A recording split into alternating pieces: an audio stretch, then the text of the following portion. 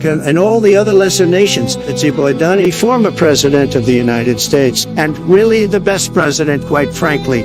I'm here tonight to tell you not to be like China and instead donate to the OCA Podcast. But don't just take it from me, the greatest and most loved president of all time. Listen to these other satisfied customers. I think of the host of the OCA Podcast as my 5.5 additional children, and like a good American father, I support them by donating to their OnlyFans. If only I had started donating earlier, Uncle Ben might still be alive. I've never met my real dad, but that's okay. Because after donating all my savings, the host agreed to be my new dads. I punched the change out of his coin purse to donate to the podcast. No, not my coins! Yes, your coins. It's time to donate to the Patreon! All right! The OCA Podcast needs my money more than my sister Serenity. Donate today.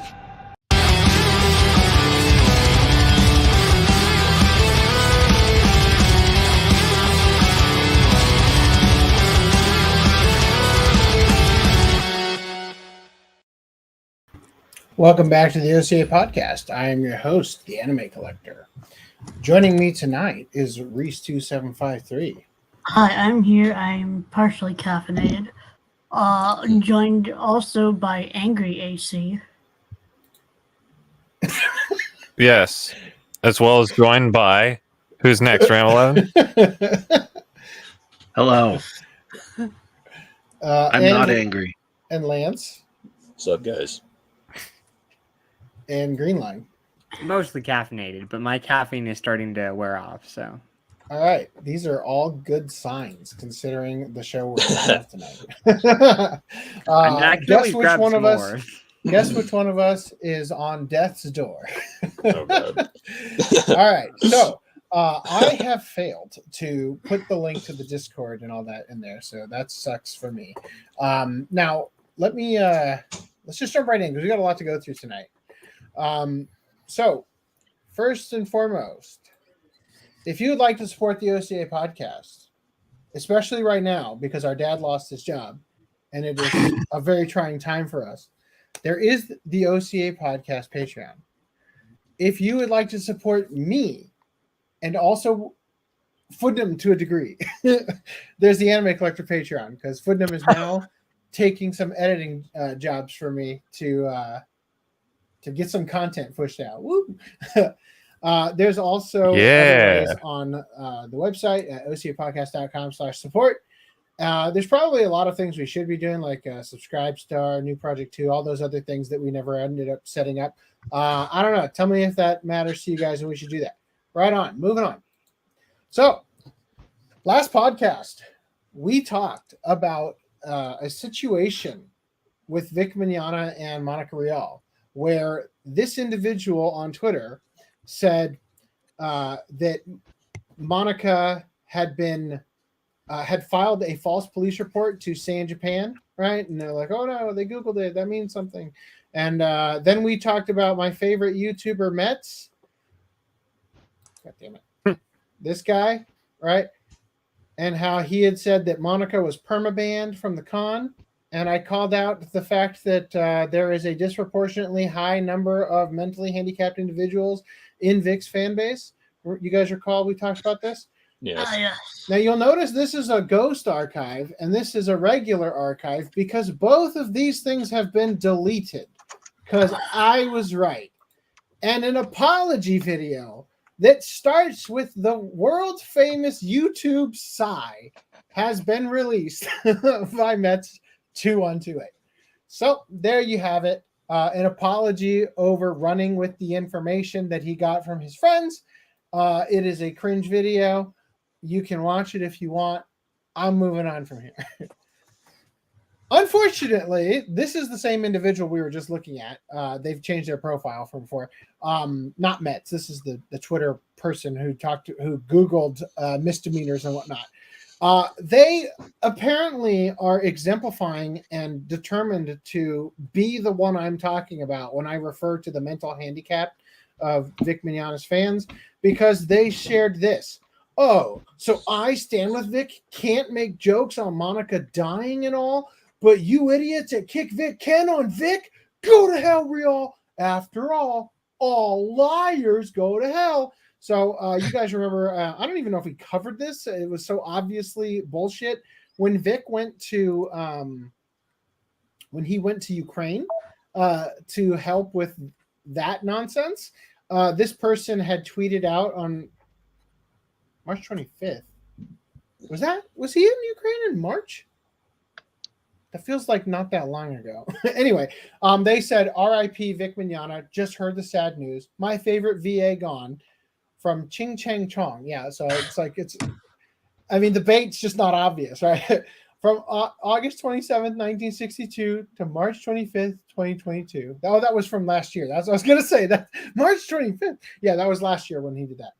Absolutely tragic. God bless the Risible Rangers. Long live the king. So they're saying that Monica Rial is, lol, this dude is funny. Dude, you're kind of dumb. Why not support Russia instead? And obviously that's not Monica's at. They didn't even try to hide it. The underscore, right? Now, I just love this. From Full Metal Legend 108, never back down. Never kneel to an enemy. Fight back. Give in to your primal urge and fight back until your enemy begs for mercy. Then give none in return. Except for the part how you deleted your tweet. It kind of feels like taking the knee, right? Right. It just never kneel to. I'm just saying, I hope that, and then in here, they learn that, like, people obviously point out the obvious and they still haven't deleted it. So there you go. I'm 90% sure this person is a troll acting on behalf of Kickback. Just throwing that out there. That is how idiotic they are. That it actually feels like an intentional trap, you know? Now, in other news, JT brought this to my attention. Oh, Lordy, the idiot.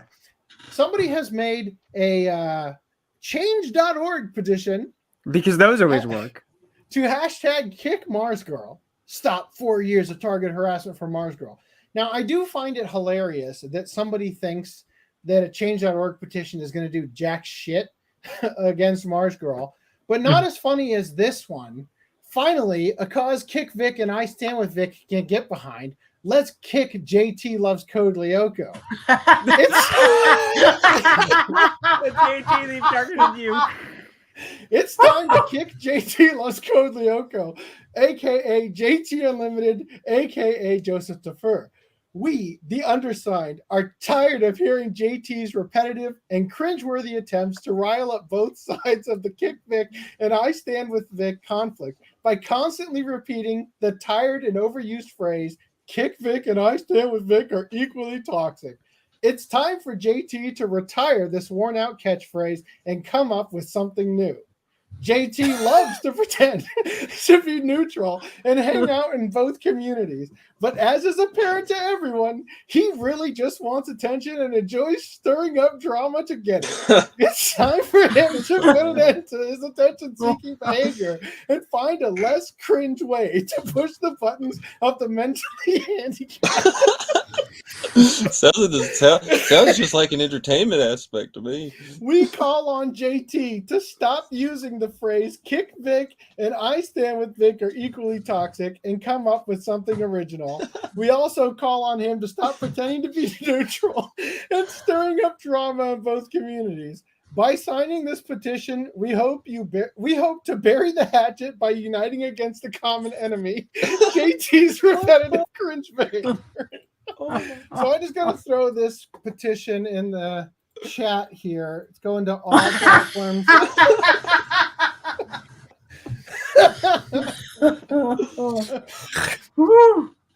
Ouch. Woo! So has JT become as popular as some guy with a mustache? I think you might lose a subscriber. Why are you assuming I made it? Just because I was logged in as anonymous user. Right? All right. That was a strong start, I gotta say. Yeah. I wonder if he started the petition. It's just a If he did, then he's a genius. Absolute top tier content for the podcast. All right, so how's everybody doing today? Pretty good. Good to see you, Mega Mug, Cosmic Dawn, Mirage Leonardo, still poor. Isn't not apologizing and doubling down the correct way to deal with controversy? If you want a divorce, you gotta stand by what you said. Like, see, I guess it kind of depends, because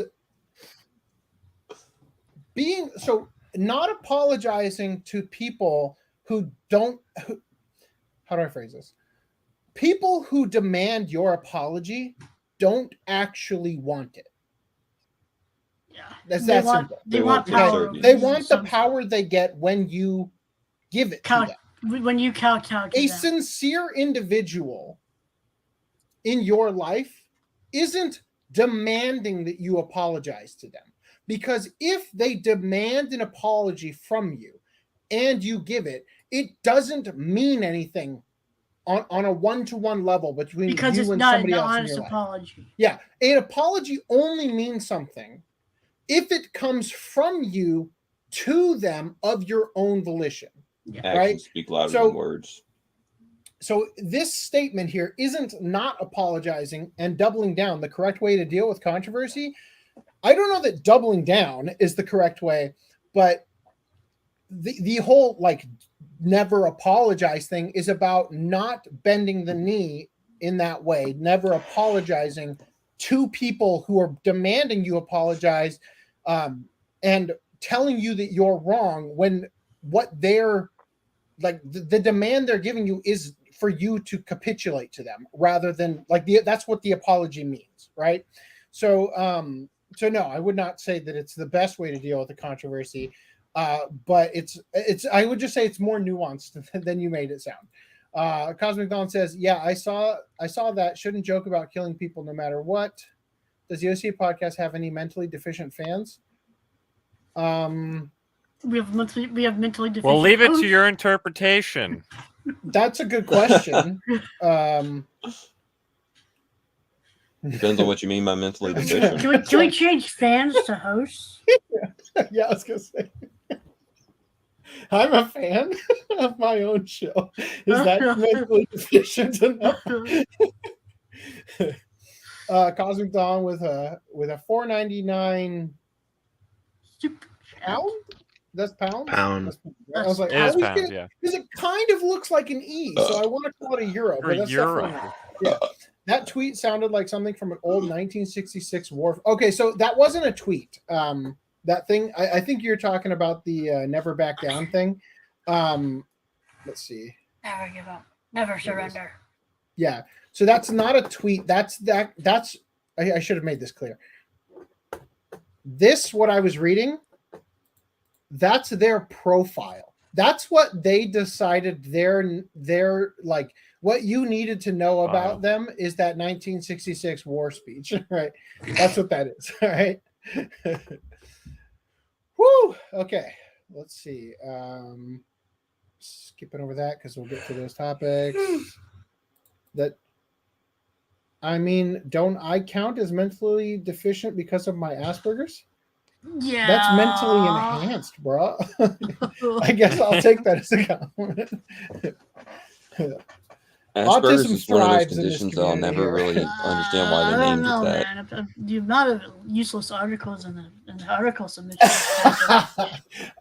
kind of destroys that aspect, don't you think? So, Mirage, I just want to let you know, while there are a lot of articles that I skip that you produce or that you give to us, I would just like to say there are about 1/10 of them that we don't cover that I thoroughly enjoy reading, even though we don't cover them.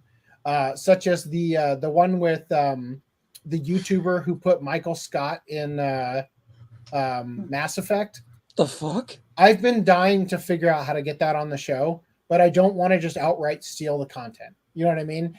But that I've shown that to like 100 people thanks to you showing it to me. So I just want to say, like, although Reese is right, there are a ton of articles getting shared by you specifically. Not all of them are awful. Some of them are quite amazing. Anyway, so I want to show another. We've got a lot of follow-ups from last podcast. You guys recall that OG Collectables is doing an event, and Hobo, Todd Habercorn, and Monica Rial are going to be at a meet and greet together, right? And we talked about this last podcast. You remember this? I do. All right, cool. Thank you. So Ronan Jaw, as he is wont to do, clips the podcast and posts it to Twitter, which I am totally in favor of. Thank you, Ronan. That we've got. Thanks for the free advertising, man. Yeah, we get a ton of advertising this way. You're always good about tagging us. However, you don't also need to tag Todd Havercorn. You don't also need to tag OG Collectables. This isn't something that needs to affect their day.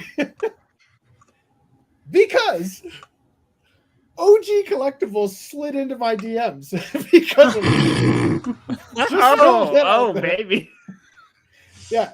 So I would just like to say they were very nice. They took some issue with our coverage. If you will recall, last week I was in Dallas.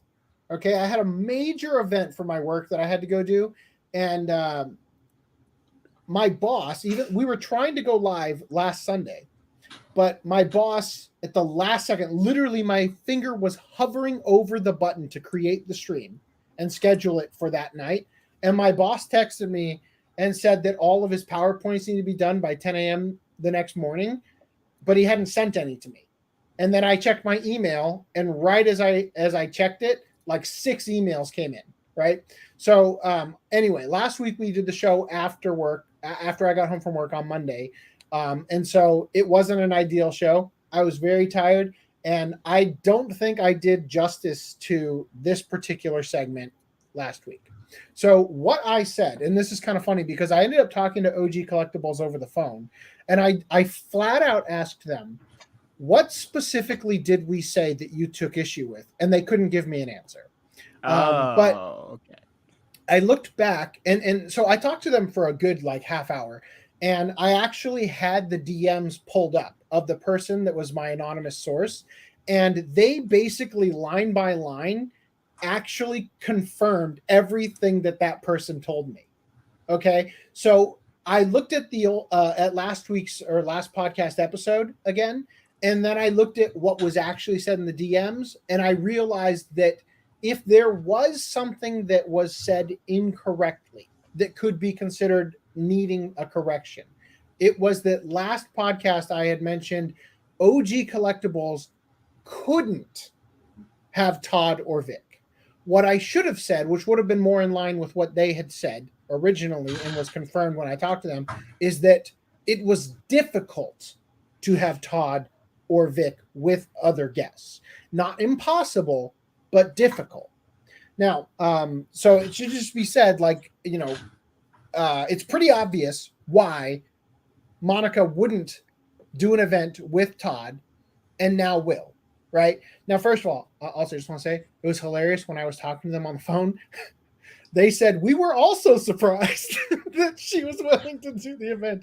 Oh, that's hilarious. That was fucking hilarious.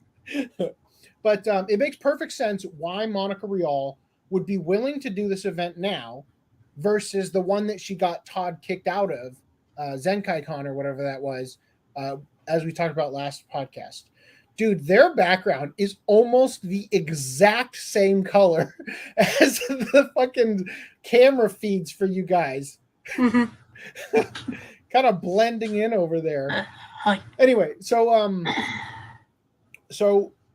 it makes sense because back then Monica was in an active lawsuit. Today, she's lost a ton of work, a ton of showings, especially because of COVID, right? Needs these meet and greets, and appeals came back in her favor. So therefore, she doesn't have to worry about keeping up appearances of, standing with the community and being against the quote unquote sex pests of the anime industry because it's not going to be held against her in a court of law for or civil court, I should say, right? That's obvious. Anyway, now, in addition to this, I just want to say I spent, a good half hour talking to OG Collectables, and I sort of spoke to them from the perspective of they are in charge of putting on these sort of events. And I asked them, because they're sort of giving me a little bit of the inside baseball. I asked them, what could somebody like Vic, just anybody, but let's use Vic as an example here. What could Vic do to combat the fact that anytime he announces he's going to be anywhere, he has people who contact the event and give them an info dump that is incredibly biased about some controversy, right? Because this is leading up to this conversation. We had been talking about the fact that OG Collectables had said, honestly, we don't really know anything about the, stuff. Like, obviously, I'm super keyed into it because, we've been covering it on the podcast. But for people like them, they don't really know all the details of what happened unless one of the voice actors tells them. And as we've talked about on the show before, Monica has been telling people at Funimation that Vic lost in a court of law and was charged with, actual, criminal charges over the things that they accused him of, which is complete bullshit, right? So anyway, with that in mind, I asked him, so what could we do? What could fans do? What could the person who's in the situation of being canceled or whatever, what is their best course of action? Because it makes perfect sense that if people are going to come after the event and try to get them to stop hosting a certain guest, that they are more than likely to make the knee-jerk reaction to pull. If there is not a contract signed or the contract allows them an out, it is more than likely that they will make that decision to pull the plug and just move on like it didn't happen, similar to what happened with Joshua Seth's podcast with Damon Mills, right? So they said, it's a very tough situation. I don't really know what to tell you. I wish we had an answer to this, but I guess it's just, there's no easy way to, there is no easy solution, let's say, to the problem. But that got me thinking, the company that I currently work for, we do events every month where we, find a venue, we book it ourselves, and we go to, we plan them strategically to be near airports that are sort of central hubs in different parts of the United States, in order to have people be able to easily fly into those airports and then get to the hotel that's nearby the airport in order to come to our events. And I had asked them, do you think somebody like Vic could just rent out his own space and do that? Do you think he could put on his own event and get people there? And they thought that might actually work. Vic might actually be big enough that he could do that. So I'm just going to put this out into the universe. If Vic wanted to, I think a good place, it's not necessarily super kid friendly, but a good place is Las Vegas, because flights to Las Vegas are very cheap, and there's one daily. You will easily be able to get from wherever you are to Las Vegas, and you probably only spend $200-$300 or whatever, depending on your situation. And so that seems like actually could be and a good way for him to actually continue to pull in income and have these events. All he would have to do is just charge a small fee up front to put on the show, so that he could book the recoup his expenses at least. Yeah, it would be slightly more expensive than it would be to normally go see him at an event, because the event's not footing the bill. So the cost you would have spent to go to the event, like your ticket to Anime Expo or whatever, maybe not that extreme of an expense, but that would be then put into helping cover the cost of the venue. And I really feel like the Reasonable Rangers, Squally could easily, set some of this stuff up. And it would be interesting to have, just like how my business does, where we go, every month, sometimes every week to different parts of the country to do these speaking events and whatnot. Vic could honestly just set up panels that he does for everybody, just his own thing. And he could invite whoever he wants that's going to, like he's literally in a situation to pioneer the new way of doing things, with the fact that the culture war has split to such a degree that, there's an obvious line in the sand between factions or whatever you want to call it. I really feel like this is a potential place he could go to, where he should be able to,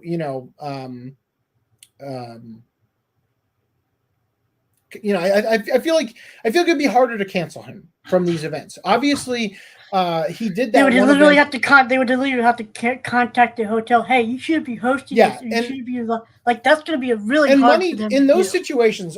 Let me put it this way. I've got a perfect way to explain this. So the last event I just worked, the one in Dallas, this is one of our biggest events that we do all year. For some reason, the hotels were so booked that we couldn't do. We have a 2-day event, and we had to switch rooms between day 1 and day 2, right? And I was talking to the AV guy at the back of the room because I'm manning like the visuals that are being shown on the projectors and everything, and he's handling we always have an AV guy that's provided by the hotel or whatever, who handles a bunch of that stuff, so we don't have to deal with it. So I'm talking to him about like what's the craziest thing you've seen here, and he's like, well, actually, right now, in the room we were in yesterday, they have I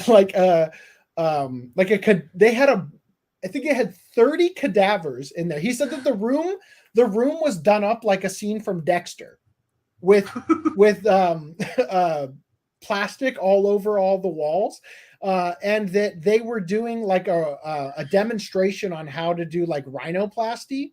So he's like, yeah, I had to run in there like 40 times yesterday to drop off more power cords. I'm like, oh, for the power tools. And he's like, yes. And I was joking. I was right. Like the drills and the saws and everything. So I'm just saying, a lot of crazy shit happens at these hotels, right? Vic would be one of the least controversial people to be there. You know what I mean? So it seems like a potential, especially in Las Vegas. You know what I mean? Like it seems like a potential potential win for him. Hey JT, glad to see the change.org petitions haven't done anything. Made its way to your inbox. Anyway, so I just want to share that. Like, that was just something I was thinking about. And if you guys are local to Downey, you should go to OG Collectables, give them some support. The guys I talked to are pretty cool, and I think they really do have, they really have the fans in mind with what they're doing. So, anyway, moving on from here, so we don't get stuck in circles here. Let's talk about a couple things. It's just I've been holding on to some of these articles for a while. I thought it might be a good way to sort of paint a picture. Actually, before we jump into this, let's catch up on the chat real quick. I want to get better at that. Where are we? Okay. Dictatorship. Yes. Let's see. So they're even. Where are we? Yeah, the Michael Scott thing was fucking hilarious.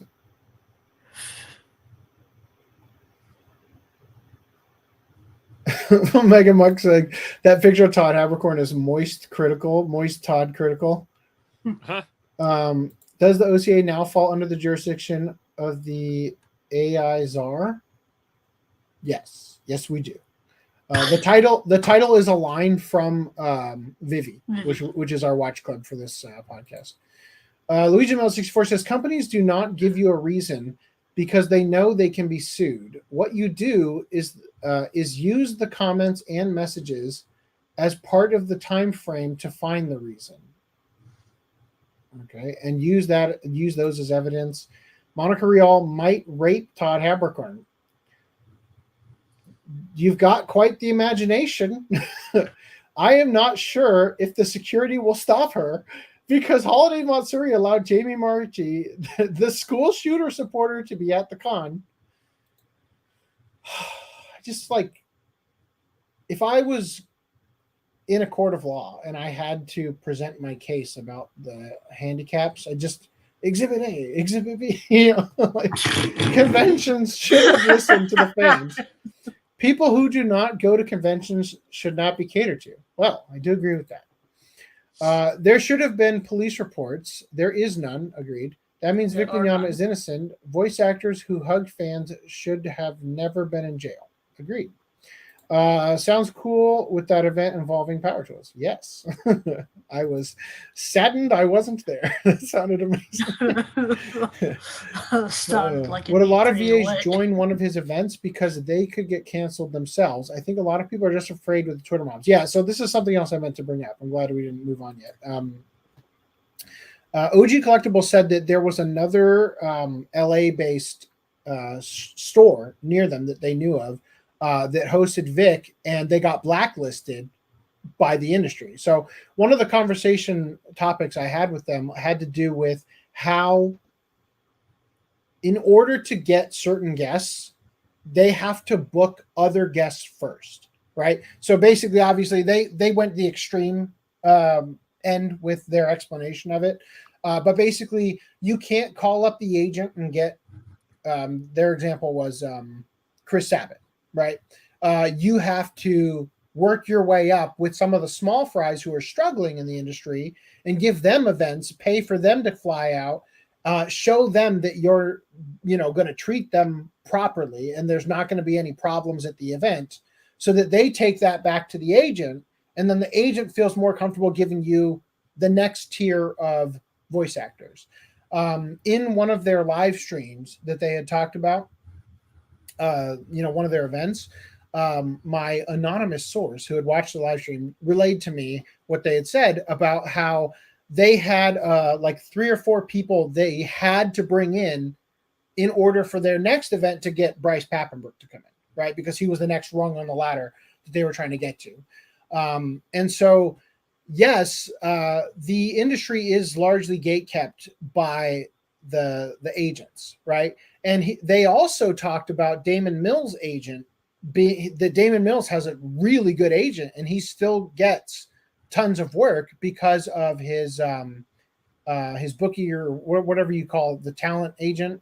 What's the word there? I guess it is talent agency, right? So anyway, they specifically brought up these things to try to explain how, and literally exact wording said they're sort of like what do you call it? Jeffrey Epstein situation. They actually name drop Jeffrey Epstein in regards to how the industry works. And so anyway, it was a very interesting conversation with them. But yeah, they basically talked about how people who were close to Vic have not been seen around very much, right? And I offered up like Chuck Huber, and he said, yeah, like I haven't seen Chuck do any events for a while now, right? And I had reminded him like, well, I mean, there was COVID, a lot of people stopped doing events for a while, but I do get what you mean. Choosing the wrong side, quote unquote, the one that the industry isn't choosing to back has repercussions, right? So anyway, yeah, just to reiterate and finish off this point, I do think that choosing to choosing to go to an event with Vic, or choosing to voice with Anime Matsuri Studios and be directed by Vic or whatever, are, as we've seen, there's repercussions, right? I mean, we looked at how all of those people got blocked by Monica, no longer following her on Twitter, no longer being followed by her. That's what happens when somebody blocks you that was previously following you. You know what I mean? So, so there are some repercussions for sure. The question is, and I think that we're sort of in the West, we're sort of looking at a weird tipping point where a lot of things that we would associate with like sort of the wokeness, leftist ideology is starting to teeter a little too far over the edge to the point where they're getting some significant pushback, right? People are tired of putting up with trans activists, and a lot of different things like that are like, you've pushed and pushed and pushed and pushed, and now people are pushing back. I think similarly, the anime industry is experiencing the fact that similar to the Johnny Depp trial. Anybody who actually watched the trial doesn't believe any of the bullshit that Amber Heard made up, right? I mean, it was eviscerated on the stand, right? Yeah. So like 90% of people. In a similar vein, people who actually were close to this, and were close to the Damon Mills drama, they see the industry try to move on like it's nothing, like destroying a person's career, stabbing him in the back, all of his friends, all that means nothing. And the fans, largely watched it unfold, don't agree, right? And the people who followed, we don't agree. So I think that, and especially as we get further and further away from it, hold on, gotta add our good friend. Device is not connected. There he is, King Style. How's it going, man?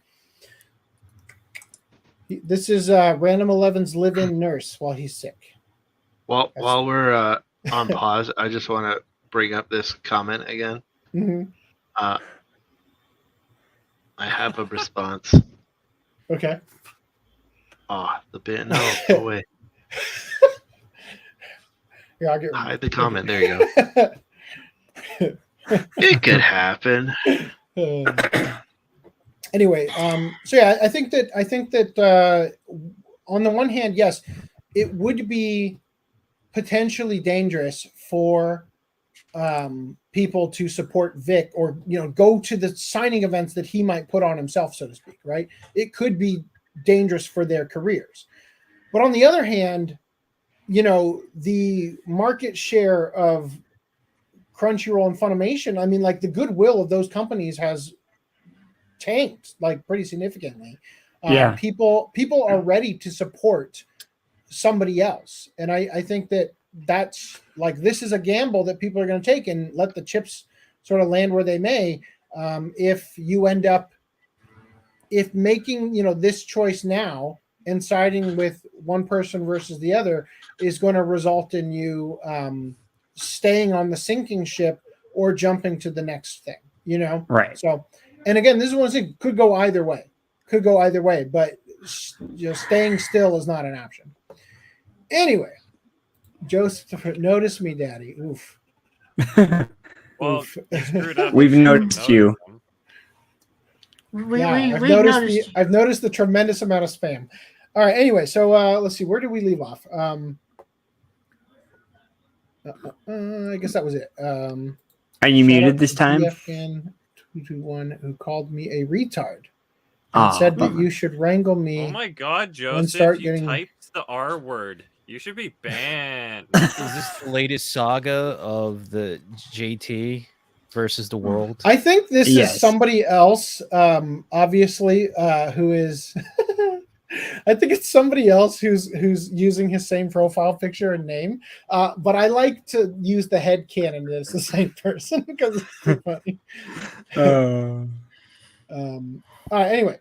So jumping all past this, otherwise they're gonna get hung up on it. Yes. All right. So let's where am I? There's the screenshot. Okay, so let's jump into this. So I just want to share a couple of headlines to sort of illustrate the problem without having to actually read anything more. Japan births fall to a record low as population crisis deepens. Japan's population drops for 12th straight year, sharpest fall since 1950. This community's quarter century without a newborn shows the scale of Japan's population crisis. And Japan's government will now be playing romantic matchmaker in a bid to shore up the birth rate. So if you were wondering how desperate they could possibly get, well, we will pay you to fuck. Just please have sex. Even worse. Well, it depends on the person in Japan, right? Even worse. They are using AI to match.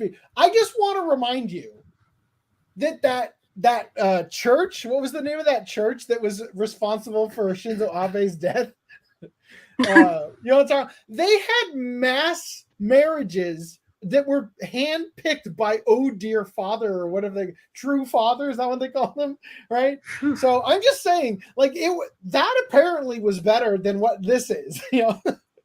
So in Japan's northeast Miyagi prefecture, residents can find life partners via a government-sponsored artificial intelligence-driven matchmaking service. In Ehime, to the southwest, regional authorities offer a big data-based matchmaking system, while further south, Miyazaki has gone analog, directing potential pairs to exchange handwritten letters. Now, I just want to point out real quick that I have been saying for years now that if Japan would like to solve their population crisis, literally all you need to do, the only big data that matters, is their goddamn Dojin tag preference.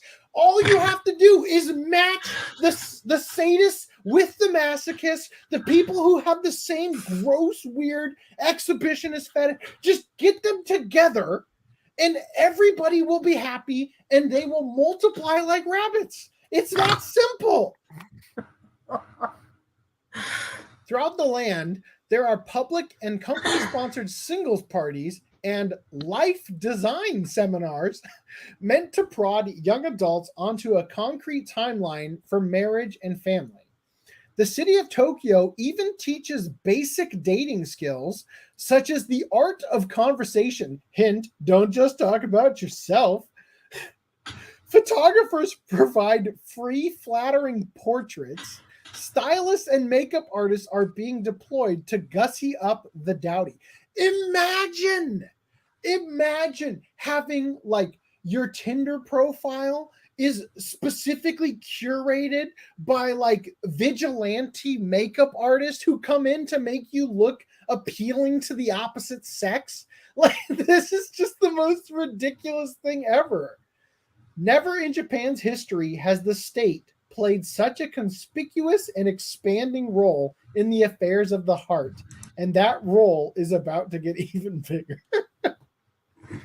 Am I the only one who finds this to be absurd? Yeah. No. Oh my god. Yeah, More if you want to get laid, it'd be simple, you know. If they're like, "Oh my god, you're attractive. Let's go and hook up." I love the idea. You're hot. I'm kind of not so hot, but let's imagine anyway. Yeah, so you know what? Let's you know do in the it. United States. You know, in the United States, how they have a bunch of bills that have a name that sounds like you'd support it, like the USA Freedom Act or the Patriot Act, or, you know what I mean? Like all these bills and whatnot that sound really good, you know. But then the actual contents of the bill, like for example, the ban TikTok bill, from what I hear, doesn't even mention TikTok in it. Yeah, they because do it's that. really just Patriot Act for the internet, you know. It's just clickbait. I like the idea that you could rally the troops of like the modern feminists for the Ban Incels Act, but inside the bill, it just forces them to sleep with incels. Oh my god, this sounds like a messed up. That would be funny. That sounds like a messed up Euro manga, you know. Also, Lance, device is not connected. You haven't been connected for quite some time. Just to making sure you're aware of that if you're still here. All right. Japan to create a new visa pathways to lure high earners and top grads.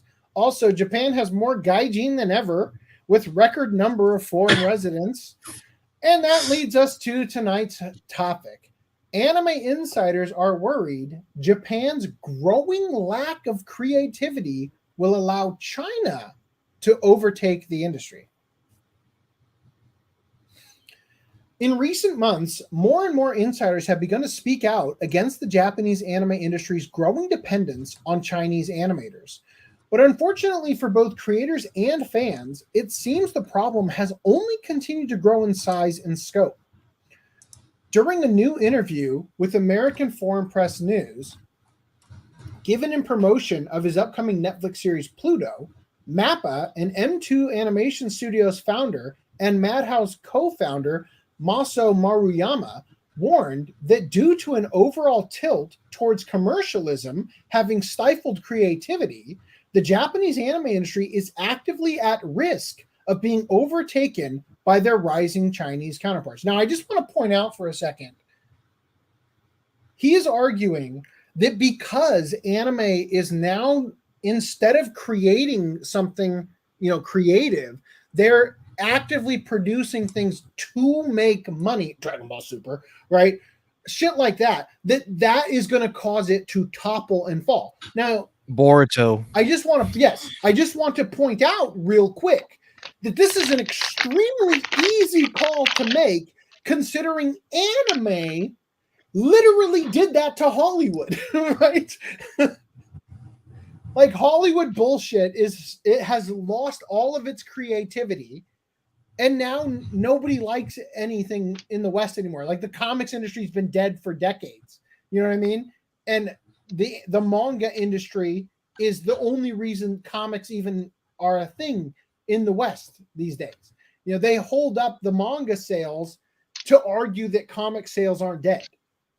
Well, they also try to do a crossover with DC and Marvel. Remember that? Like, you're having Japanese mangakas drawing for DC and Marvel and other comic companies just to save afloat, because hey, we're still making money, right? And they're doing the web comics too.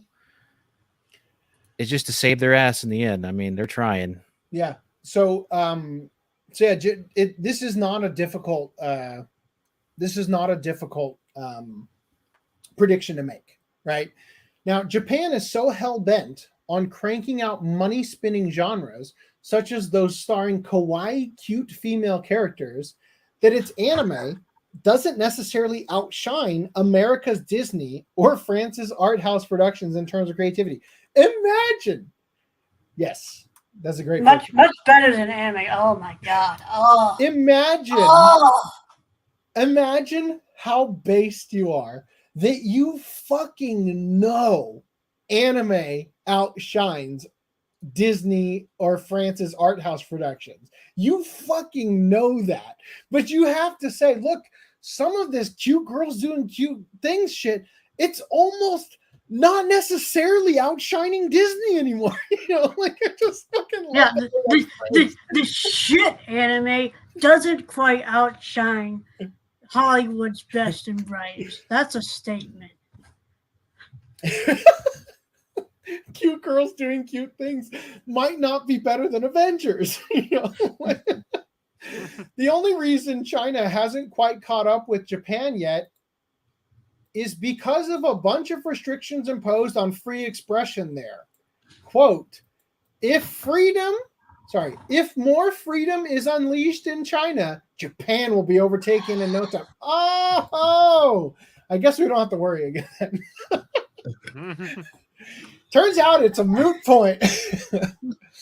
So, in hopes of getting further clarification of Maruyama's claims regarding a potential Chinese takeover of the anime medium, Bounding Into Comics reached out to our contact within the industry, a currently working Japanese director, to see if they could provide us with any additional insight on the situation on the ground. Agreeing to speak with us under the condition of anonymity for fear of their own privacy and job security, our contact was more than happy to elaborate on this currently unfolding crisis. So Nerdigans is Bounding Into Comics, right? So Nerdigan says, how did China manage to successfully invade the Japanese anime industry? To which they replied, China set up a base in Japan to allow Chinese creators to absorb technology from the Japanese and work in China's home country, and it is steadily producing results. China is quick to act, and their funds are lubricated. Giggity. Japan can't compete with them. So real quick, I just want to mention, I've sort of talked about this before, but in roughly, what year was that? 2011, I want to say. I worked for somebody who ran like a really, I'm shoestring budget, super tiny studio in LA, and doing, animation and visual effects stuff. And that person was in talks with like Chinese billionaires to go to China and set up studios there. And we were like, everybody in the studio was sort of, you know, like in the talks, like we were going to go over there and train the Chinese how to do what we do for Hollywood movies. And it sounded great at first, but then it kind of dawned on me and I was like, dude, do you realize that we are training our replacements? like this is not a good thing, you know? And eventually it fell through because the guy that I was working for was kind of a dipshit. but yeah, like that, just because it didn't go through with him doesn't mean it didn't go through with other people, you know? And my wife and I were watching, I don't know if you guys saw the 2018 movie, The Meg, about the Megalodon. I know of it. Have you seen it? No, I've seen my dad watching it like 3 times. I haven't seen it. I'd have to double check, but I'm pretty sure that movie was like a Chinese produced movie. It was. It stars. What was Jason that, Randall? Statham? It was. It was, yeah. Yeah. So I'll just say, this movie stars Jason Statham and a bunch of TV actors, including Rainn Wilson, who played Dwight in The Office, and other people you just recognize, like the guy from Fear the Walking Dead is in it, and the CG in this film, the movie itself, just the plot, the actors who are in it, it feels like it should be a sci-fi original, right? It just feels like it should be dog shit. The CG is breathtakingly good for what it is. Now, most of the people in the behind the scenes were Americans for the CG. Maybe the one that's, you know, did most of the good CG was an American company that they had like subcontracted or whatever. But I'm just saying that the point is Chinese production, like China wants to be the new Hollywood. They want to be the entertainment capital of the world. And although that girl who played fucking Sonya Blade in the new Mortal Kombat was in it, for the most part, you know, the movie, it doesn't have like sort of the identity politics and shit in it. And it's like literally anybody who would pick up the mantle and go back to just making what Hollywood used to make before it was so preoccupied with injecting narrative into narrative, you know, like the sort of political narrative into the narrative of the story. Literally anybody who picks up the torch will be the next Hollywood, right? And so it looks like focus on telling a story instead of telling a narrative.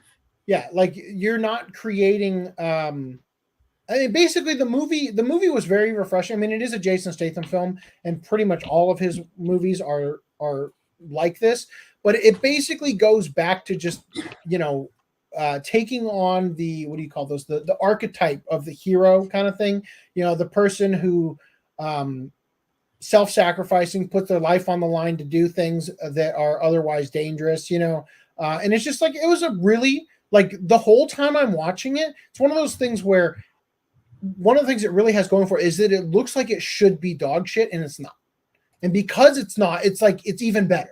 You know what I mean? Like, it's just one of those things where the whole movie feels like it should be trash, but because it's not, and you know, like, it's already a good movie, like you're enjoying it, but also because you expect it to be dog shit, just takes it up another level. You know what I mean? Anyway, so are you gonna go see The Meg 2 in August? Hell yes. My wife and I, as soon as the movie was over, I was like, I had, like, you know, I'm a, you know, film buff. So as soon as a movie starts, I'm on IMDb reading shit about it. And I immediately saw that The Meg 2 existed. So I told my wife, she got super excited, and we were trying to look up a trailer for it on YouTube because it comes out this year, apparently. August. In August. Yeah, and all the fucking trailers are fake trailers made by YouTube channels that just stitch content from other movies and try to weave it into a narrative to be convincingly the leak of some new trailer. Anyway, so they said China is quick to act and their funds are lubricated, so Japan can't compete with them. In China, there are few places to create such things because cute is strictly regulated. Above all, they are very eager to learn technology because animation techniques are not made by the numbers. For the past decade, Tencent, a Chinese entertainment and technology global conglomerate's portfolio consisting of over 600 companies worldwide, including Riot Games, Kadokawa, and Shueisha, continuously purchased shares of various Japanese companies, including Kadokawa and Shueisha. Does Tencent financially play a role in the current situation? The director replied, Tencent, I know, and most of the companies operating in Japan are under the Tencent umbrella. They will be swallowed up, just like Hollywood. So because China has their massive currency manipulation going on, they're able to just kind of swoop in with the, what do you call that? The bluff of the yuan, the value of the yuan, and come in and start, hooking themselves into the wealth creating companies. Like it's the idea of, especially when we're experiencing inflation, as we are in the United States on a scale that we've never seen, like worse even than the Great Depression, probably. We people who like there's two types of value, right? There's the value that's in cash, which as inflation increases, the cash becomes worth less. And then there's the value in assets or things that produce cash. And as that value, as inflation increases, the debt you have on, let's say, your rental property decreases, and the value you get out of it increases because you're able to bring in money to pay off something where the debt is becoming worth less and less, and it actually benefits you, right? So China is sort of doing that in Japan and all over the world by sinking their fangs into companies that produce actual, tangible, real-life value versus fiat currency with no, actual value. This is a similar problem with fractional reserve banking in the United States, where we literally exist in a system that is based on debt, to where Bank A is allowed to lend out 10 times what they take in. And so if you borrow $10,000 from Bank A and give it to Bank B can take that $10,000 and now lend out $100,000, right? And so what this ends up creating is a scenario where bankers, or the banks in general, are actually the only ones attaining wealth because A, they get to lend out money they don't have, and B, when you can't pay back the loan, which again they don't have, but when you can't pay it back, they get to collect on the collateral that is the business you started, the house you purchased, the car you purchased. So they go from lending out a digit in a computer that means nothing to actually having tangible things, right? So this is similar to what China is doing, is that they are positioning themselves like a hydra into companies in order to economically embolden their own countries, right? Their own. They strengthen the companies in order to enrich China overall, right? Anyway, so it said, I know the companies operating in Japan are under the Tencent umbrella. They will be swallowed up just like Hollywood. Wow, I guess the better question is what companies aren't swallowed up by the Tencent umbrella? Companies that Tencent doesn't take notice of, LOL, is how they responded. Given how many studios are under the Tencent umbrella, is it possible the Chinese global conglomerate has any influence on the current state of the anime industry? Because of the popularity of the Chinese distribution, some of your American films are still being made into sequels. That also applies to anime, such as JC Staff's Is It Wrong to Pick Up Girls in a Dungeon? What? You're telling me the Chinese like this? They're allowed to like that?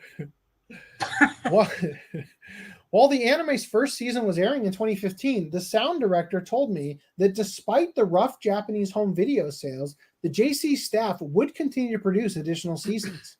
Really? The Japanese didn't like this, huh?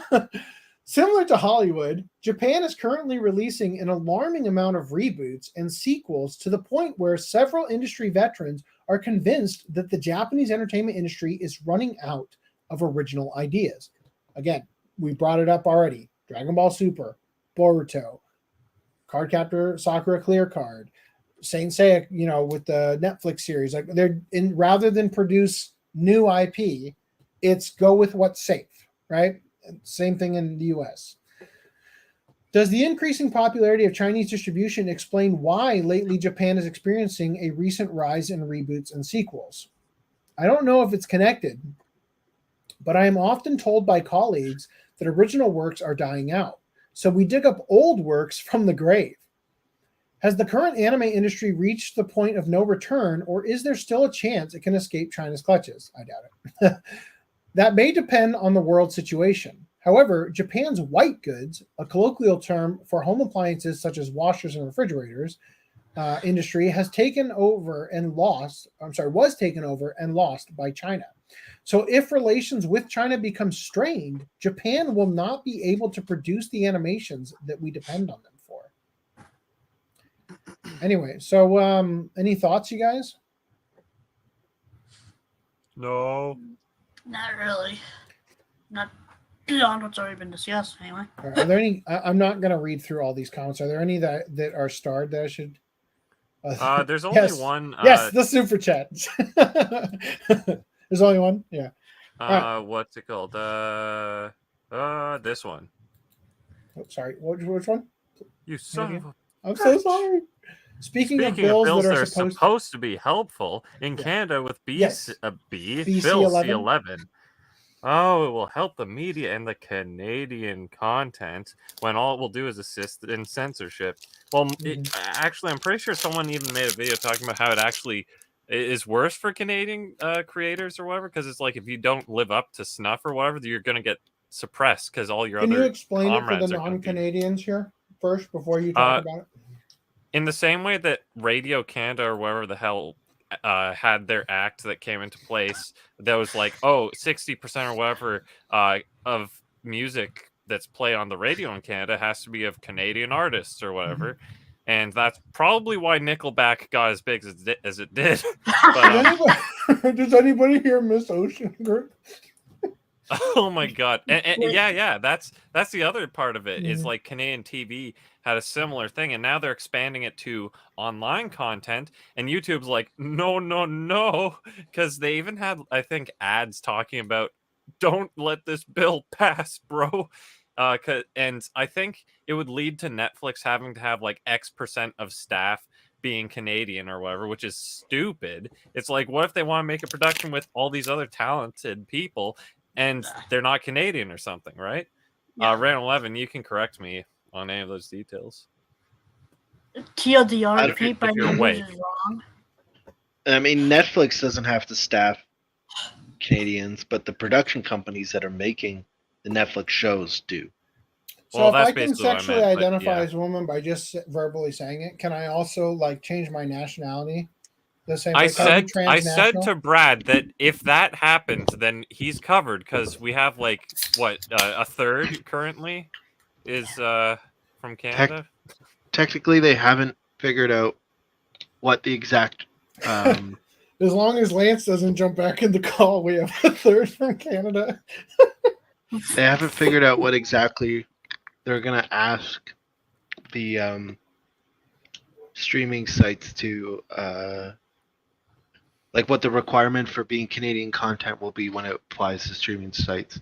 That is currently going to be decided by the CRTC. If they implement that into YouTube, then we're going to identify as Canadian because we have enough on the show. idea that we're going to need to put the Canadian flag emoji in your names so that if you know the police come by and audit, they're like, well, that is a third. You know? We got a third of the hosts are Canadian right now. I mean, we'll have a dummy account that just says, hey. Anytime one of you guys can't make it. It's going to be a mess. All right, you guys. Yeah, so I guess a better TLDR is it's basically affirmative action for having more Canadian media on streaming or whatever online. The Cool 2T says, but there is so much unabated content. Remember when entire light novels only got 12 episodes? Isn't it better that they adapt the whole novel? I mean, yeah, I mean, if they do well, I suppose. I definitely agree. The whole novel series, not just one novel. Mirage Leonardo says, for me personally, I've come across more good / decent Netflix anime new IPs, than garbage ones. I don't know. It's an interesting. I have to really look at a list, but I've enjoyed a lot of stuff that I saw on Netflix first. That I don't know if I would necessarily say it was a new IP. Because I find out later, like Ajin and Knights of Sidonia were based on established work or whatever. Yeah. Anyway, but there are garbage words. Yes. Old man says, YouTuber Some Ordinary Gamers said he has part of his business in the States just in case YouTube isn't viable in Canada anymore because of C11. Yikes. Amazing, right? How quickly you can fuck up everybody's life in the name of saving him, right? with legislation. What? That was apparently hilarious. No, the Maple Leafs. Oh, okay. Yeah. All right. So, Studio Ghibli president to resign as alleged scandal rocks the company. I am so sorry how behind I am on covering some of these articles. Holy shit. So it seems Studio Ghibli cannot catch a break because earlier this year, the company caught flack over its response to an upsetting controversy involving its theme park in Japan. Now, that was the one with the people upskirting Marnie, right? Now, new reports from overseas are shining an eye on a new Studio Ghibli issue. It turns out the company's president will be stepping down from his post, and this decision comes amid reports detailing co-creator Toshi Suzuki's workplace scandal. So first, let's break down the basics. Shukan Josei drew attention to the situation in Japan as recent reports confirmed Koji Hoshino, the president of Studio Ghibli, has announced his leave from the company.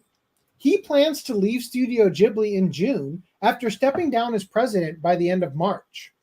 Reports go on to allege that Hoshino is leaving as misappropriated funds tied to Studio Ghibli co-creator and producer Toshio Suzuki have come to light. So he's leaving because the guy who actually did the shady shit isn't leaving, it seems like. or like it happened under my watch, kind of, I guess, Allegedly, Suzuki gifted large amounts of money to a Thai woman. What are the Thai known for? Other than hookers. Happy endings, you idiot. After the pair were introduced in 2013. These funds allowed the woman to open a restaurant and spa in Thailand, but both endeavors have since been liquidated. Years later, in 2018, Suzuki reportedly placed the Thai woman in charge of a Ghibli-backed restaurant in Bangkok. Fucking great name for a Thai place. I've always loved it. In Bangkok, before hiring them improper use of to, as an official photographer for Studio Ghibli, despite the woman's lack of experience. Reports suggest employees at Studio Ghibli complained about doing the woman's work while the company continued to cover her wages and travel. In fact, after Studio Ghibli set up a photo exhibition for the woman, one employee said Suzuki, quote, just wants to go to the hot springs with his girlfriend. Just by those Thai thighs. I do think it's funny. When did when Marnie was there come out? Several years ago. 2016, I thought. 16? Well, it was like what? The first non-Miyazaki Ghibli after Wind Rises or something? Right. No. And so I feel like 2014 would be reasonable. Yeah. So right after they were introduced, they produced the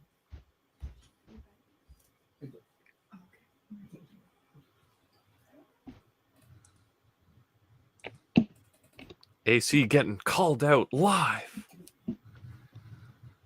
Oh, yeah. Right. Anyway. Every time you do that, you scared the crap out of me. Oh, we're going to cover that, smart geek. Just got disconnected or something. Fuck. Okay. I I guess, stall while I throw that back in the dock. But yeah, so we'll get Oh, We're gonna cover it. You're No, cashing. we are. You're writing checks. I can't cash for them. I thought that it was the duck. Yeah, so don't worry, I have it handy. I can pull it up. So I find it funny that right after they were introduced, when Marnie was there, comes out, and then fuck all is going on at Ghibli in terms of actually producing content until just recently, Goro Miyazaki put out the CG Earwig and the Witch, right? Like, and then they had that other thing that they sort of like pseudo produced, you know. But basically, the point is that the fucking producer's just bored. He's just bored at Ghibli because nothing's really going on other than Miyazaki's masterpiece that he's been working on forever. And he got that huge influx of cash because they put all of the Ghibli shit on Netflix and all that, and HBO in the US. So anyway, where was it? Report suggests employees, they said he just wants to go to the hot springs with his girlfriend. Shukan Josei alleges President Hoshino reprimanded Suzuki as employee complaints worsened, and this caused tension between the two executives. Ultimately, reports suggest Hoshino was pressured into resignation. The magazine writes, quote, Suzuki may have been a great producer in the past, but today he is causing consternation within his own company. At this point, Suzuki has not commented on Shukan Josei's expose, and neither has any spokesperson from Studio Ghibli. Well, to be fair, Damon Mills didn't respond to the OCA podcast expose on him. This controversy is most definitely eyebrow-raising, and Studio Ghibli could do without another scandal.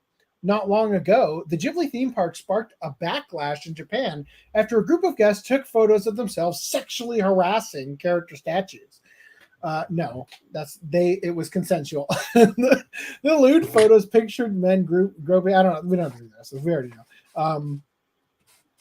From a business standpoint, the shakeup of Studio Ghibli's upper ranks comes at a difficult time. This year, company co-creator Hayao Miyazaki plans to release his first new movie in years. How Do You Live?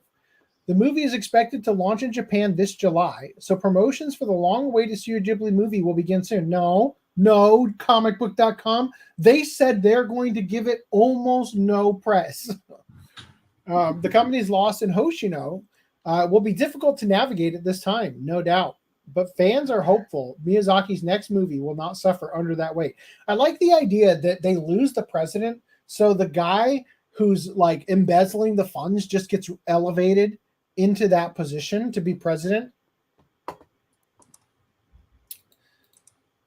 Lance, I'm going to need you to add a maple leaf to your name.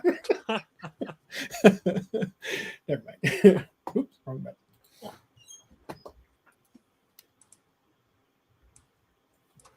All right. Anyway, where was I? We done. Remember to rape that like button, everyone. All right. Any comments before we go into the assassination attempt of the Japanese Prime Minister again? I can't get over that picture. It's so fucking.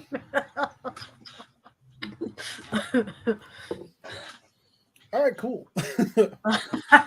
Mega Mug says, then Miyazaki will retire again for the final time this time for 100%, never going back. Miyazaki will die and come back from the grave to just do more Ghibli work.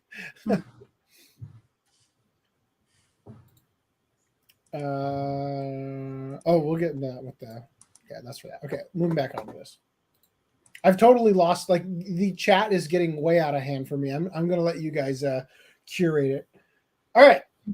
Japanese Prime Minister Fumio Kishida was evacuated after a smoke bomb scare. Suspect arrested. Look at the face. When you think of an assassin, does he look like this? The answer is yes. They all do. Doped up on some drugs because it was a government agent who agent provocateured them into it or whatever. All right, so Japanese Prime Minister Fumio Kishida was evacuated unhurt after a suspect threw what appeared to be a pipe-like smoke bomb just before a scheduled speech at Wakayama Fishing Port. The Wakayama Prefectural Police arrested a 24-year-old man from Hyogo Prefecture for the forcible obstruction of business. Because apparently assassination is not on the books. The terrorist threat comes less than a year after former Prime Minister Shinzo Abe was shot and killed while delivering a speech. Footage of Prime Minister Kishida's evacuation after a smoke bomb was thrown towards him. Let's watch it. Hold on, I got it right here. そしてこちらは午前11時半ごろ、新しい映像ですが午前11時半ごろと見られますが、岸田総理大臣が和歌山市の雑賀崎漁港に入ってきている時の様子で、そしてこの男が取り押さえられた人物と見られます。取り押さえられた若い男性のように見えます。現場からは悲鳴が上がっています。複数の人が男と見られる1人を取り押さえた現場の様子です。現場にいた高橋記者のリポートによりますと、午前11時半前、雑賀崎漁港で総理が魚の出港をしていたところ、聴衆から悲鳴が上がりました。その悲鳴の後、現場の警察官らによって一人の若い男性と見られる人物が取り押さえられました。直後に爆発音がして白い煙が上がり、 Maybe it was a false flag. Maybe they intended it to be logged so that they could get away from it. These are jokes, by the way. And you too. Anyway, all right. So more than that, though. Here, a local fisherman who was present at the fishing port told the media that after hearing the explosion, his head went blank and his legs shook in fear. Now, I just want to point out, I didn't get this the first time. The guy who was wearing that vest with the snowflakes on it, he captured the guy before the bomb went off. When I first read this, it's like the local fisherman who was present at the fishing port told the media that after hearing the explosion, his head went blank and his legs shook in fear. It's like, but didn't you already grab the guy? Yes, he did.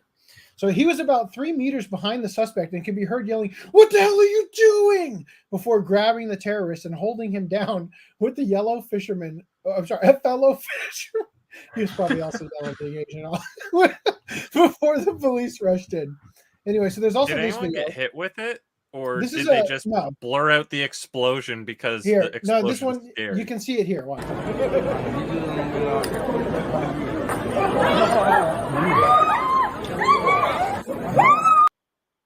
I gotta watch it. I love how freaked out that guy, the guy in the left with here. The suitcase.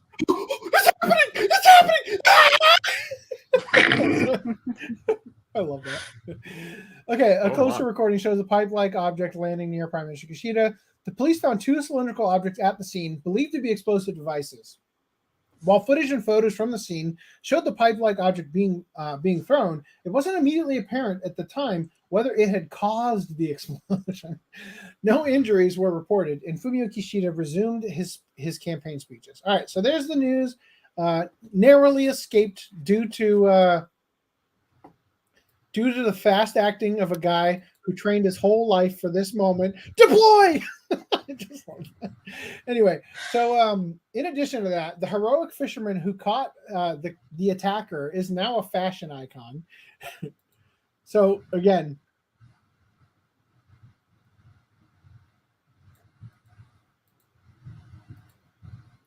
fucker, that guy right there, the guy in the red shirt with the vest that says, let's see. Well, basically, everybody is looking for that vest now because I was going to say now all the stores carrying that vest were all sold out. Yeah, so it didn't take long for internet sleuths to track down the source of the vest as none other than Workman, a popular chain selling workwear and other practical clothing. This particular item is the winter wind-proof shell vest that sold for $13.28 US. But according to the Workman website, it is not currently available. It is unclear whether the item had been discontinued for a while or the remaining stock suddenly sold out because of the news. As some of the following online comments point out, either scenario is possible. Quote, "It's very Japanese that the vest worn by the fisherman who apprehended the terrorist sells out." Is that not so true? I've had a Workman vest for 5 years and they work really well.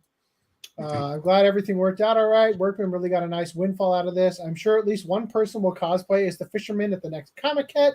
They need to re-release this as the hero vest. Workman doesn't usually restock the same items either. Bummer. There's a chance the fisherman will be targeted in retaliation. We should all dress like him as decoys. Oh my god, Polygon Pictures. Right. And the last one, it's pretty ugly though. Anyway, all right, moving on. Harmony Gold founder Frank Agrama passed away at 93. One of my favorite. Is this bad? No. I'm kidding. Came back. I love this. They had to added the following information in regards to Agrama's acquittal in 2014. We apologize for this. So yeah, they for some reason in his obituary felt the need to tell you that he was wanted for tax evasion and tax fraud in Italy, but that in 2014 he was acquitted of all charges in an Italian court. I just think it's so funny. Like, a person died in the obituary. This is so current year, isn't it? Like, it's like, yeah, so one time 10 years ago, I can't wait till get acquitted. Well, they were smart. He didn't want to get exposed for something like this, for people to say, "Fuck him, that dead guy." It's like Robert Downey tax Jr., evasion. Not like everybody was fuck that dead guy for keeping Robotech for all these years. Yeah, but think about, like, Robert Downey Jr. dies, and it's like, beloved Iron Man hero passed away, and then in like the third paragraph, Robert Downey Jr. wore blackface in the movie Tropic Thunder. You know, like, He also was a drug addict and an alcoholic before he became famous for Iron Man. Just saying. Just say that in that article. Just saying. In almost dead news, Pokemon actor announces retirement amid cancer battle. So James Carter Cathcart has cancer. I find this really funny how this is phrased. I'm sure in context it's probably less funny, but taking to Caring Bridge, Carter's family shared the retirement announcement with supporters. Quote, in other news, Jimmy has decided to retire from scripted. Like, what could possibly predate this that you would be like, in other news, he's dying? You know, Jimmy has decided to retire from script adapting and voice dubbing for Pokemon USA, effective at the conclusion of season 25. He has been with the series since the first episode, so it is a timely decision as the series transitions to new characters and storylines. So, prediction, when he dies, Crunchyroll will not include in his obituary the fact that he badmouthed the current voice of Meowth on a Pokemon forum with a sock puppet account, and then got called out by Maddie Blaustein because she ran the forum and could see his email and knew it was him. So that prediction won't end up in his obituary. Wow. Wait, that was him? Oh, this is the same guy? Oh, damn. After nearly a year of his throat, quote, not feeling right, Jimmy was diagnosed in late January 2023 with an advanced cancer that appears to have started at the base of his tongue, the waterfall, where the tongue goes into the throat. I hate that term exists. It has spread into both sides of his tongue and also some lymph glands in his tongue. So, if you don't want to call it the waterfall, what would you call it? The cum fall? I hate the thought of it because it seems like such an accurate thing to call it, but it makes me think of the anatomy of a tongue inside and how gross that kind of is. Like, to really, that is how it goes. Like when you see in zombie movies where the jaw gets ripped off and the tongue's just kind of hanging there, you know? Yeah. Anyway, so in further news on this, Michelle Knox, famed awful person who I equally hate for being a cliquish and hateful individual, is very fake. Yeah. Anyway, so may he live long and stuff. No. All right, who else did you pick? I love how I love how you were saying, they're praising him, but everybody knows he's an asshole behind the scenes because he fucking talked in a forum post about not getting a gig. Well, that wasn't it. That wasn't the only thing. I mean, we covered this with the Damon Mills thing, how fucking awful the Pokemon Company International voice actors were, and Michelle Knotts liking the comment on her post with people wishing death on the person she was bad mouthing and shit like that. So anyway, they hated 4Kids this much. They're like, well, fuck 4Kids, but yet they allow this behavior because all 4Kids did the voice act. They should have at least, right?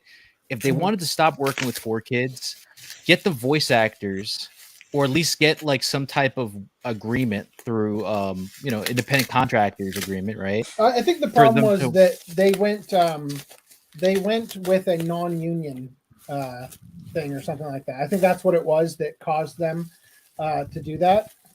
Oh, because the 4Kids actors were really good. Yeah. Maudie Blaustein, Dan Green, everyone.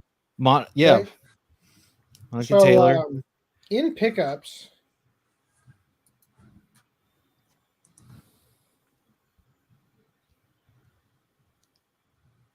feedback. I'm like, oh my god. I'm like, what the Does someone need glasses? No, it's handwritten. It's a handwritten note. Oh. Anyway, so I found this box because this office off screen, a nuke went off over here. Okay, so naturally I just quarantined it off for a while.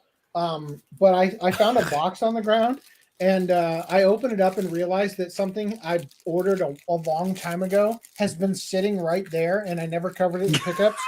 So, it's like I got losing 20 bucks in your exclusive Cannon Busters Blu-ray. Oh, is it worth it? Is it worth it though? No, because it's not dubbed.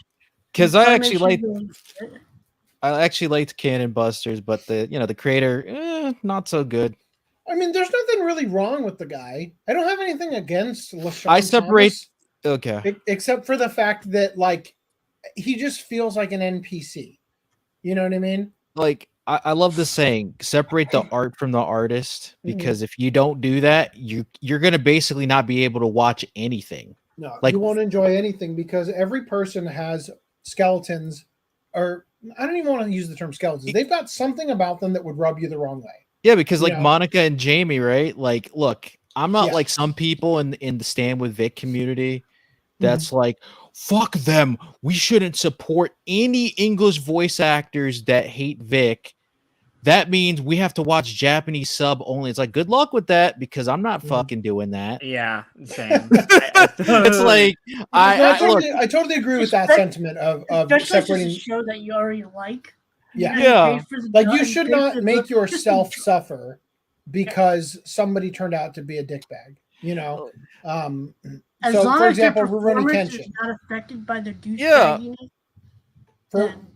For example, Rurouni Kenshin is like the creator turned out to be a real creep, but the existing series over here that they dubbed at Anime Works is fucking awesome until the Shishio arc, and then everything after Shishio is shit. But the Shishio arc makes up for how shit everything else is. So I'm looking forward to the remake. Or the me too. I hope that they structure it so that Shishio happens last. Otherwise, there's no point in watching it. I'm sure they won't. So if you don't like the term skeletons in the closet and you think something that just rubs you the wrong way, I guess you could say everyone has a little barbed wire on their dicks. I mean, I guess a cat, right? Okay. Oh no. No, really, male cats do have that. The barbed penis. Yes. All right, so I'm also, guessing. Reese, I sent you the I'm the a genius. images. I am not logged into Discord because I reset. I've got my computer pickups. I don't know if Footnum, do you have pickups? Please. No, I will tomorrow. Okay. I feel it. So it doesn't count. I feel it for sure. So I've got some pickups. I don't know if we're gonna do Discord first or no. You go ahead. First. Okay. So I picked up Pioneer's Tenchi OVA series. Does that slide from the top or the side? It's from the top. From right? the top? Yeah, okay. From the top. Like this? I can't remember specifically what it was, but when Augie and I were looking at those before, we found that there's actually 2 different versions of it. They look very similar, but they like unfold differently. Oh, really? I didn't know that. Yeah, or like one of them's thinner or something like that. You'd have to compare the one you've got, assuming you ever get bookshelves again. Right. And then we can compare Tenchi's. And is that the one that slides out the bottom too? Yeah, it's the movie, and it came in a CD. That's how old it fucking is. Dear Lord. Then I also picked up this new Mountain Dew that they've got because I'm a Mountain Dew whore. Oh. Whores welcome. Yeah, so those are the physical. What's up, King Style? Does anybody know where to get Mountain Dew high voltage? You know? Oh, like, I think you can just go to convenience stores for that, like Dollar General. And... I've tried to look and I couldn't find it. I swear, like I'm not even making. Walmart or I tried and it's not there. Like, I should just send you some now. Like ship you. I've tried. I went to grocery stores. I even went to bodegas. Couldn't find it. Yeah. So I am knee deep in trying to get like all of Tenchi now. I'm just like, fuck, I have to get. So Footnum told me that there's like the Funimation ones, which are like part 2. So I'm just like, well, fuck, how am I gonna... Well, no, I think we determined that yours, if it's 13 episodes, it has OVA 1 and OVA 2. Mm-hmm. Okay. Yeah, so you're covered. I'm just really nervous because it's like there's so much to fucking Tenchi that I'm just like, fuck, how am I gonna Isn't that annoying how part of collecting is like it's so fun to actually collect, but then there are some shows that are so convoluted and long and you don't like not every installment is good. So it's like the actual act of collecting just becomes a chore. Yeah, it's what I'm going through right now. It's just like and it goes DVD, Blu-ray, DVD. That's like collecting all of Lupin the Third. For sure. For sure. But I'm more anal. Reese boy. That is not what it's like because Renus Moon, with the exception of Goodbye Partner, nearly all of Lupin is actually good. So it's. Have you seen all of Lupin? No, you haven't. I have. So yeah, I'm just.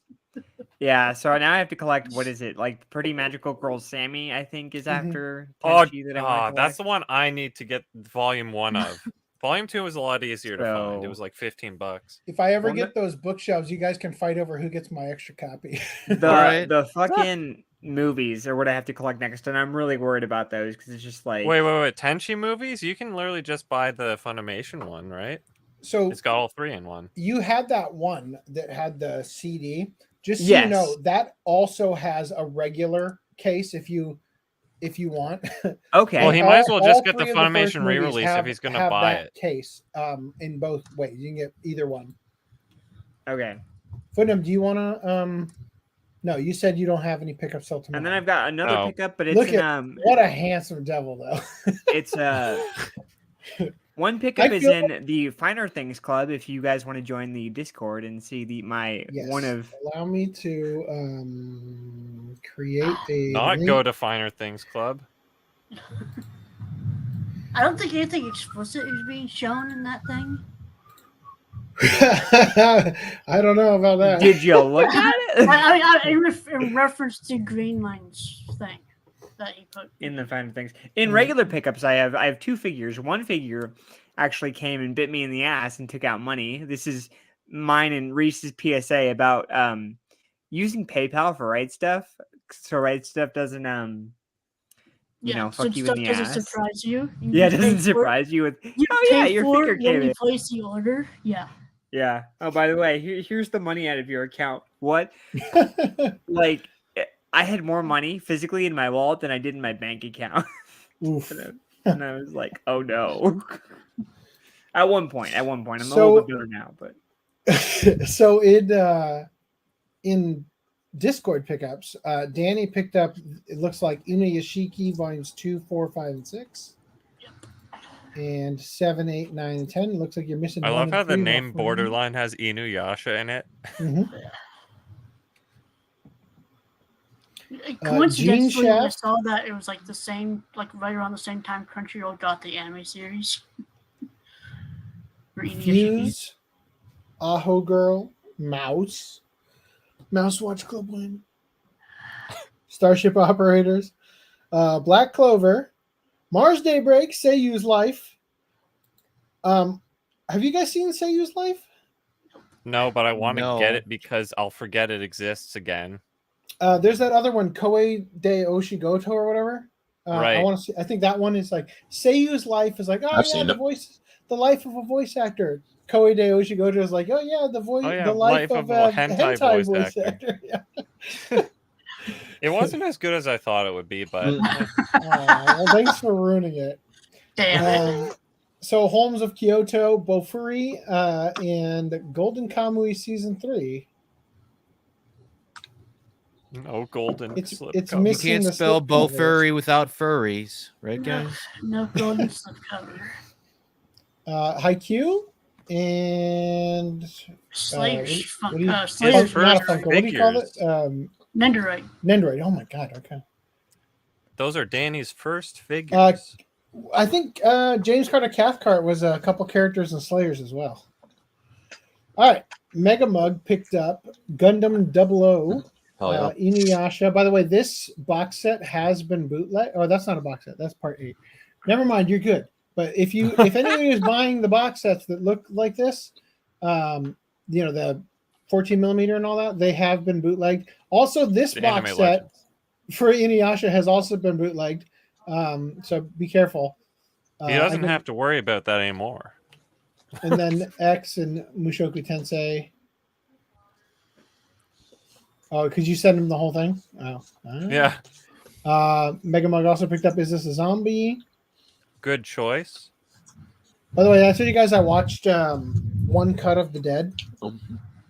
Very, very strange movie.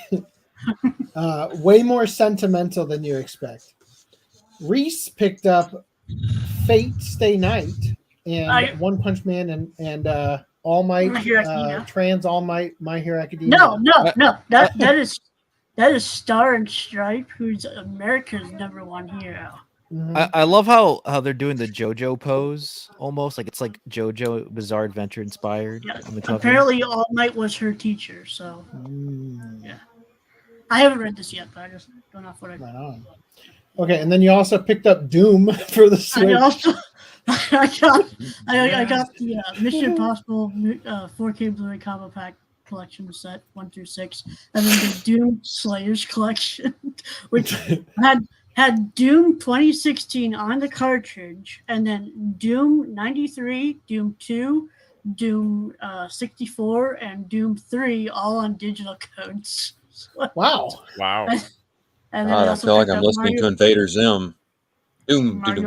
Mario Party Superstar, my friend. Mario Party Superstars and Pokemon Go or Pokemon Let's Go Eevee.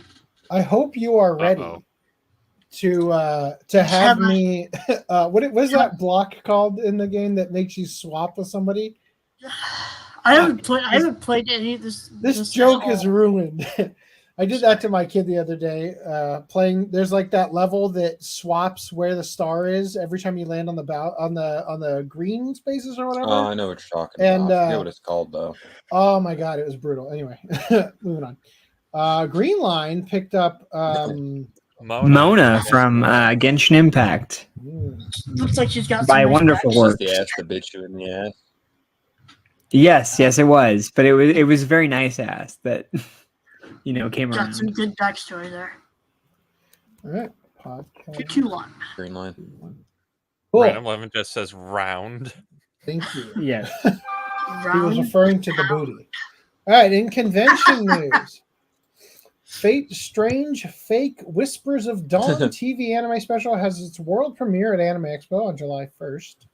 Anybody in the chat going to Anime Expo? Strange?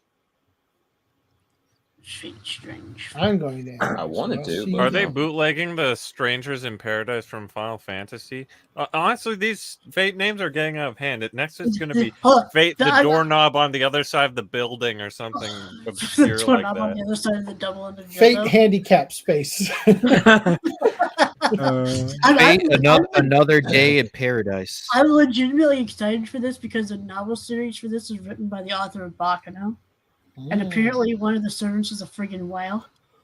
So it's like, yes. So Megamug asked, possibly dumb question, but with Rurouni Kenshin, which dub had Sandy Fox sing the opening? Is it obvious which one? Yeah, it's the Anime Works one. Yeah. Media Blasters. Because I remember my friend showed me the other Kenshin dub, and I was like, this is god awful. Speaking of Kenshin, you guys remember on Toonami when it aired? It presented as Rurouni Kenshin, and then they changed it like a month later to Samurai X. And then after a bit, like a month or two later, they reverted back to Rurouni Kenshin. Why did they do that? I don't know if they reverted I it remember or if that, they just played but- the Samurai X ones Yeah, so because here's why. specifically ADV had Samurai X. Yeah, which so was like the in movie. Japan, the series is just known as Rurouni Kenshin, Wandering Swordsman. Okay. Okay. In the US, Media Blasters obtained the rights to Rurouni Kenshin, the series, and ADV obtained the rights to Rurouni Kenshin's OVAs, which they couldn't call Rurouni Kenshin for whatever reason, because it already had established trademark or whatever with Media Blasters. So they changed the name to Samurai X, reference to the scar on Kenshin, right? So I presume that's why, because in Japan, it's that Samurai X, series is known as Rurouni Kenshin. So like and you're saying they did just a I think some of the ADV sets I think had like reversible covers even that had the Japanese Rurouni Kenshin logo.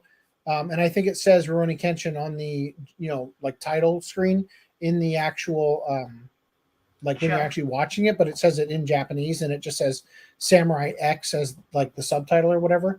So anyway, that's why. Well, it's a cool name regardless. Samurai X is a badass name. I just always wondered. That was so confusing when I was That's younger. why. Like, thanks for the history All right. lesson. I really appreciate it. In another, not really convention, but I felt like we should cover it early because it sounds funny. Whack-an-otaku event held by Idol Singer Unit in Tokyo. Just gonna give you a visual. Oh my god. Why does this, out of context, this is like, oh my god, this is like an AV movie. He goes My down God. and dick comes up. and then they tie him up and they hit kick the him wrong balls. head. And then they Whack tie off him a up and mole? kick- Yeah, how many of these guys are furiously masturbating under there? Probably a lot. And then they get strapped, and then the next scene they all get strapped, and then a whole bunch of schoolgirl clad women are kicking them in the balls. Whatever floats your boat. Well, it's not my boat, it's their boat. Hey man, if you're projecting, That sounds like we're not projection gonna- to me. We're not going to judge you. Nunchucks Ninja says, when asked in an interview, Vic claimed he found the box cover thing with Monica incredibly telling and that she was letting her true animosity show. Real quick, I will invite you, if you haven't already seen it, to go to ocapodcast.com/Vic-archives, where you can see That's way back. you can see the very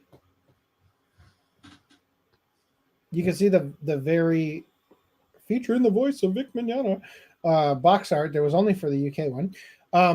If you happen to know, like if you could point me in the direction of that interview, I would love to include it on the archives here. Thank you for that. Anyway, That's so petty though. Oh, he has his name on the thing. You fucking play Bulma. Why are you bitching about it? Something we pointed out when we first covered it was like his name is smaller than the title. She played Bulma only in Kai and Super. Yeah, that's it. That's not playing Bulma. That's playing third-rate sellout Bulma. Yeah, she's the understudy. She's not the actual person. That's Tiffany Vollmer, like Hell she will always be Bulma. She's to Bulma what King Style is to Random 11. Whoa. The live-in nurse. Oh, right. The understudy. more bunny girls from Green Line. You're getting a little too predictable. I think we're going to need to change that org petition. We need to get some new figures. You're gonna need to upgrade to Succubi. Brajano says gas stations, Walgreens, Kmart, or Dollar Trees for the Mountain Dew voltage. What about Amazon? You can probably get on eBay or Amazon too. Like $20 I'm just trying to get caught up because I realized the chat wasn't moving because I wasn't scrolled all the way down. Best dub of Gatekeeping Dragon is Ball. based. I miss Hashtag oh, yes. Brandon Without Malone, are you any still more there? context. Or did he dip out without us knowing? Oh, he said enjoy the rest of the show, so I guess he's dipped out. Oh, intentionally. Goodbye. Bye. Mega Mike says best dub of Dragon Ball. I Yeah. think you know we're fans of the Ocean group. I'm the moniker all of the podcast, guys. Definitely not the super dub. Good time apparently had by all involved for the Whack-an-otaku event held by Idol Single Unit in Tokyo. So last Thursday, the TIF Gakuen Spring School Festival was held in Tokyo's Harajuku neighborhood, a related event to the annual summertime Tokyo Idol Festival concert series. The TIF Gakuen Spring School Festival took place on the campus of the Belle Epoque Fashion School. Wow. With an idol unit, She's So Crayon among the groups participating. In addition to musical performances, the idols also had class projects following the tradition of students in Japan running cafes, haunted houses, or other forms of entertainment in their classrooms during their school festival. So after She's So Crayon finished their mini concert in the morning, they headed to the room they were borrowing to set up their project, a giant Whack-an-otaku contraption. Just fucking imagine. You go to the concert and see the cute girls singing their songs, and then they announce, Mina, we're going to go up to the school room and we're going to have our, school project or whatever. Like, oh yeah, all the guys are charging up there. Damn, I hope it's a maid cafe. Oh, they jump in there and it's like, all right, get under the desk. What? Jesus. Put your head to the hole. No, Tochiko, not that hole or not that head. But both apply, I guess. If you've never seen a Whack-an-otaku contraption before, wait, of course you haven't. Since as far as I know, Shisho Cran are the first people to build one. But odds are you have seen the classic Whack-a-Mole arcade game where you smash a mallet down on moles as they pop up through holes in the machine, right? Whack-an-otaku is pretty much the same concept, except that instead of the targets being plastic mole figures, they're the uncovered heads of living, breathing otaku. Now, I got to play it again because something I love about this so much is that when it comes to actual whack-a-mole, it's one person hitting an assortment of them. This one is just you monitor one fucking hole, and as soon as that guy pops up, you smash him on the head. Oh, no, I don't want to view the replies. God damn it. Even though they're probably... Jesus, man. That...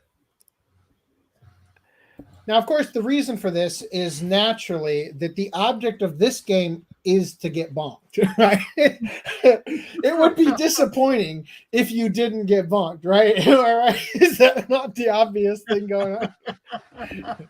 Man, people, the women in the West would love to play this game with the guys, right? Just fucking... With a sledgehammer, probably. Yeah, with a sledgehammer or like...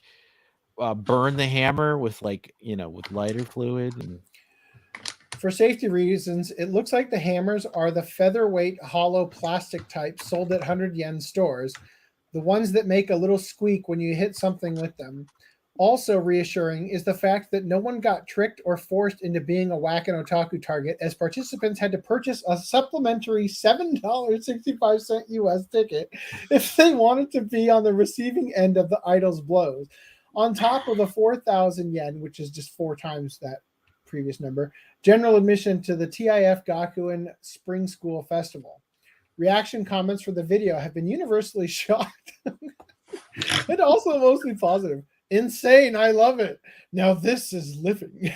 They'll cherish those memories forever. Total win-win. God tier event planning. they weren't kidding when they said they were doing a Whack-an-otaku event. I want to get the chance to do this too. Just smash me sometime. Next up is Whack Off an Otaku. Yeah, that speaking of whack off, why remember what you said earlier, AC? Like, why don't you just get the the people that are masochists and the dominant people and have them fuck each other this is your pairing right there. There you go. Pay $7 to get bunked by your favorite idol and get married. Come on, Japan. Think of this idea. You're going to make so much money and have so much birth rates and marriage certificates and possibly divorce. But, don't think about that last one, right? Just a lot of lust. So it says here, as one commenter pointed out, though, there's a key difference between Shisho Kran's Whack-an-otaku and orthodox whack-a-mole. In whack-a-mole, that's what I said, has to cover multiple holes that the moles can pop out of. And dividing your attention means that some of the critters are going to escape unscathed. The Whack-an-otaku setup, though, is a one-on-one affair, with each idol focusing on just a single hole, which all but guarantees the otaku is going to get hit repeatedly. But hey, if you're the type of fan who's willing to fork over an extra 1,000 yen to serve as a Whack-an-otaku target, odds are the more wax you get, the better you feel. Well, wax on, wax off has a new term now. That's the closest hands-on contact some of these guys will ever have with each other. I like that. Whack on, whack off. Whack, Daniel-san, whack on, whack off. Mr. Miyagi, how is whacking off going to teach me karate? It's your grip strength, son. It's good. Good strength for your heart. Yes. Builds up your stamina. Very good. Very good. You can hold the penis. You can hold nunchuck. So, into this, I honestly thought I walked into whack-a-mole very whole style. How's it going? You can hold penis. You can hold nunchuck shirts when, please. Good night, Mr. Miyagi. Why is there a woman here? Because the whack on, the whack off has to work with the woman. We must put your training to the test. Yes. You'll be black belt pretty soon. So that time I got reincarnated as a slime stage play reveals visual and cast. So at first you're like, wow, isn't it so cool how they can look almost identical to the anime characters, right? And then you notice somebody's missing, right? Like a certain slime form of somebody is missing. Oh, you mean the slime? That's Rimiru, right? Right here, yeah. But you don't see her as the slime, right? Him and Shion is not. Hold on, go back up. Shion isn't busty enough. She is not nearly busty enough. Come on. Nope, not at all. She looks like she's wearing pajamas, like satin pajamas. Hey, isn't some fancy like dress clothes, like dress suits and stuff? They look like pajamas because they're too lazy to like. I want to sleep in these tuxedos and these dress clothes. I don't want to take them off. I'm too lazy. Probably lights well on stage. Like that might be the reason, but yeah, it probably is. Yeah. So anyway, as you scroll down, you see all the characters. Oh yeah. Oh, that's cool. They could. Hold on, go back up again. Get some good snout out of that guy. Yeah, get some panties. Up a couple characters. One more. They could have turned him green because he's supposed to be goblin. Like, come on, man. Couldn't green face never hurt anyone. Hey, he's too handsome. That's why.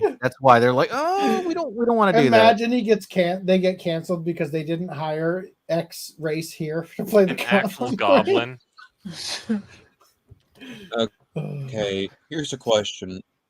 So when Rimiru eats, why am I blanking on her name? Reese, what's her name? Black-haired girl, very beginning.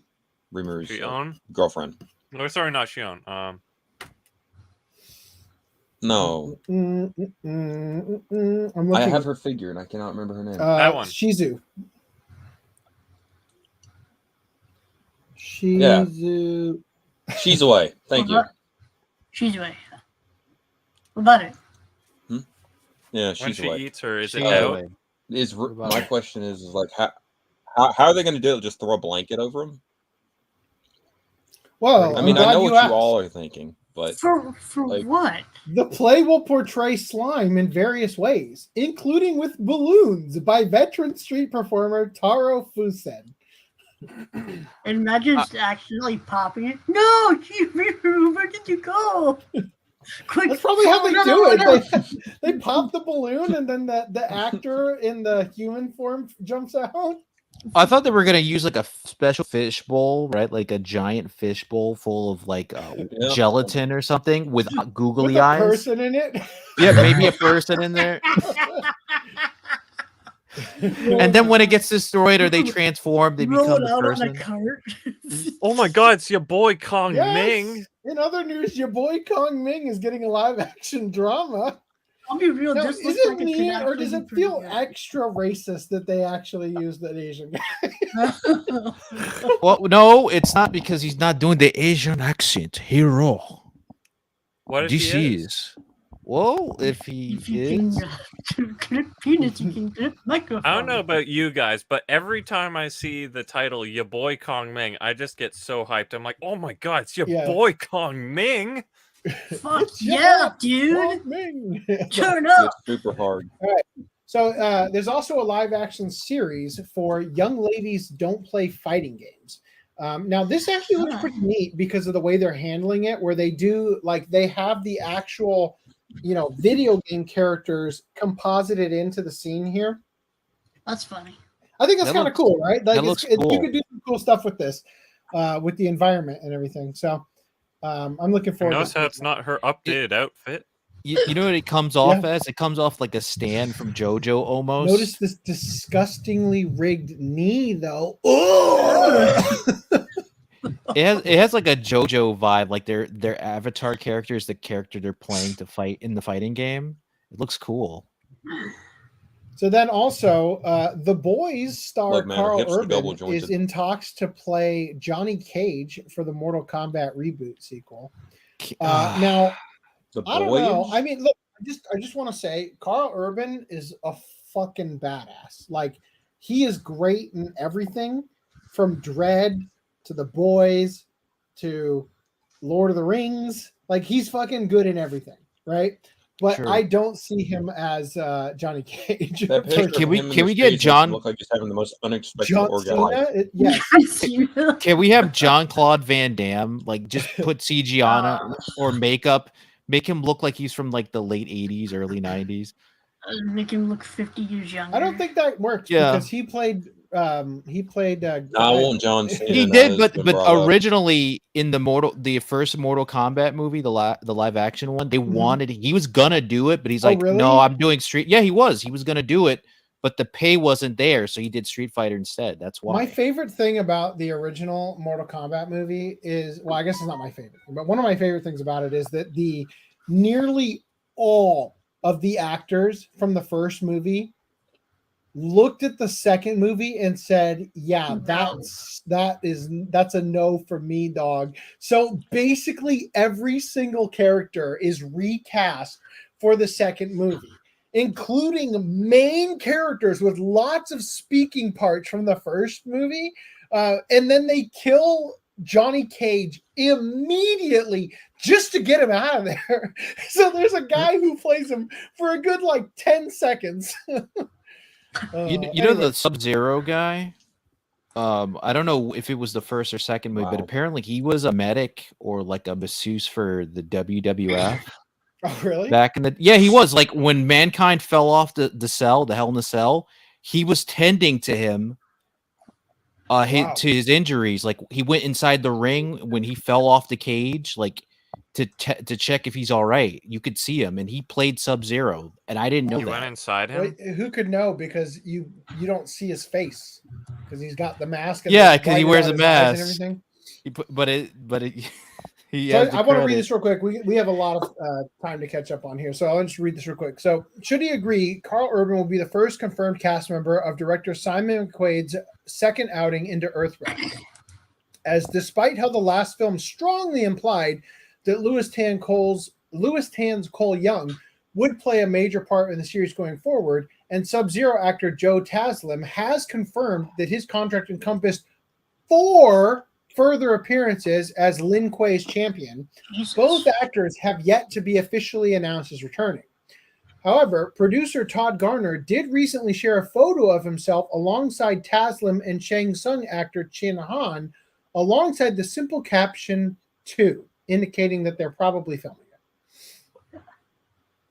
In a post-release interview given to Variety, McQuaid explained that the decision to cut one of the video game's original roster members was done because, quote, he's such a giant personality that he almost has his own gravitational field. The feeling was that he would throw it out of balance slightly. I get asked about Kitana just as much as Johnny Cage. There's a lot of interesting characters, story, and material to work with. So we haven't really dug into it. We just know we're very privileged that it's sitting there. If we get to do that, and I'm not saying we will, I'm just saying if, big if, then we'll go down that path. So I saw this film. Have you guys seen it? The reboot? Nope. No. I just want to say, first of all, they made a character that doesn't exist in the games for the movie for no reason, right? And so you're giving me the stuff about like, oh, well, we couldn't put him in here because, you know, to throw the balance off. I was like, well, how about the guy you added, right? Number one. But number two, they are correct. I would agree that it would definitely throw the balance off because the first movie has what's the name of the guy? Kano. Kano's actor is like you wouldn't want to throw a Johnny Cage type into the movie with Kano because Kano dominated that. He carried the whole movie. The actor who played him carried absolutely every scene. And throwing Johnny Cage in there would have really thrown it off balance. So I think they are kind of correct there. Anyway, so they also went on to say, as an arrogant narcissist, hold on, Urban more often than not gives off a sort of right bastard energy that lends itself to gruff yet charming characters. As seen in his portrayal of Billy Butcher in The Boys, Dr. Bones McCoy in Star Trek, and Scourge in Thor Ragnarok. However, as an arrogant narcissist who only joined the original Mortal Kombat tournament in order to prove that he did all of his own stunts, Cage's character is more akin to that of a prototypical douchebag. And as such, it seems like it would be more beneficial to the role to cast someone like Top Gun Maverick's Glenn Powell, or even current WWE roster member Michael the Miz Mizanin, the latter of whom not only expressed interest in the role, but also received an endorsement for his potential casting from Mortal Kombat co-creator himself, Ed Boon. So, there you go. All right, moving on. Wow. The Gran Turismo live-action trailer has been released, and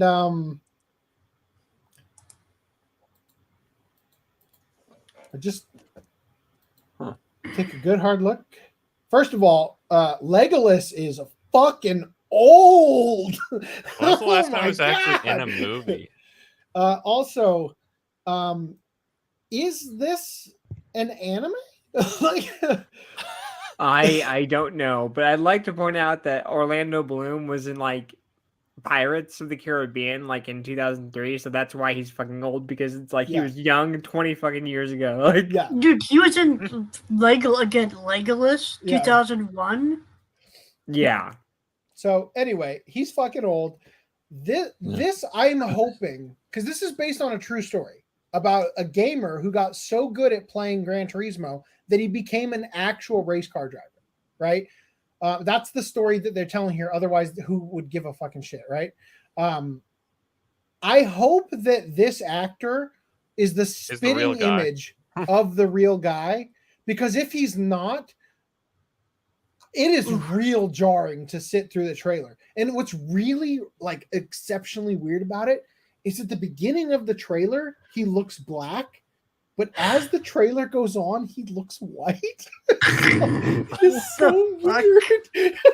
Oh man, you just maybe, shades of gray. maybe it's just the settings that they're showing him in at the beginning versus the. I don't know, but it's like he just looks like he's changing as the movie is going on, and he just seems to be getting like he's becoming more and more white. It's bizarre. Anyway, I'm thrilled for it. I can't wait to see the film. It seems like a really awesome premise. I'd love to watch. And I just hope that the actor can carry the role, because it seems like he's going to be acting opposite what's his name, David Harbour. from Stranger Things. What's his name? David Harbour. I know, but what's that character's name? God damn it. Oh. Why am I Hopper? blanking on this? Hopper.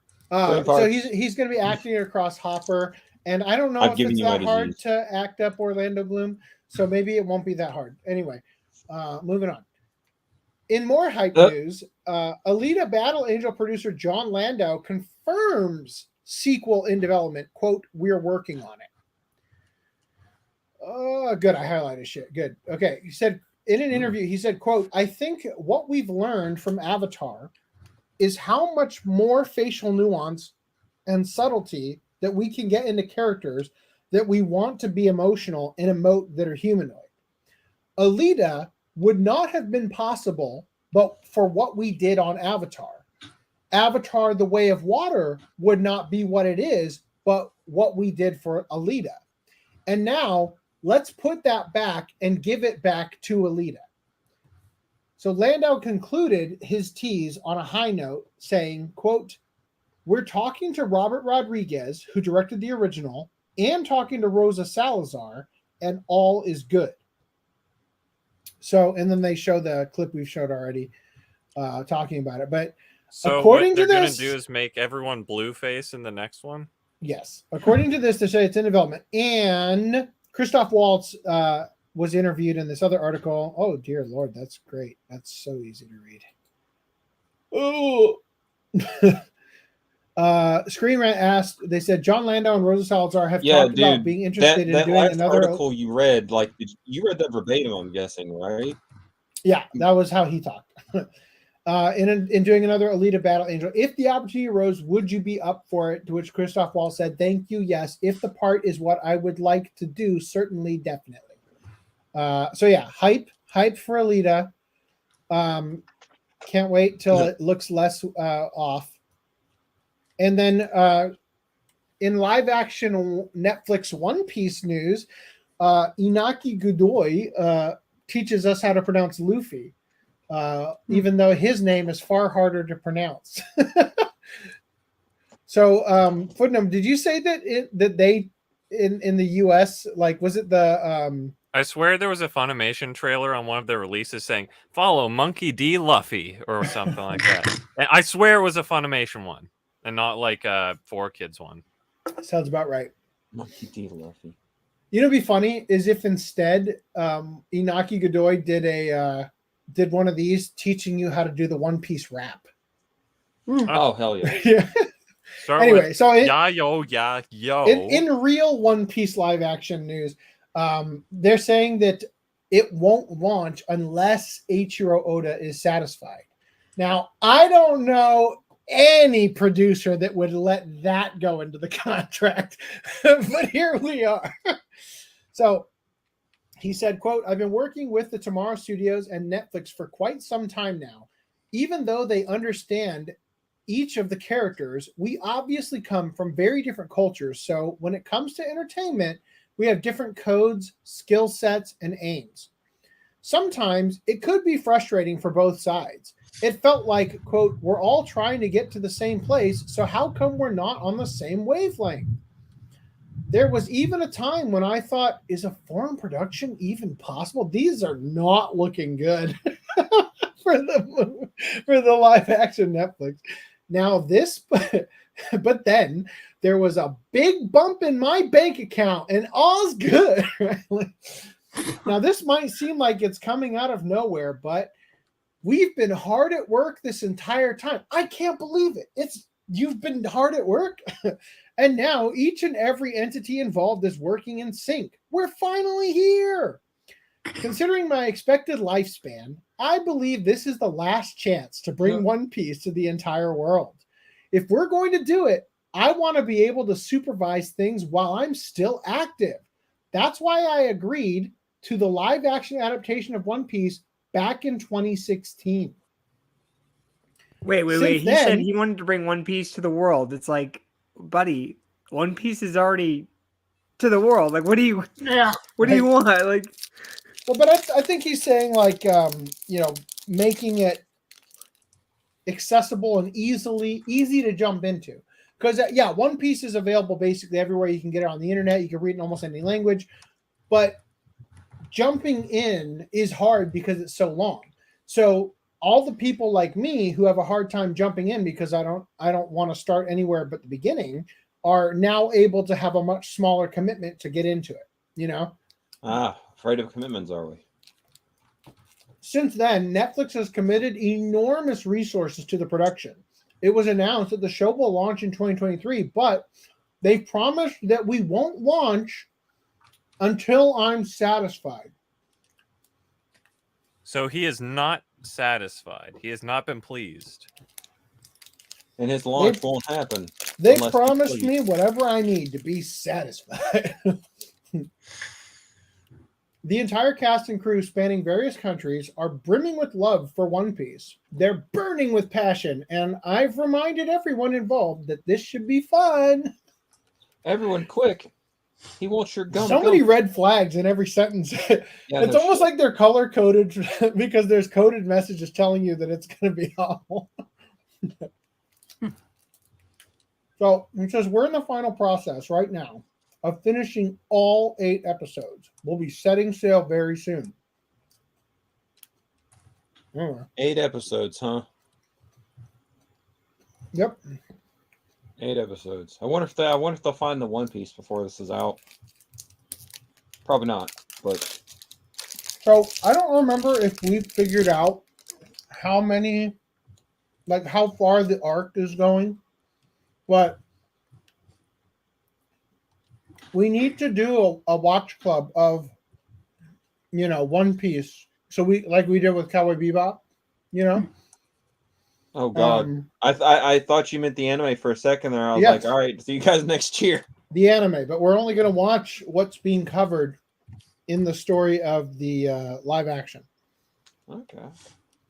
So have we been told at all? I'm forgetting. Have we been told at all what they're planning to cover? Like, are we going to have a? Yeah, they're going to cover the Bharati restaurant stuff. Okay.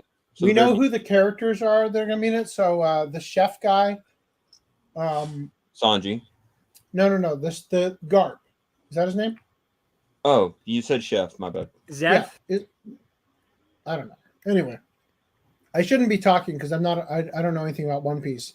I have intentionally tried not to know as much as I can about One Piece so that the live action can be my first foyer into it. Okay. Unfortunately, my first foyer into the live action of Chainsaw Man. Chainsaw Man just got its own porn parody. Thank you, Mirage Leonardo. It looks like Chainsaw Man has made it. After all, the hit manga is one of the biggest in Japan right now, and its anime took Denji to a new level last year. Oh, God. As everyone waits on a season 2 update, it seems Chainsaw Man just released a very unofficial and very not safe for work gift for fans. After all, the anime has been gifted a porn parody, and it is one of the funniest things we've seen in a long while. The update went live the other day from Japan as a Japanese adult video publisher announced its Chainsaw Man parody. It turns out Tatsuki Fujimoto's hit shonen has inspired an erotic battle fantasy titled The Dildo Man. And yeah, you can see where this is going by the title alone. Here, I took the time to cut a censored version of part of the trailer for you. Oh, no. 私のディルドをやる。その代わり、シンジのエロを私に見せてくれ。こいつらバカだよ。めっちゃバカ。だから殺しちゃうんだ。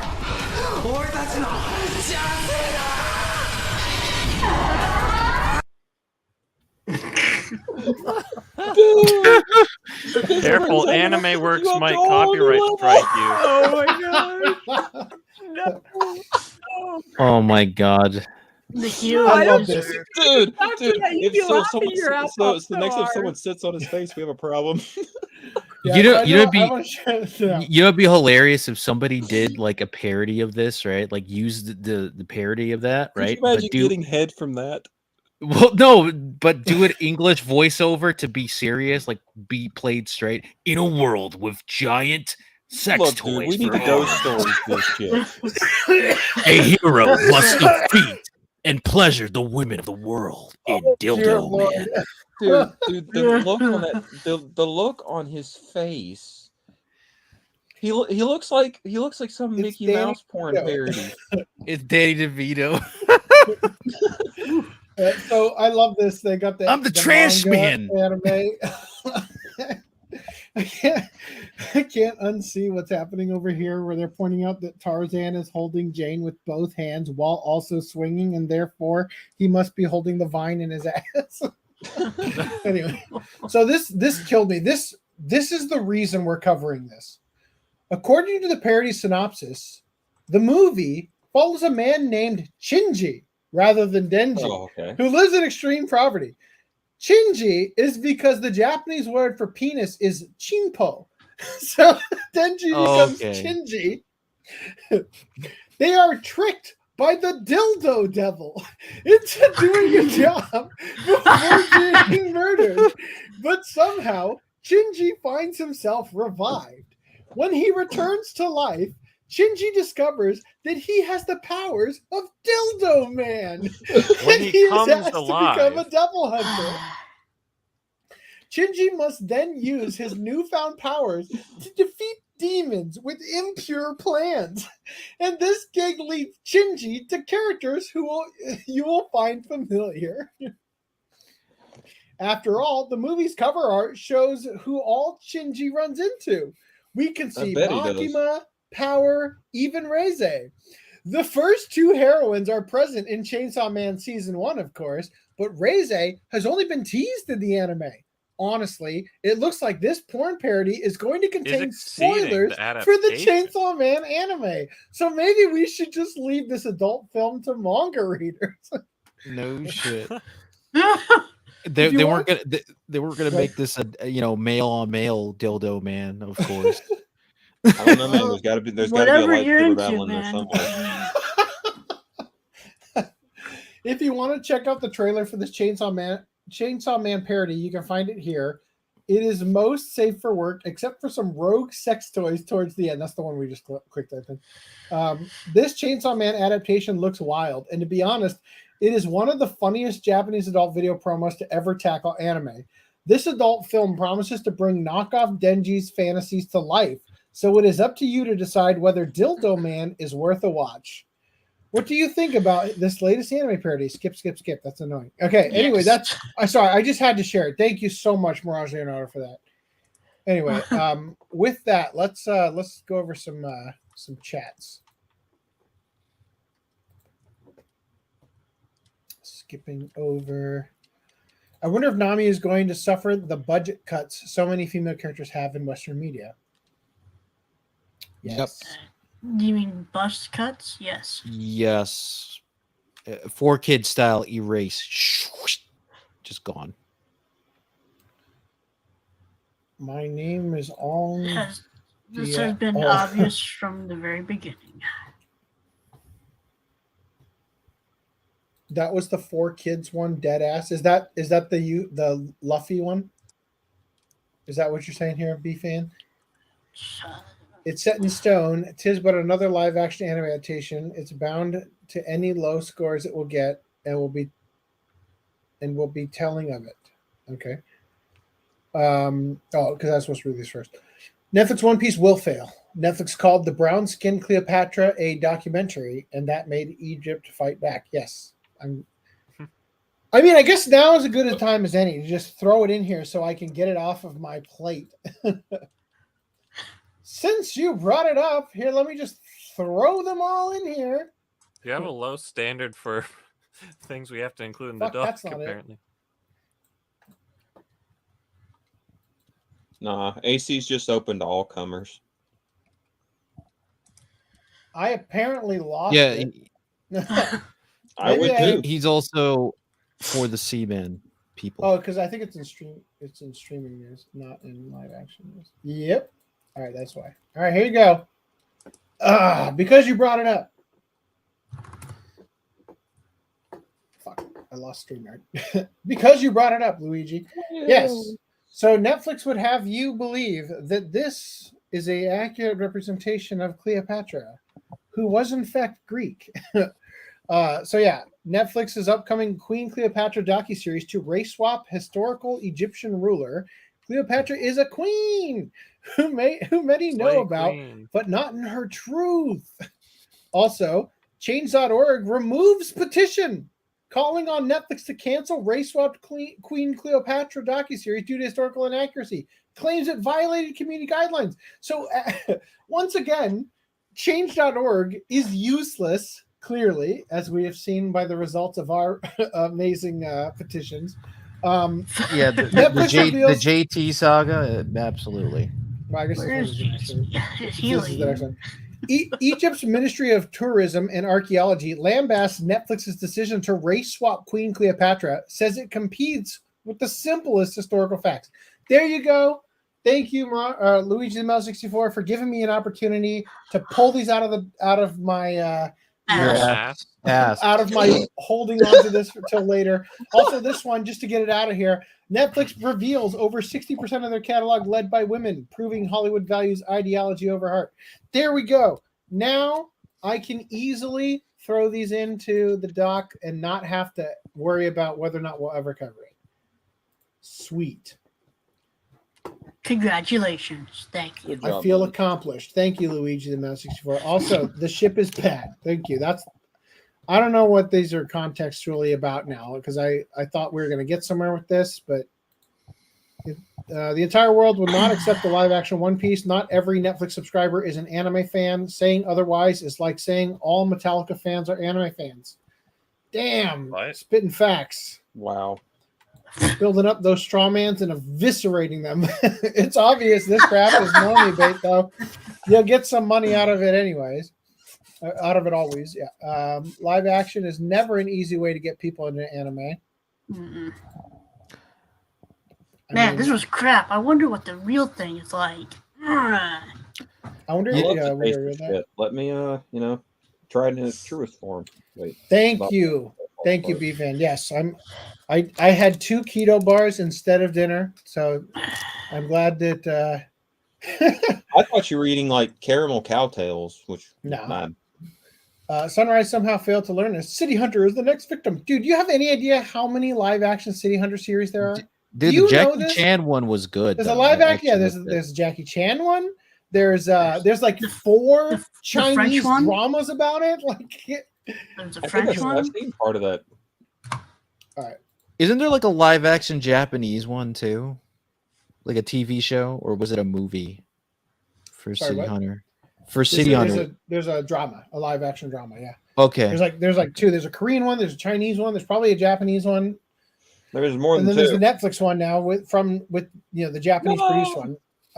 So I wanted to walk out the theater when M. Night Shyamalan on Ding Dong changed Aang's name to Ong, in Last Airbender. It was in response to the article of how Luffy is gotcha. The Luffy versus Luffy. Yep. I just like how everybody canonized M. Night Shyamalan. M. Night Shyamalan's name is M. Night Shyamalan Ding Dong. Mm-hmm. What I meant by the live action, I meant that it's tied to the reputation it always has had, in that all of them were bad interpretations, never true to the source material. They'll never escape the low scores they will keep getting as more and more IPs get adapted. Ryo Saiba gonna get turned into a soy jack. I doubt it. It's a Japanese live action. I'm saying live action anime keeps on. And by the way, the French live action of City Hunter looks fucking awesome. So I have to disagree. Okay, so I chose. This was my choice. My choice to have bars instead of meals. It's his body, his choice. Okay. Yeah, it's his right to die with keto bars. Dinner. You know. Don't make me unleash my angry face. You're not you when you don't have Snickers. What are you gonna do? Release me onto him?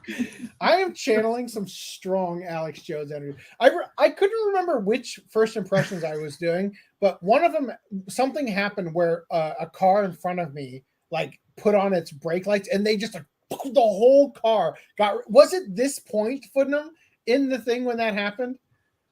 No, What the hell are you talking about? You were just talking about the whole like. Why is it so red? I made it red. It's to represent your anger and your disdain. So last podcast we talked about this. Classic Saint Seiya Knights of the Zodiac anime launches on Crunchyroll with a remastered English dub, and we were like, I don't know, the Deke dub, the ADV dub, they're probably the same dub. We were talking out of our ass. So a viewer on last podcast. Shut up. Stop it. A viewer on last podcast had this to say. So just because I want to say it, y'all were kind of halfway there with the Saint Seiya dub info. So here's the correct info in chronological order.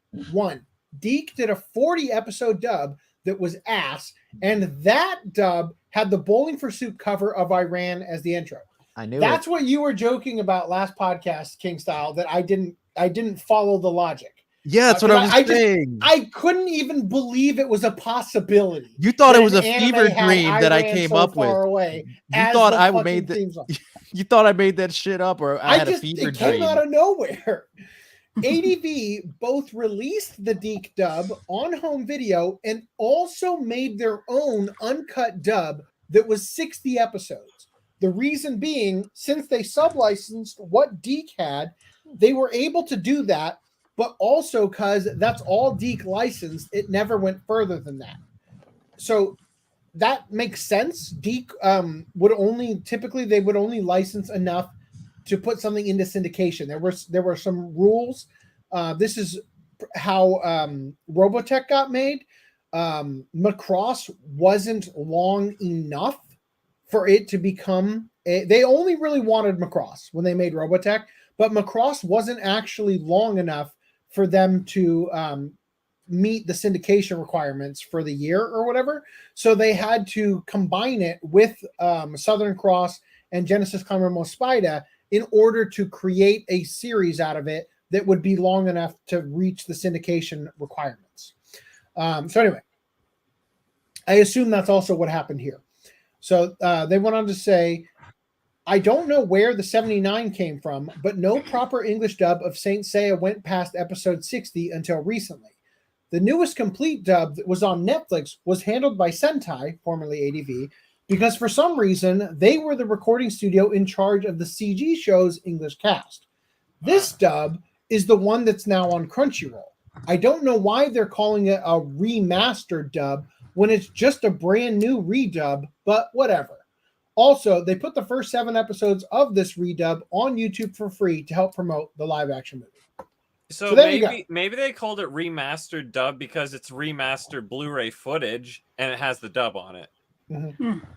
Or it could just be like a Dragon Ball Kai and they just mishmash and edit things to make it seem new when in reality they just put I feel like they did the opposite because infamously it had the Deke dub, so they would have.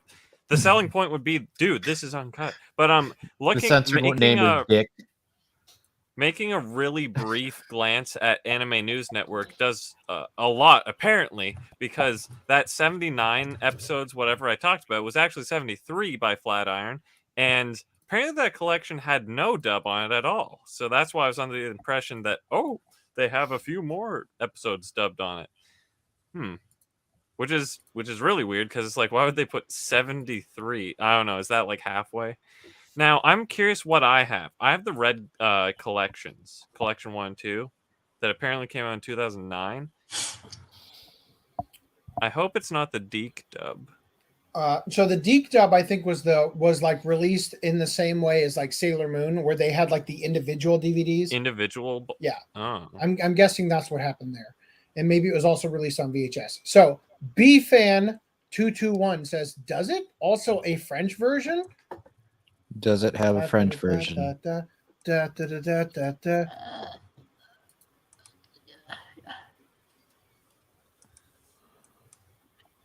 So you get the Japanese aesthetic with the Western acting quality? Oh. Jeez. All right, I gotta show you the one part.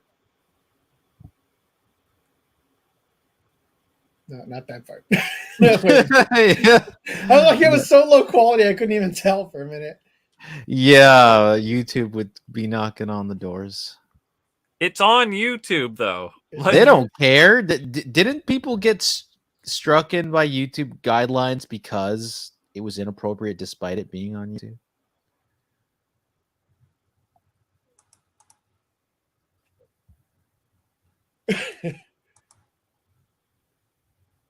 Hold on, where is it?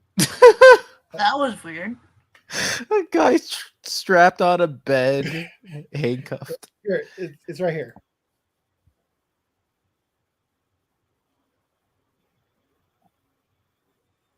Oh, you bitch! Oh man! That's so pretty yeah, great. go check it Fuck out. stand service, guys. That was awesome. I got cock blocked by that YouTube card and screen element. All right, so Disney Plus greenlights a coming-of-age story about a teenager who has a one-night stand with Satan. I'm listening. Now, I would just like to point out, yes, Disney is run by a bunch of satanic pedophiles. But if this was allegedly, wink, wink. No, wink. Hold up. If this was the tagline for an anime, you know you would watch the shit out of that. Yeah. And it would be perfectly wholesome too. Weirdly. Hold up. Wasn't that Blue Exorcist? No, that was the spawn of Satan and a human woman. Okay. All right, so, I love how they show pictures of the Proud Family. Oh my god, it's a crossover with anime with the devil. You know, The devil. the devil. Foosballs for the devil. As noted by Damn, Deadline, collection this one of Saint night- Seiya is like $250. I hope it stays that way with the old dub. Okay. This one night stand with Satan comes on the back of Pauline being heavily stressed by school, the climate crisis, and the downfall of society. I take it Satanic back. This is show gonna be backed by Disney will also be promoting diversity and inclusion with its casting. The show will be led by a black teenager played by Sarah Anna Fall, with German actor Ludger Bokelman playing the role of Satan. The series is written by Sebastian Coley and is being showrun by Philip, whatever the fuck you pronounce that. And where's Seb? I need your help, Seb. I'm assuming that this is going to be under the Touchstone Television / Merrimack, because they're not going to use Disney for this. So I haven't actually read this article, but I have heard a little bit about this. Like, the story, if I'm not mistaken, is literally about giving birth to the Antichrist. Oh. So basically, a Bad Omen, but pre the spawn of Hold Satan. up, maybe it's this one. Disney also propped up satanic cartoon entitled Little Demon Through Effects. The series shows an unmarried pagan woman is impregnated by Satan and gives birth to the Antichrist. That's probably what I'm thinking of. Danny DeVito described the show saying, quote, "I have a quest as the devil. I met a beautiful woman and I have a gorgeous Antichrist daughter who I love and want to be with." Gross. Oh God, Danny Wow. DeVito, out of context. I want to be with her too.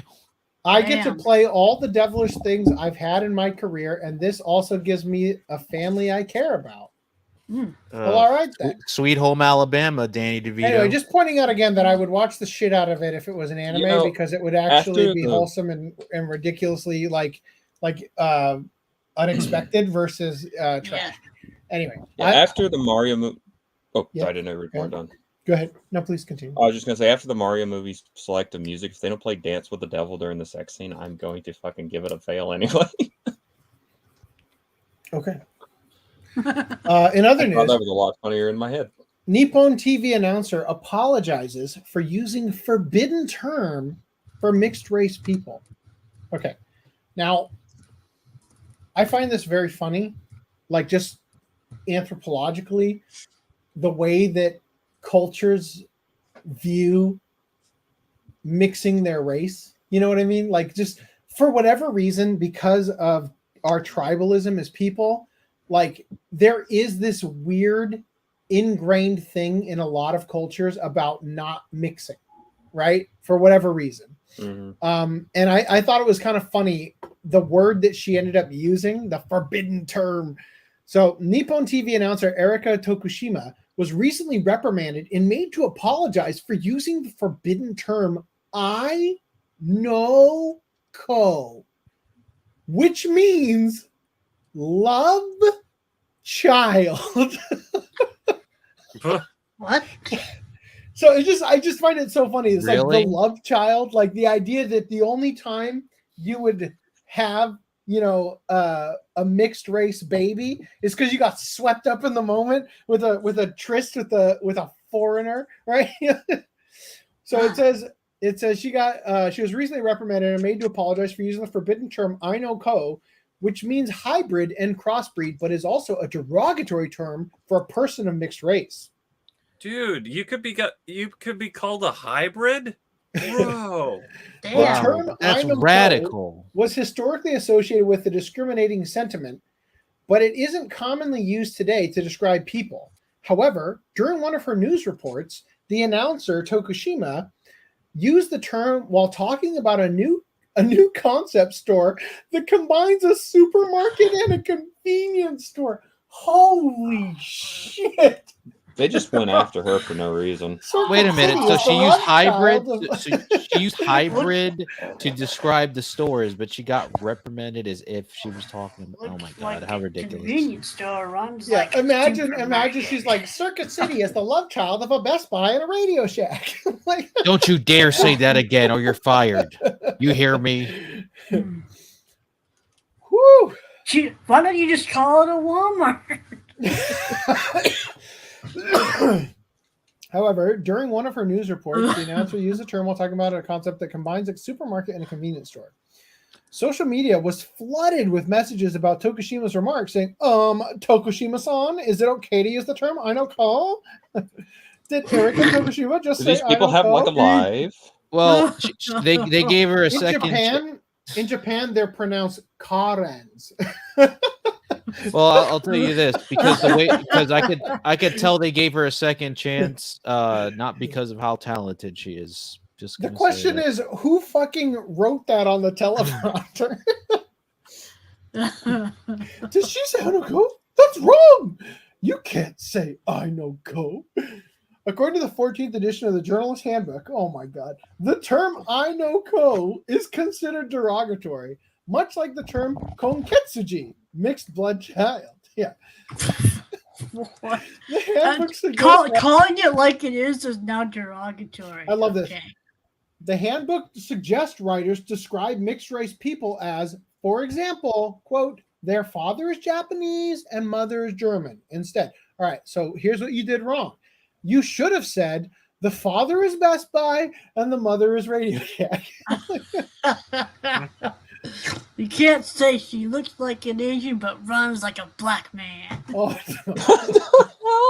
the dad is from Panda Express. The mom is from Burger King. It all makes sense,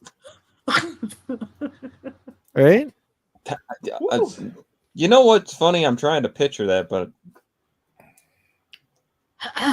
so the Burger King dad, so it's like a king panda. the mom was the Burger King. You see, you've already got this transgender story out of interspecies, man. You can't do that. AC's retconning the canon now. Now it's dad from The Burger king King, can't mom. do the Look at panda. that, picturing the mascot. All right, so Kenji Kamiyama's The Lord of the Rings, The War of the Rohirrim film. Remember, we talked about this. It's a film, so the CGI might not be as trash as otherwise. sets an Annecy premiere plan. Wait, what's this about that?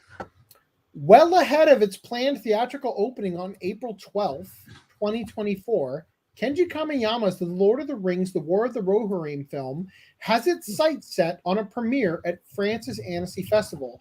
As producer Jason DeMarco confirmed on Twitter, the film's Annecy debut is lined up for June 2023. Well, I hope they're getting a very unfinished version a fucking year in advance.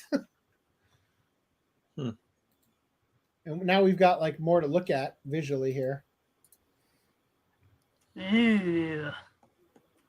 I can't tell. Is that CG or is that like a painting that looks like concept art? Yeah. Yeah, it looks like concept art. You're right, Reeves. Is it just me, or is that an elephant with a penis for a trunk? Movie will debut. Yeah. Oh yeah, definitely. Look at it. Fuck that mountain. It Yes. looks to me like it only counts as one. You know, it reminds me. Remember that Yu-Gi-Oh monster that was so bad? You know, oh yeah, from the one with the giant dick at the very yeah, end. it's a dragon with a dragon penis. Yeah, that has he's it's got a dragon. the dragon cock that's fucking everyone. Yeah, I remember that. I don't recall this. Dude, it was so season? bad, AC, that they had the 4 kids. This was the good censorship that they had to basically said, no, we had to fucking invisible or draw over this as much as possible because we can't. They did everything they can to make it look much larger. What season is this? The very last one. The last season. Gundam has You to mean look the this last up one now. of the first one? Yes, the Yeah, original, yeah, the the last original season of the Yu-Gi-Oh. original Yu-Gi-Oh's incarnation. Yes. When So- Yami's trying to find his heritage. So what do we do? BFan221 says, so I know Ko is kind of like son of a bitch, but racist. Funny. I know Ko. Oshinoko. Just a quick recommendation of French movies. Oh, Watch God. the Taxi movies. That shit's What? Jesus Christ. What's up? What's wrong? Zork Necrophades? Yeah. Yeah, Good Zork. Lord. Are you gonna private chat that shit to me He's so got- I can look I'm at it? going to upload it to the brand. What? Are we okay It's showing it's it? your Yu-Gi-Oh Yes, card. yes. I'm just showing you the card, okay? Okay. Okay. I'm serious. I trusted you. Yeah, Well, because Brad does not trust Yu-Gi-Oh cards. Apparently, mine was too over the line. Oh no, Too no, Plum, spicy. you don't understand. People are offended by No. boobies, but they love This it. is fucking hilarious. Oh my god. Do I Dude, have- look, is man, there- they had to beat this thing off there room the in entire Grand final for it? season. All right, you guys ready? Drum roll. Ready. Wait, Had a wait. had a No, I'm full not with ready. all of the Egyptian gods.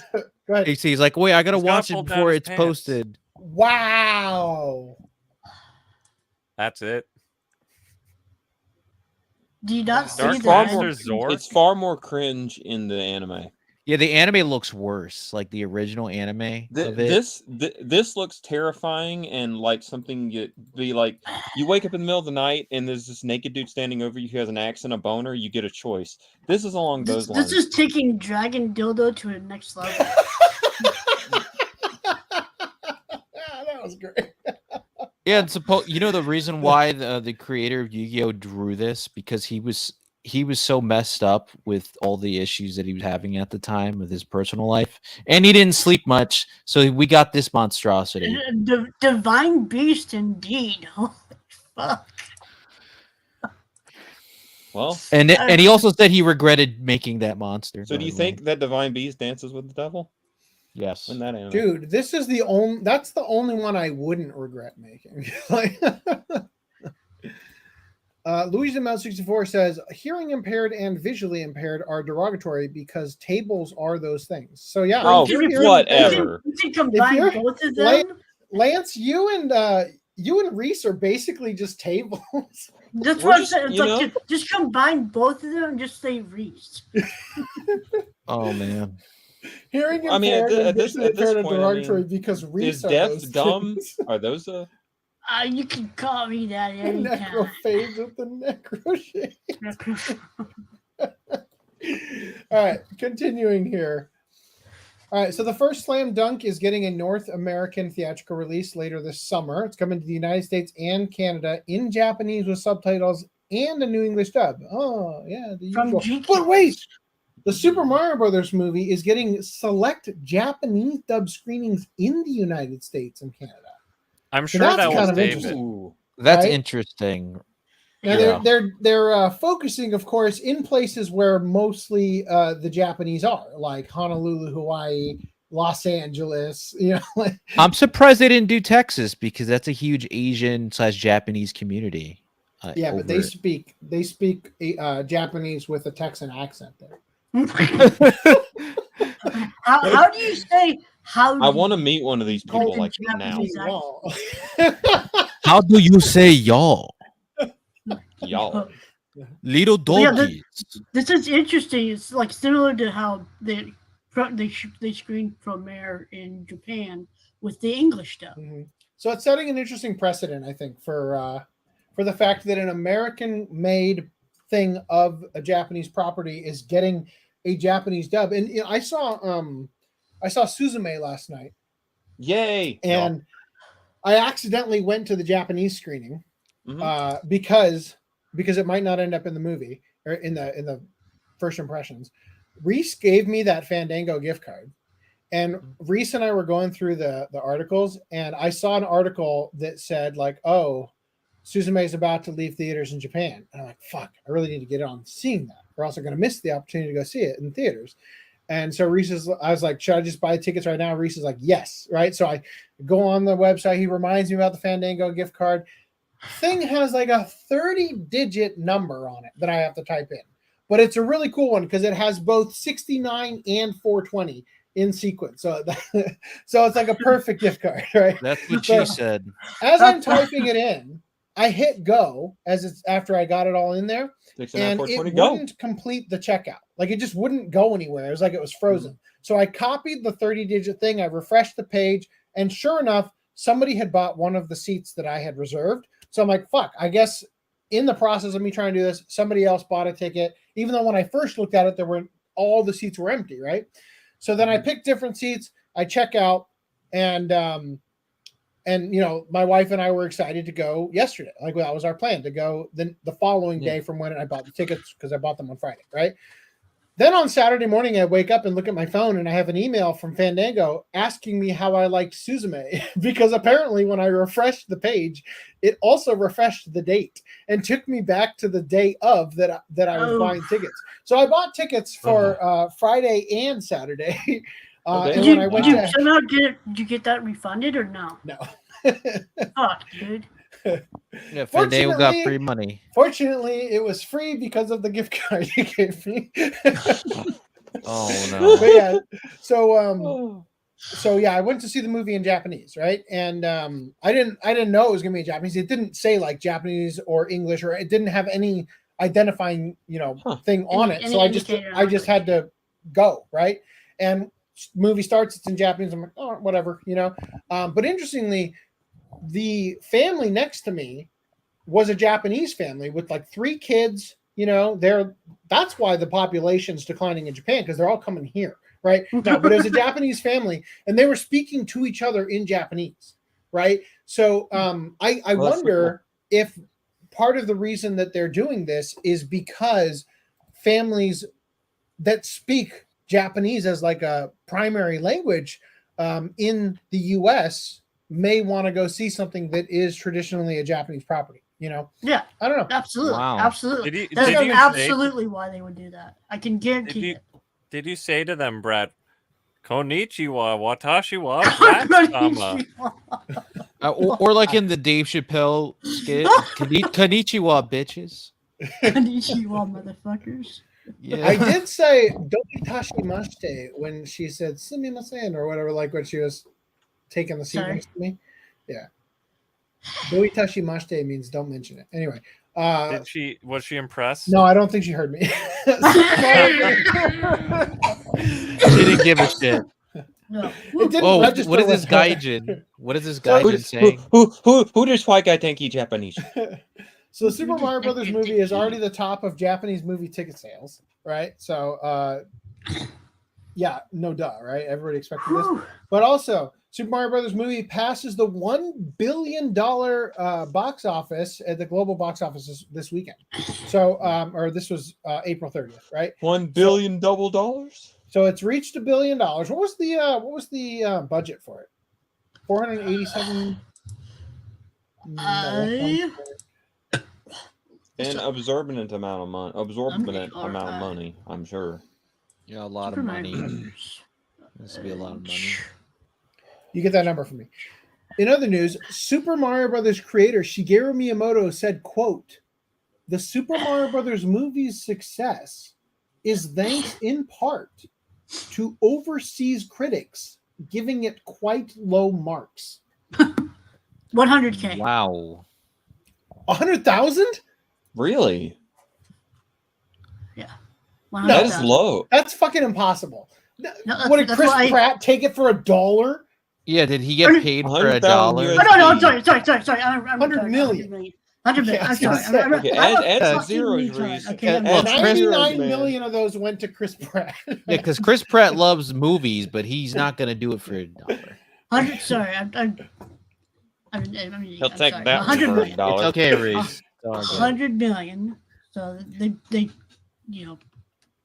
10 times the money. No, British Shrek. Hold on. There are British dubs of English cartoons. The only difference is the accent. Shrek 2 is redone. Oh no. Oh, that would be great. Mirage Leonardo says, what if Nintendo announced a Star Fox anime movie and it was Michael Cera as Slippy, John Cena as Falco, Kevin Hart as Peppy Hare, and Robert Pattinson as Fox? I am on board with every single one of those except for Robert Pattinson. No way, Robert Pattinson. No. You need, instead of way. Robert Pattinson, you need Taylor Lautner, the guy who played the werewolf from Twilight, to play Fox McCloud. No. You got the wrong Twilight guy. And Christopher Walken as Wolf. Podcast magic. All right, that's all I'm going to say. If only Myers played him in Austin Powers action. Stay out my swamp, baby. Miyamoto knows that the reviews of Western critics is a badge of honor, right? Okay, so let's see what they had to say here.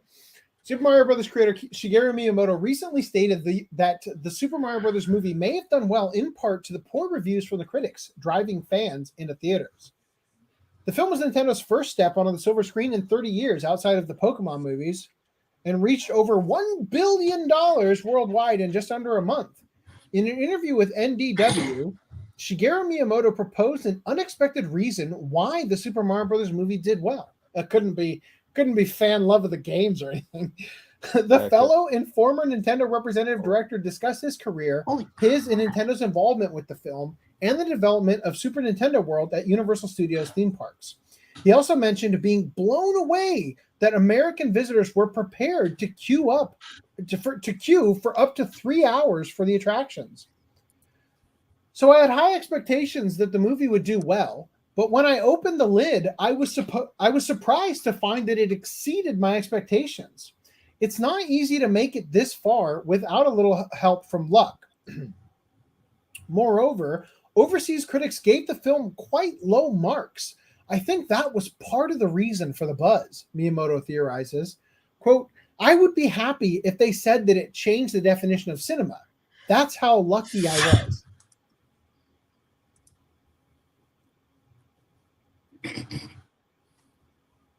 That's an oddly specific thing to hypothetically say, right? Earlier in the interview, he also discussed resisting the temptation to ask for too many requests on smaller details, and he praised Illumination for how well they realized the characters and world. Well, then your opinion also sucks. You mean it translates to we want you to do it our way or we're going to go to another studio. Right. That's it. That's basically what he said. At the time of writing, the Super Mario Brothers movie has a 59% on the tomato meter from 254 critic reviews aggregated on Fresh Tomatoes. The average score from critics is 5.7 out of 10. There are 150 fresh scores and 104 rotten ones. The top critics gave it an even worse score of 42%, with an average rating of 4.9 out of 10. The verified audience score currently sits at 96%, with users rating the film 4.7 out of 5, suggesting a disconnect between what the critics and the audiences wanted out of the film. Well, I have to disagree with the professional critics here because I think they ranked the movie too high. This movie sucked ass. A number of individuals agreed with Miyamoto's theory that critics panning the film actually drove moviegoers to the theaters. Base take from Shigeru Miyamoto, said Goddess Maxwell. Hey, Juno Maxwell. Quote, he's right that the critics trashing Super Mario Brothers movie made people want to see it more. No one trusts professional critics anymore, whether it's shilling for Disney or downplaying games/movies for not being political.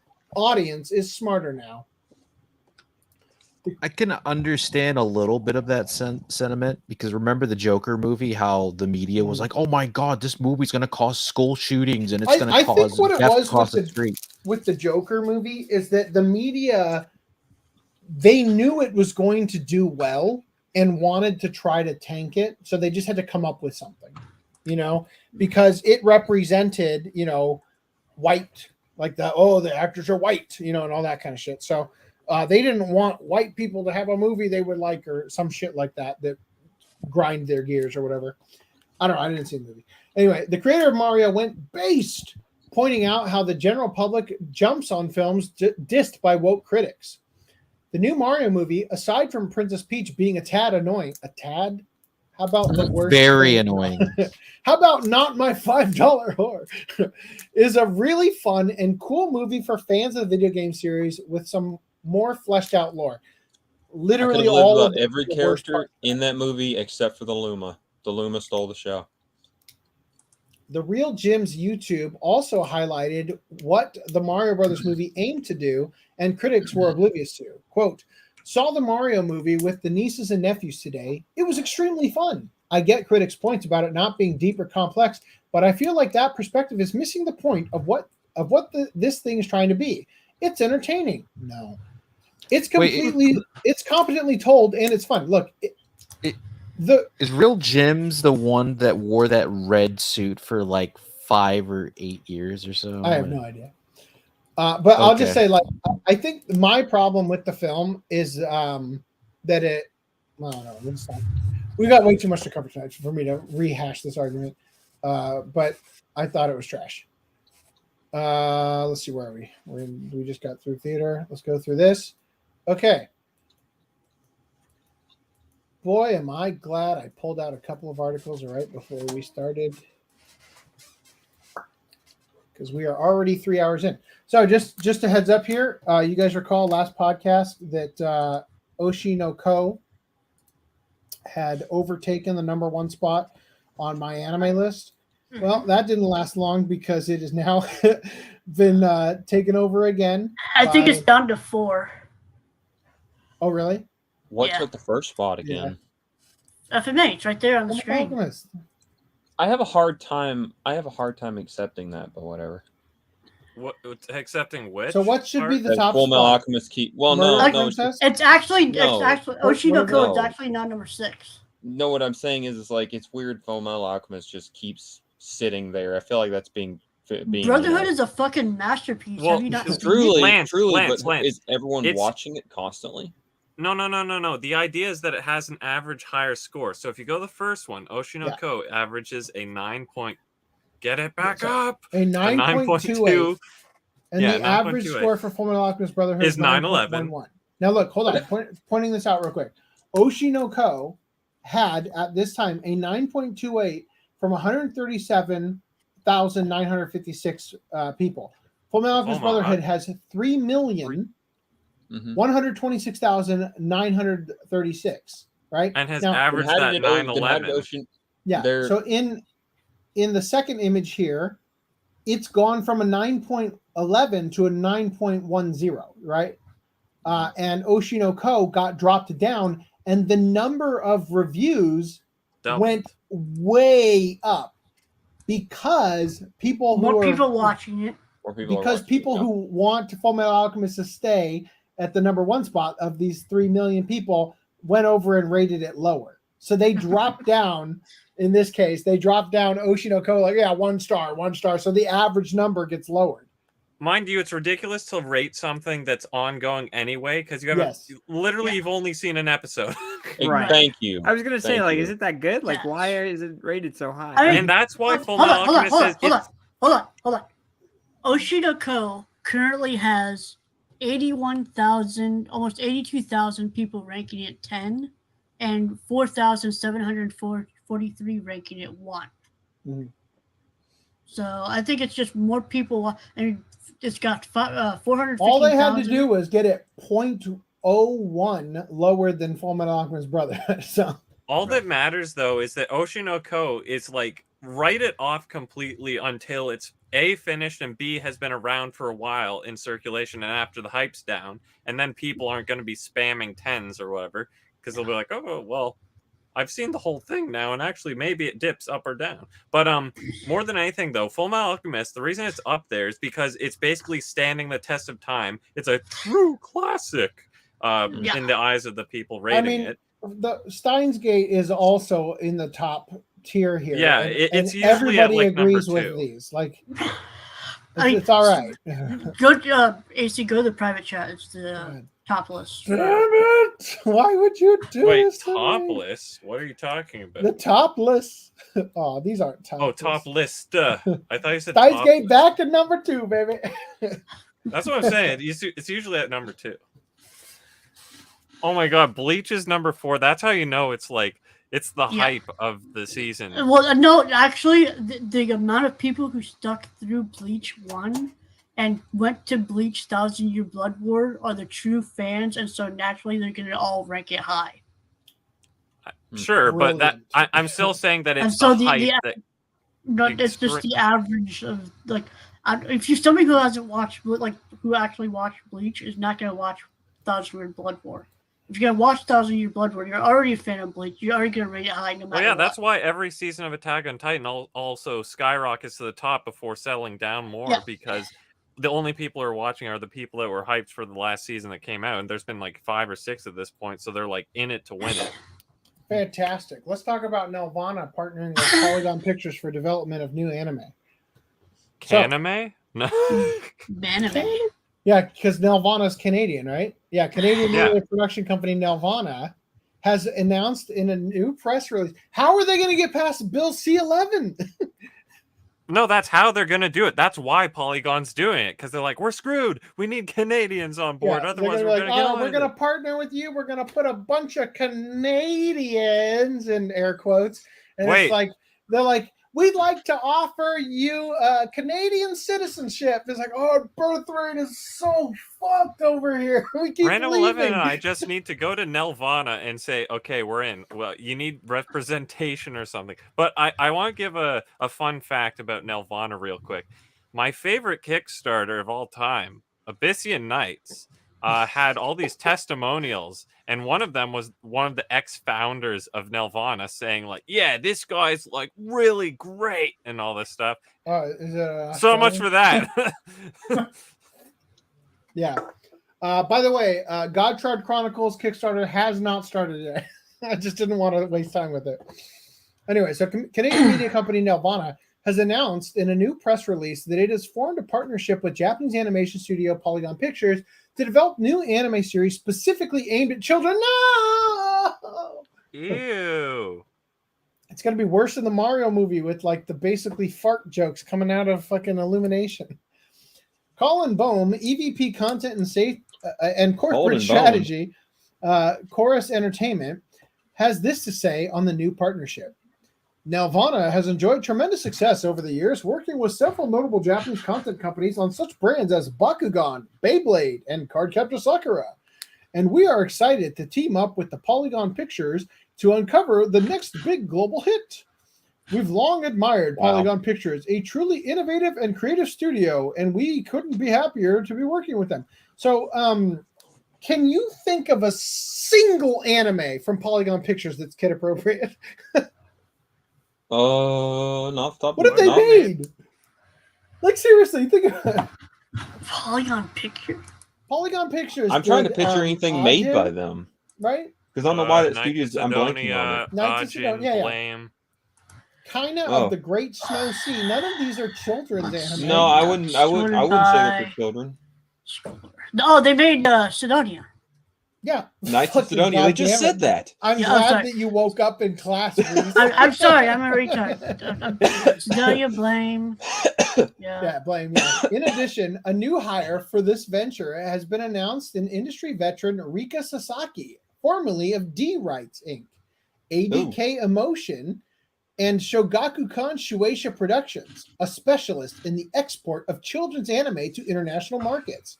More information on the first title developed under the new partnership will be revealed in the future. One of the most recent works from Polygon Pictures, Kaina of the Great Snow Sea, is currently available to stream on Crunchyroll. It's a great thing I bothered to read that. All right, any thoughts?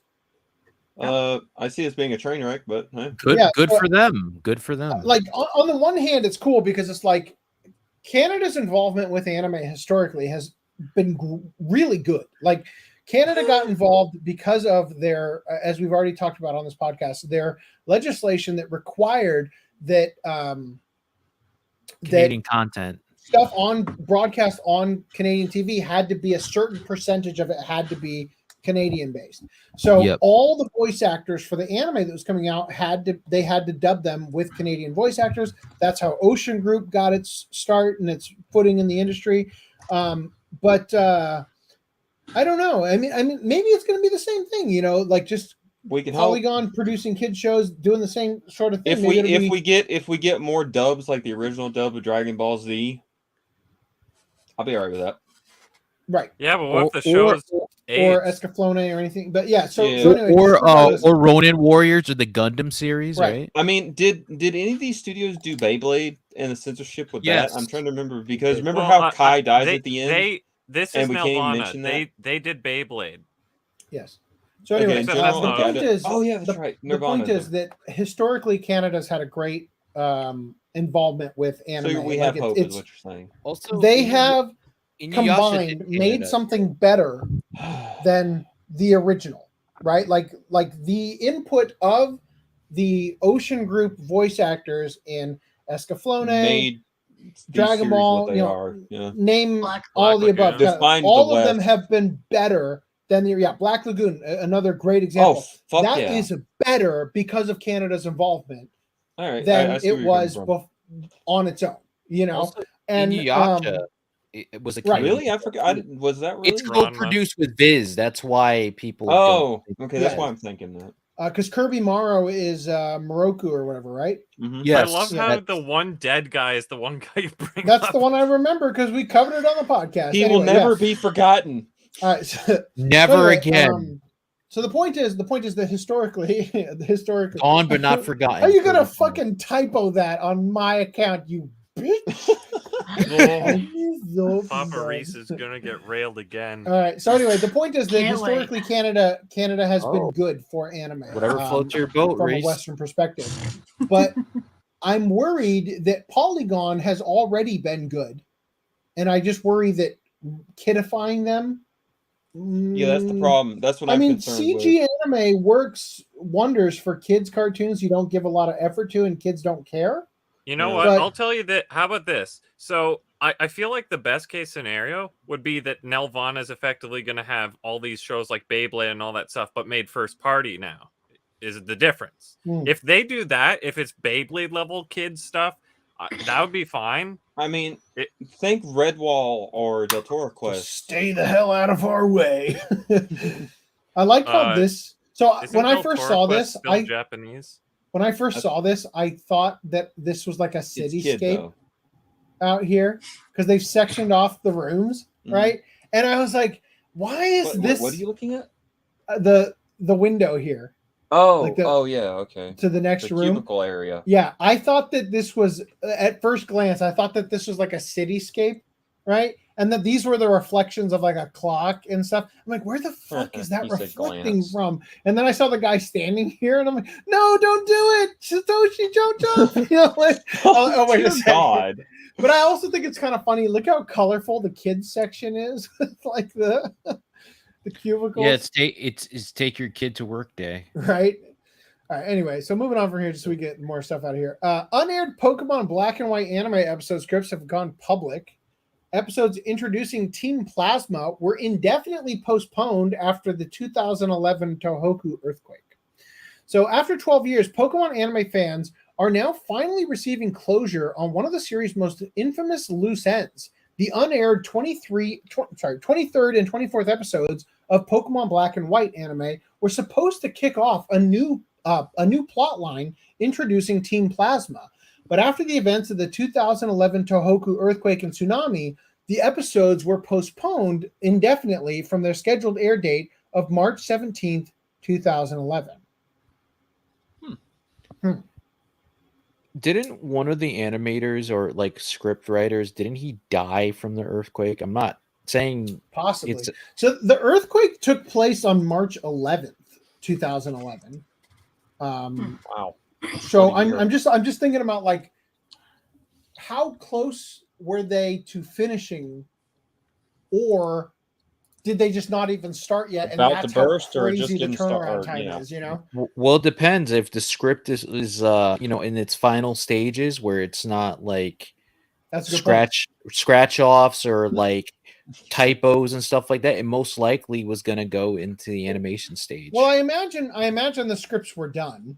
Yeah. Right. And that the anime, I'm just curious how far the actual animation process, because that's the time consuming part. Right? It would be cool if the animation was actually done, but it's in black and white, and fans can complete basically do the voiceover. It just need the script, and that's it. That'd be cool. I mean, is that footage of it right there? I think this is probably like the advertisement for the episode. Yeah. that Oh, just it was aired. the preview of like next time on Pokemon episode. Yeah, blah, so they blah, must blah, have blah. already done at least a good portion of it. So it says here, oh shit, fucker, god damn it. I guess I have. Well, to open the drive link. I literally added this to the doc right before we went live. Oh shit! Son. You should archive this just in case they delete it or something. You could just download it too. That too. How the fuck do I download it easily? Because speaking of archive, at the top did you hear where that? it says Team Rocket versus Team blah, blah, blah. Speaking of Yeah. archive, AC, did you? It's kind of like a little bit off topic, but did you hear that there's like a copyright dispute with Wayback Machine / archiveyourown.com? Is that Really? true? Yeah, like I heard that recently. Well, there could be because people can upload stuff onto it. Anything down there, Like music or books or like Yeah. whatever, for to preserve it. But there are certain people who hold it that are like the family members of deceased people or corporations. They're like, nope, you can't do that. I could literally, rip one of my Blu-rays and throw it up on there. It's like, it's not just stuff like that. It's just, anything that could get flagged with DMCA takedowns on YouTube could also get flagged on there. So they say here, the history has been made today. Finally, after 12 years, the scripts for 2 lost episodes of the Pokemon anime, Team Rocket versus Team Plasma, Part 1 and 2, is finally available for everyone. Thanks to the great work of Bulba Gardens user Objection Man, Maku Atherton, and the generosity of the original script owner, who kindly provided pages for free, now we can all learn the secrets of this lost, never released Pokemon media. All the people who initially supported the project with donations received refunds. Whoa. Huge thank you to everyone who believed in it and supported it. It came closer to reality thanks to everyone's support and the noise that was made together. This contribution to the history of the Pokemon anime is truly invaluable. Retweet and spread or appreciate. Blah, blah, blah. Anyway, so yeah, they that's kind of cool. Like, let's keep reading this one there. Okay. So according to a Nintendo Russia employee, a member of the Bulbapedia fan community purchased the scripts from a person who owned copies. This person originally charged $4,000, an amount which the fan community managed to raise in donations, although the owner later provided the scripts for free. So you can go to the public Wow. internet, plus an English translation, has scans of every page posted in the translation. Bulbapedia also detailed plot summaries for both episodes. Hints about what was planned to happen have always existed through the Japanese version of the 22nd episode, which contains 90 seconds of preview footage from the 23rd episode. But the script goes into much more detail about the plot. Notably, the documents revealed that the episodes would have featured scenes of destruction set in a city. Well, that's why they canceled it. Yep. It might have rung too close to home after the 2011 earthquake. According to Bulbapedia, TV Tokyo announced in 2011 that the episodes would air eventually, but the broadcaster never updated or clarified this statement. The statement was removed in late 2018. In the anime itself, Team Plasma was eventually introduced again in the 112th episode in a rather different context. Rather than clashing against Team Rocket, the team is shown executing a sinister plan to brainwash Pokemon. In both continuities, the international police officer Looker re-encounters Ash and his friends and explains that he is on the trail of Team Plasma. Okay, what were you saying? So basically, we have 2 lost episodes like that are probably do exist because if they the 90-second preview, they're not going to just do 90 seconds of animation and do the rest later. Yeah, I mean, I don't know. Very interesting. Because remember another example. Remember the episode with Jiren, right? He was originally going to be the god of destruction for his universe, but they changed it to Torpo instead because Akira Toriyama was like, "No, I don't want that. I want you to change it now." And it was a 90-second preview, so we have an alternate episode of Super canceled because Akira Toriyama didn't want it. Woe is us. Oh no. I'm gonna lose so much sleep over that. Lost episode I don't want to Can't believe right? you ruined my night. Skipping anything that's about Precure. Old Man says if you haven't covered it, you might want to take a look at VLC 3.0.19 RTX Veterinary. It upscales standard resolution video to a much higher resolution in real time. Neat. It activates RTX video super resolution by default on NVIDIA RTX 30 and 40 series GPUs. Unfortunately, Apple hates NVIDIA RTX. Also, doesn't remember Ghost Stories had a canceled episode despite having a preview with the cut face woman. Remember that? Stories? Yeah, Ghost Stories. You know the show that was basically Scooby Doo that had a lot of like references done in the English dub. Is it because they didn't dub that episode for the English one, or is it because of another reason? No, they never dubbed it in English due to the fact that in Japan they only aired the 90-second promo. But because parents were complaining, no, don't air that episode about the woman with the mask that has the cut face that kills people. They had to change it to another episode. So that episode is not released. So it's probably somewhere in a warehouse too. Like it wasn't released in Japan either, right? No, it's never released. It's a lost episode. That's what I'm saying. Yeah. It was never released in Japan. Never. Lance, Never did once. you join with a different account did you come in from a different computer or something before? It says Lance has low storage space and Lance has not completed their upload, as if you're not sitting right there. Like what the fuck? It doesn't matter. Don't worry. It's not important. It's not important. We get Lance never gets to up his load. Yeah. Yeah, that's what she said. Horror Swarm in Feast of Amrita anime film poster. So again, this is the it's going to serve as a prequel to the 2018 film Aragni, I don't know how to pronounce it, Signs of Vermilion, which was the Kickstarter thing where it was done by one guy. He soloed the whole movie. Done by one guy. It's done by one guy, yeah. Anytime I solo, speaking of which, I know almost none of you guys came to the watch party we did for Freddy Got Fingered, and you did not miss out. But hey, I Reese did. and I were. I watched it. It was. I know fun. you're one of the few people who was there, and you had to experience that with the rest of us. I was having life issues. I'm sorry. Daddy, would you like some sausages? Daddy, would you like some sausages? Reese and I were talking about possibly doing a horror movie that none of us have seen, and I wasn't sure, like, if you guys had any suggestions for things we might want to check out. Maybe something you've always wanted to see. Fucking The Exorcist or what is it? The Exorcist is so fucking funny. Not The Exorcist. I'm trying to think of like. Oh shit! What is it? The Exorcist is the reason my mom thought Hannibal. that Blue Exorcist would be horrible. That I should not. I've never seen Silence of the Lambs. You guys want to do Silence of the Lambs? I've seen all of those, and I would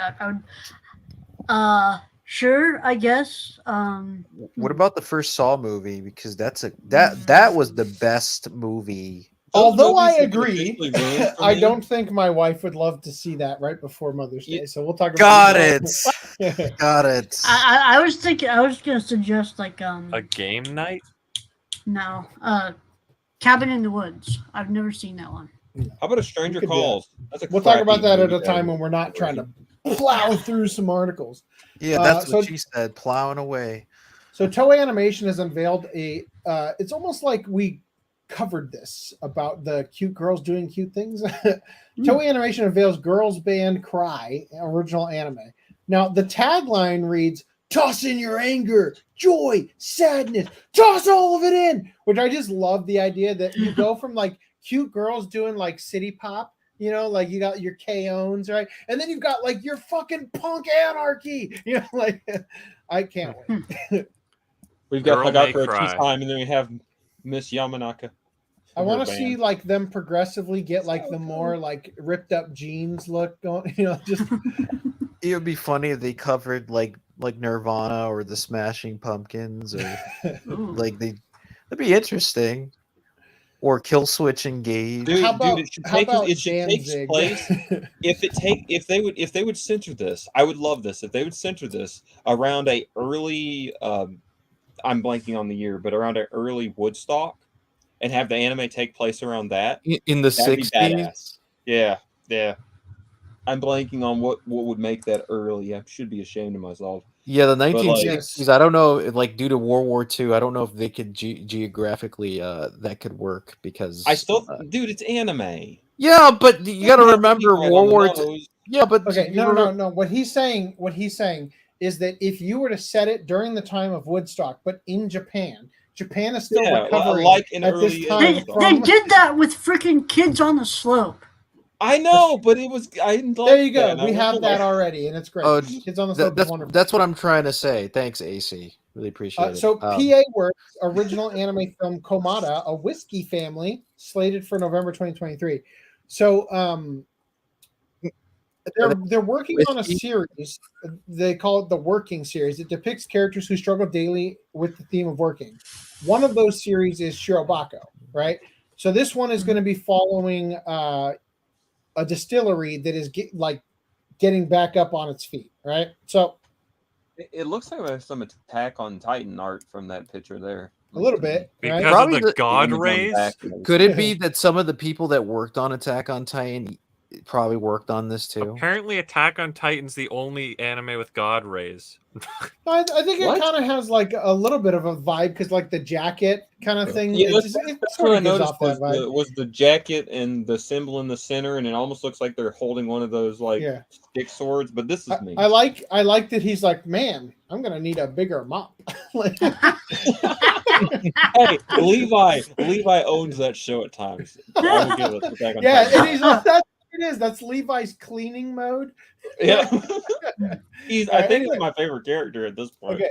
So Am I Actually the Strongest Isekai TV anime is premiering in July 2023. It's just super kawaii desu.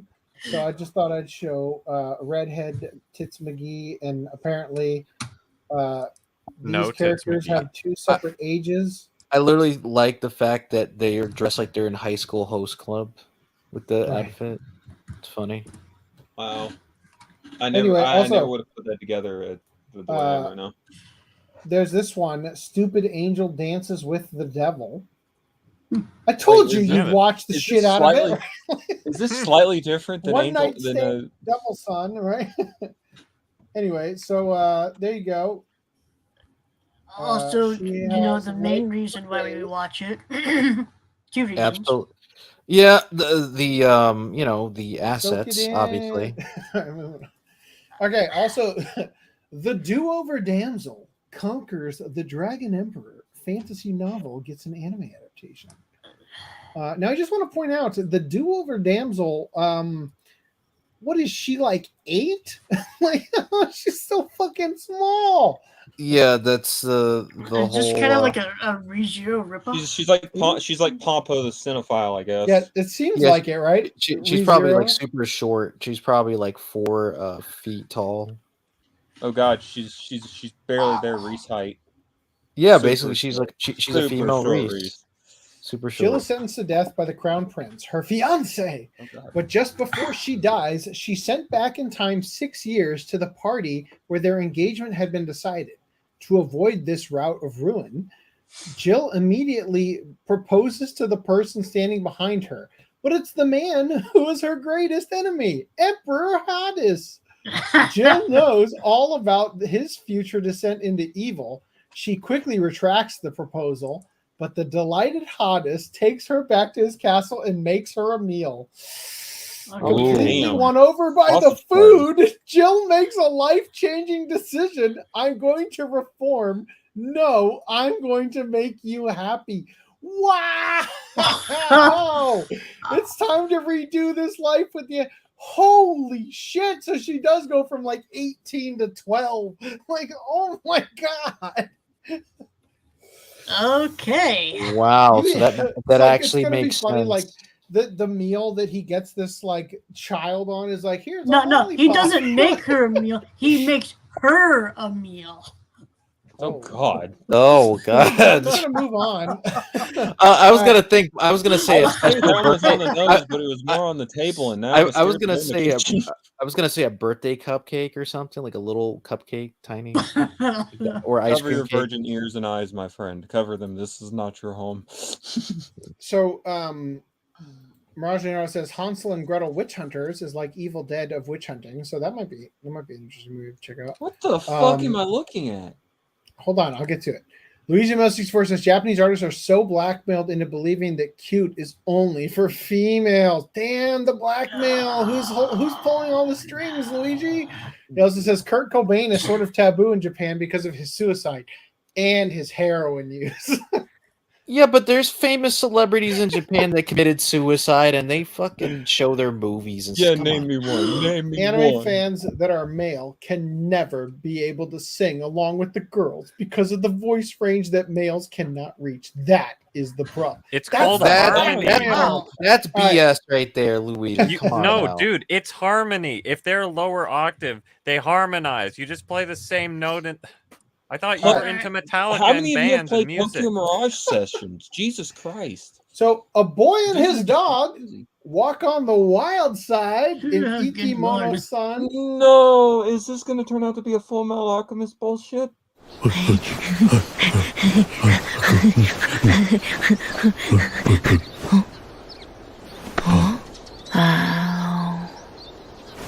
Yes.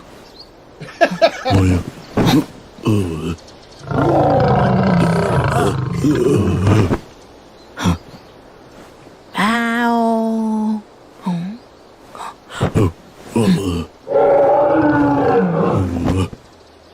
Ow.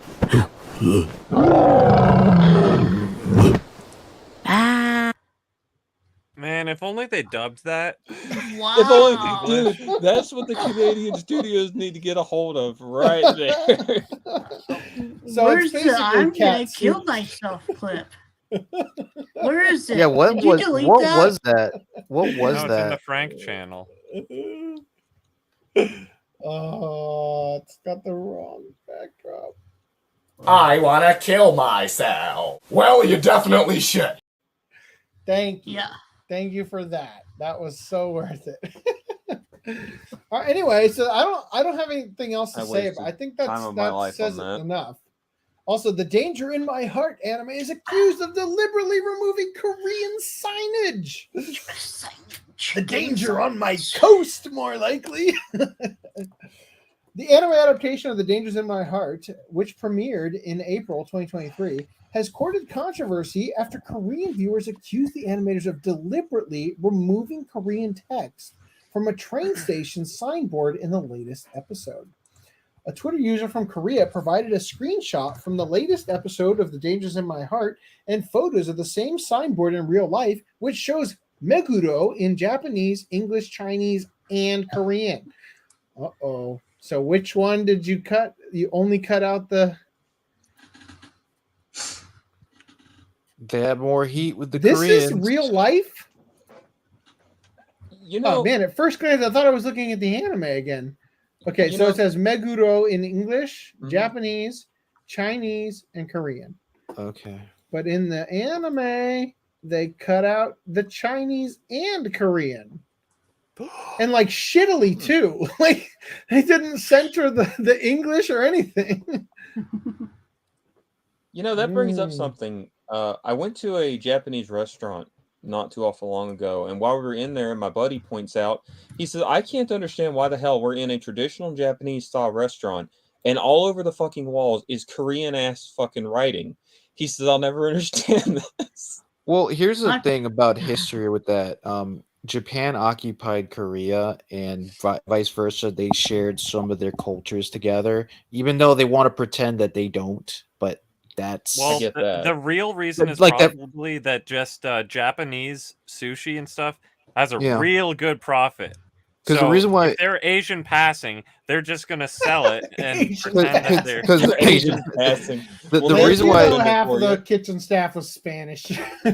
Yeah, Spanish passing. But you know why? Like, for example, the first Korean gangsters, right, were technically Japanese. Like at least the modern ones, they had the tattoos, like the Yakuza. All the waiters at this restaurant were like Japanese, Korean, you know. Kind of like very, very, very like it's gonna sound mildly racist, but I'm put the best way I can. Very, very Asian. But then like half the people like that we saw otherwise that were like cleaning, you know, just random crew, you know, were all big white dudes or big black dudes. And my buddy's like, you know, this is the craziest thing. We're in a Japanese restaurant with Korean, and the staff is like every color of the rainbow.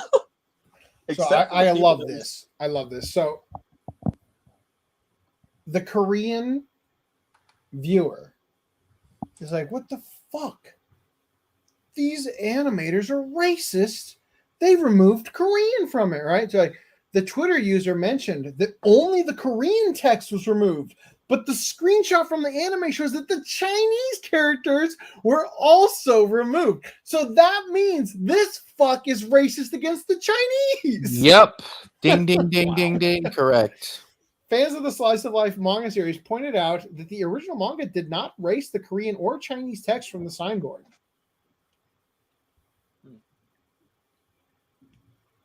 Oh. Did I erase them? The danger in my chest. Oh. All right, anyway. Stranger That's danger. it. I guess that's the end. All right, moving on. All right, so Reese, give me the 2-minute version of this.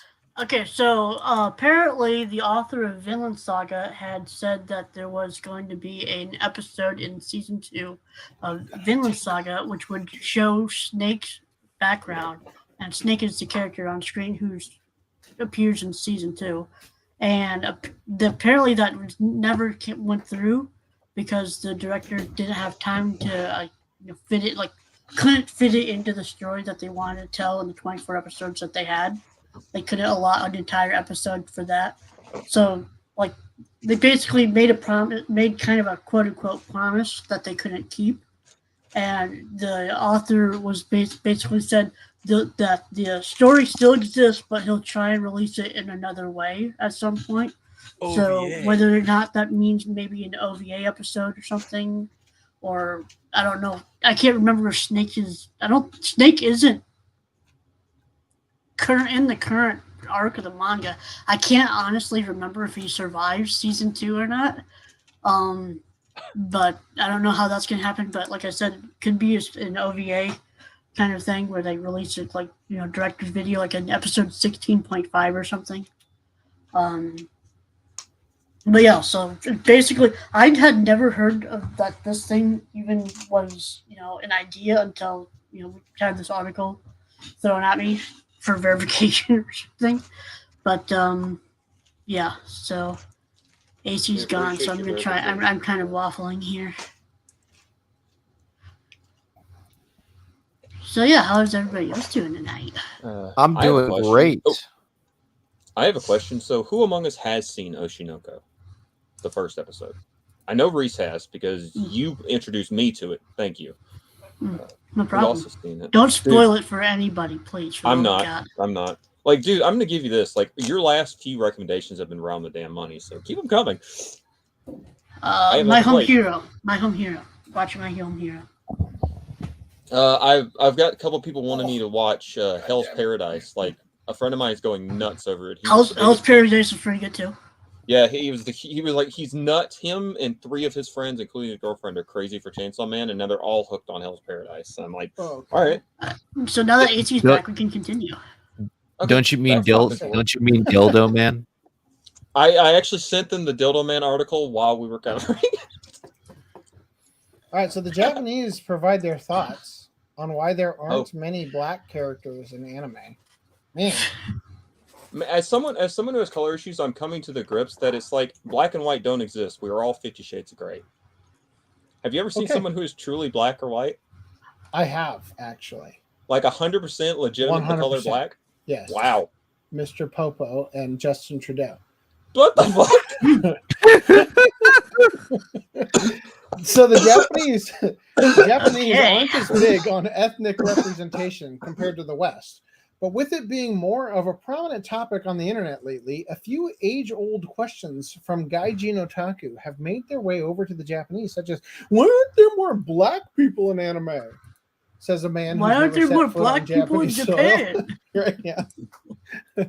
Japanese internet denizens sharing their thoughts on why there's a lack of black characters in anime. Quote, because there aren't that many black people in Japan.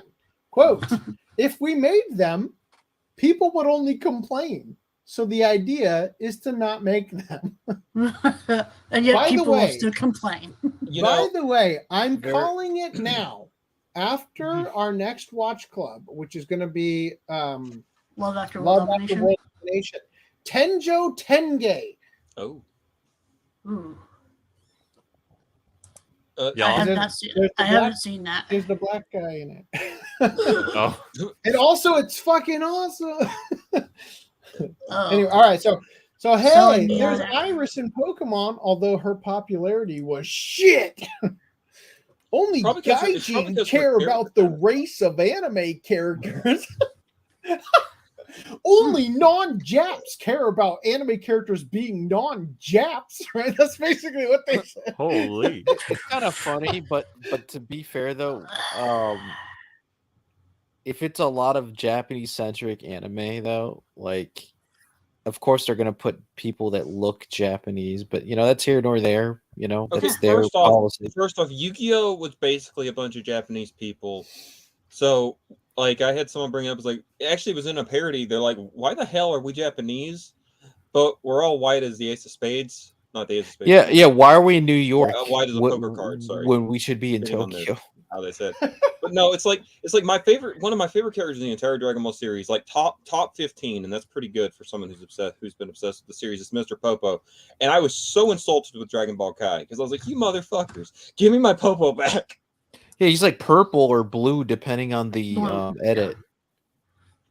I'm like that was actual racism because they got rid of my Popo.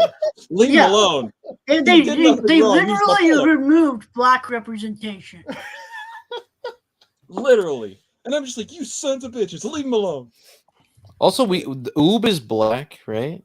Oob is Asian, like really, really, really, really, really Asian. He's from an Indian tribe or something. I always thought he was racially ambiguous. Like he could be Cambodian or he could be Indian or whatever. Like he has that dark complexion. He couldn't be Indian because Nam or whatever his name was from the World Martial Arts Tournament was clearly Indian. Oh yeah, thanks AC. I think he's from a village like his though. Like Goku takes him home to. And then there was also the Native American Indian in Dragon Ball.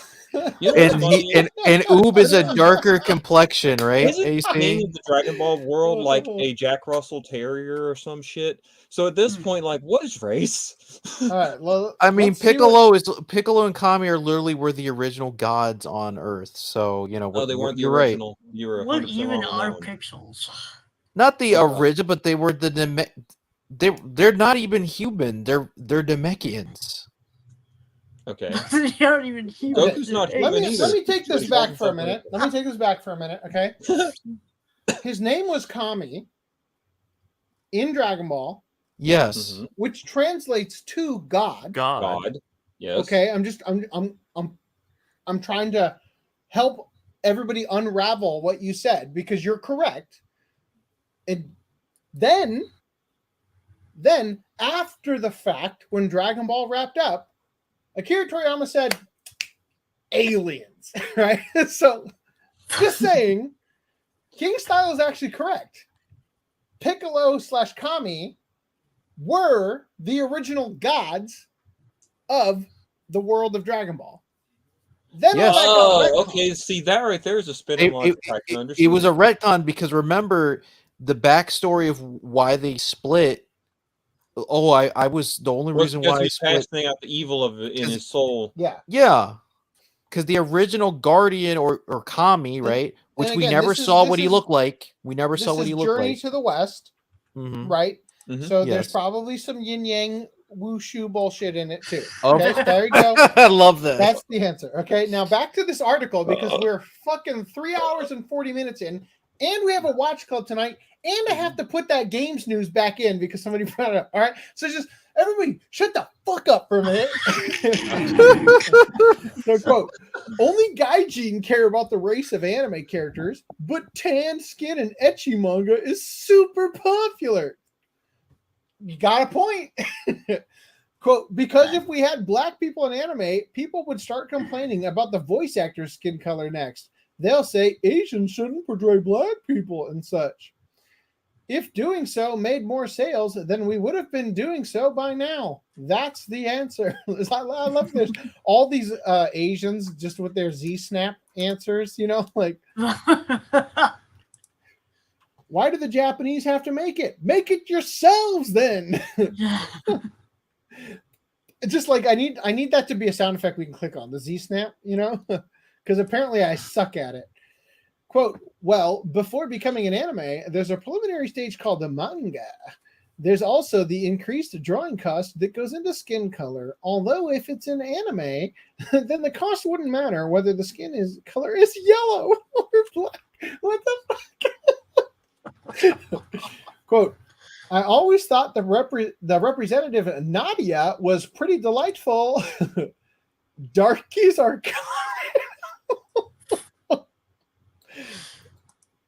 okay.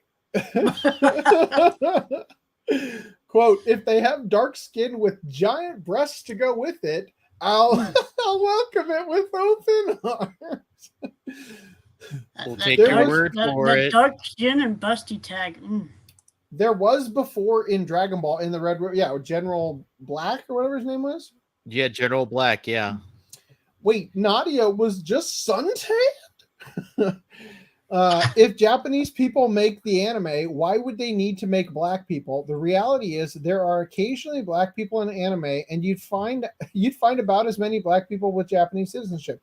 Yeah, so I think the bottom line is that minorities in the West have gotten used to culture in the West bending over backwards to cater to them to the point where now they look at overseas stuff that they have no business feeling entitled to and thinking, wait a minute, where's my representation? Why am I not featured in this Kung Fu Ninja anime? You know, like I mean, like they shouldn't complain because Killer B is black, you know, A is black in Naruto, right? The Cloud Ninja, right? Sure. Abdullah. The right? Super Abdullah. Ally, Super Ally Blackluster. How come? And technically, Yami in the flashback when he was Pharaoh, you could technically say he was black. Super Ally Blackluster is an Asian man I who know. is tanned. You know, I know. I'm honestly impressed that no one's gone off on the Yu-Gi-Oh community, considering that the Dark Magician was originally the Black Magician.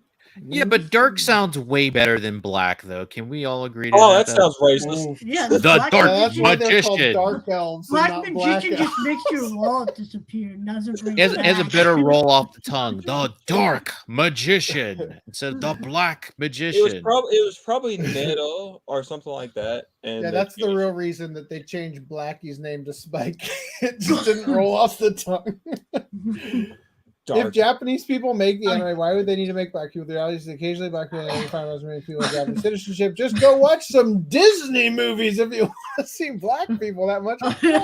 All the irony in that. No, they got one of the cooler cards. You also Red Eye Black Dragon. Come Oh on. my god. There are some anime with black people and some anime without. It's just the diversity of the works. Yeah. I mean, and I just want to point out, is there a single time that they had a black person in an anime and it wasn't like one of the coolest characters like Dutch in Black Lagoon? Oh, Dutch is a Right? badass. I'm Yeah, just he's saying, badass. I mean, like, the Attack on representation Titans. that the African American, especially community, gets in anime is usually like god tier level.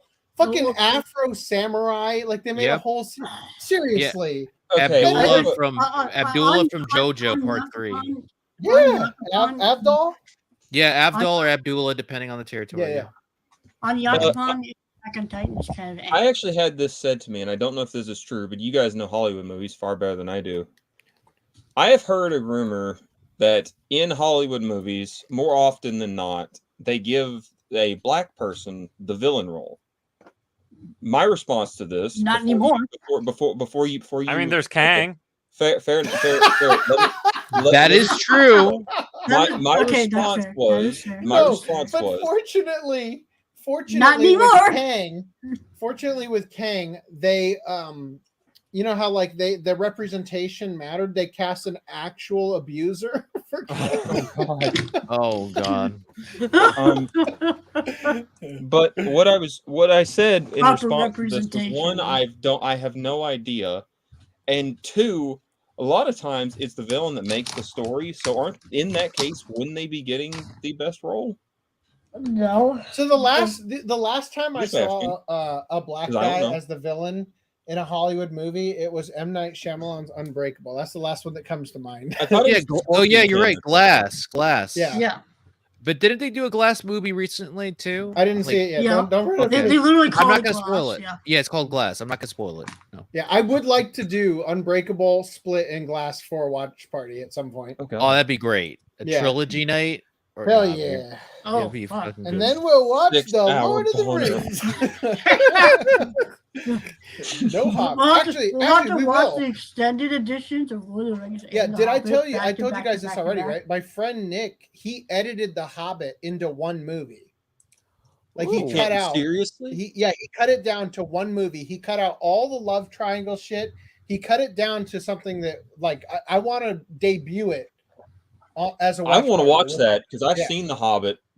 Yeah. Like well, You know- I think you know, who here at has least. not seen The Hobbit? You know, it'd be a cool edit. Me. You know the Lord of the Rings, right? You know the Wow. Baggins, the original actor who played him. The beginning Ed part. Holm? Yeah, like you remember Ian in Holm. yeah, Ian Ed Holm in the first From in the Office, what? Holm. Ian Holm. in yeah. the first Lord of the Rings movie, right? Remember he Mhm. was like the elder, and he's kind of doing like a mini narration in the beginning of the movie, sort of. I'm the oldest. I'm Bobo Baggins. Blah blah blah. Dildo Baggins. So Lord of the Rings More porn like parody dildo watch party. Yeah, yeah. Dildo gadgets. Neuro machine. I know it more commonly as dildo bundle of stick skins.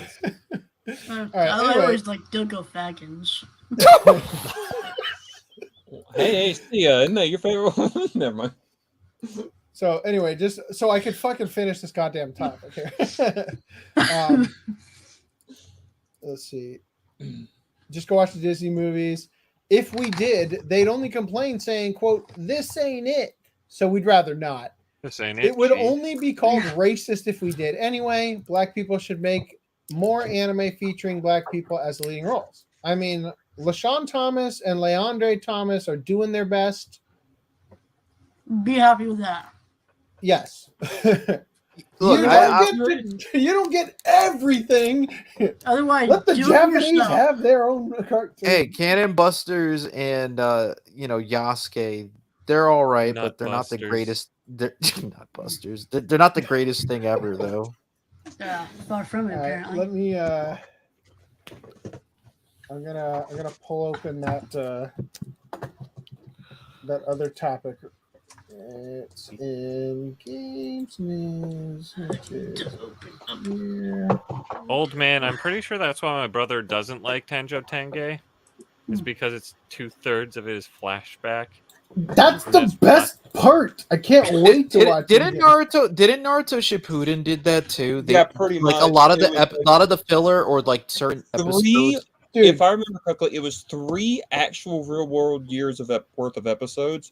Was all goddamn filler. When I watched Tenjo Tenge for the first time, I watched a bootleg box set of it in Japanese, and I was so enthralled that there will be times when they come out of flashback, you're like, holy fuck, I forgot they were fighting in a bowling alley because an entire different show occurred for 10 episodes, right? Yeah, fucking awesome. That's what they do in Bleach, and it drives me nuts. Well, with Tenjo Tenge, it's like flashbackception, though. Yeah, like literally, I'm really the main real reason I want to rewatch it is because I'm convinced there is a flashback arc inside of another flashback arc, and I just need to watch it again to confirm. So that's Inception like right you there. Might be right, but I'm not sure. It's been a damn minute since I watched it. So Viz Media makes corrections to the latest Jujutsu Kaisen chapter after fans discover original localization ruined a hype moment. So without going into too much detail here, they translated a specific line that previously in the series, there's like a flashback or whatever where a question gets asked and the answer is, nah, I'd win. And it was translated, it's the exact same phrasing in Japanese, but Viz just translated it to no. No. So fans took to Twitter and complained about it. And in a shocking turn of events, it seems the series localization team actually listened to fans' feedback, as a few days later, Gojo's dialogue was revised to be more in line with the mangaka Gege Okumata. Is that his real name? Gege Akutami. Yeah, I was gonna say I corrected it in my head, and then I was really like, that's not what that says. AKU, not okay. Yeah, is it Okutami? Akutami. It is, right? Akutami. Akutami. Or did I say Oku? I'm sorry.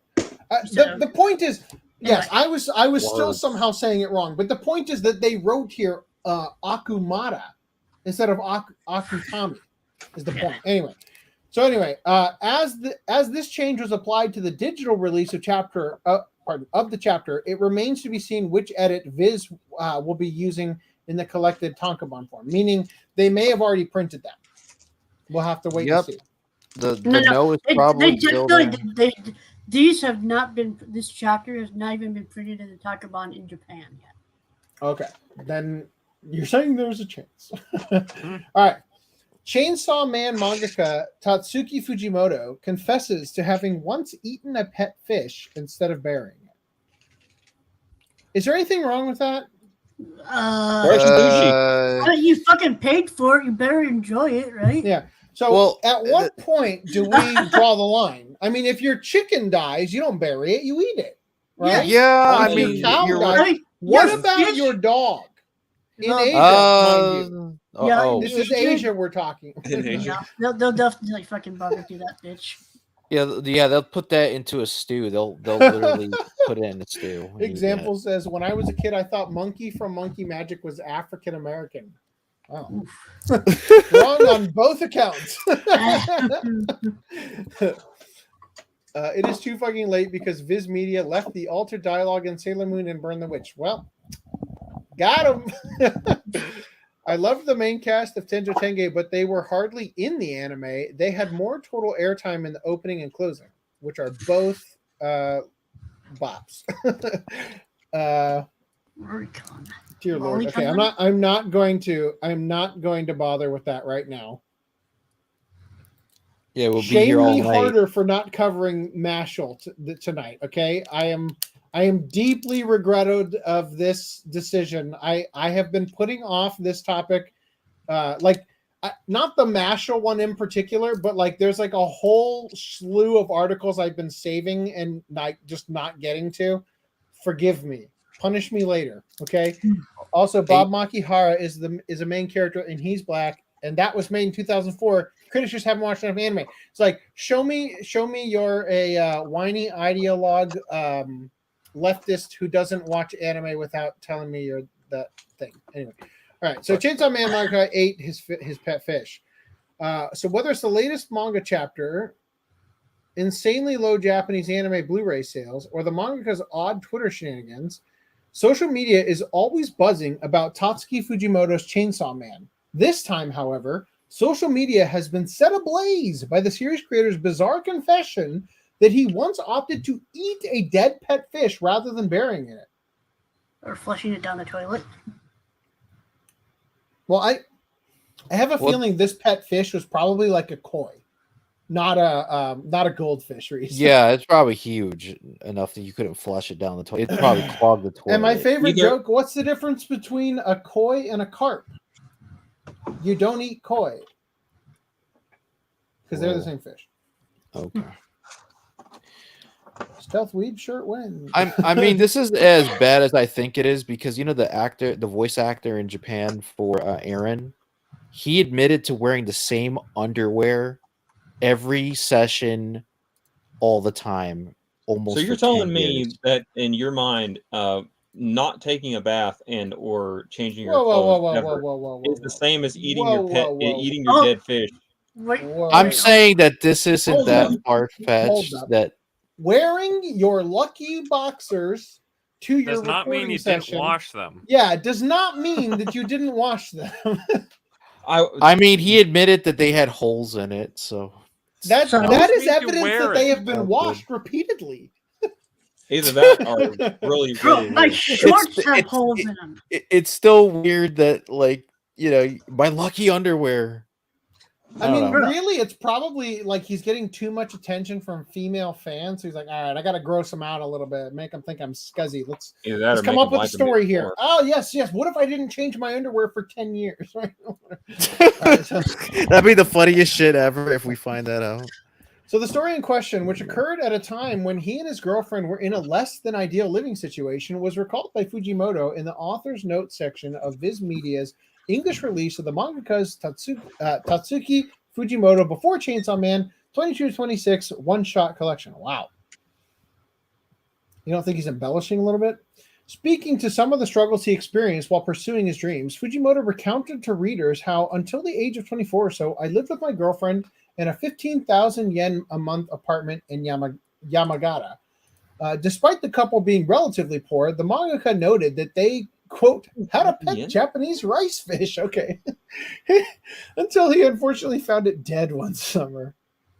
In the rice fields. Dude, he lived as he died.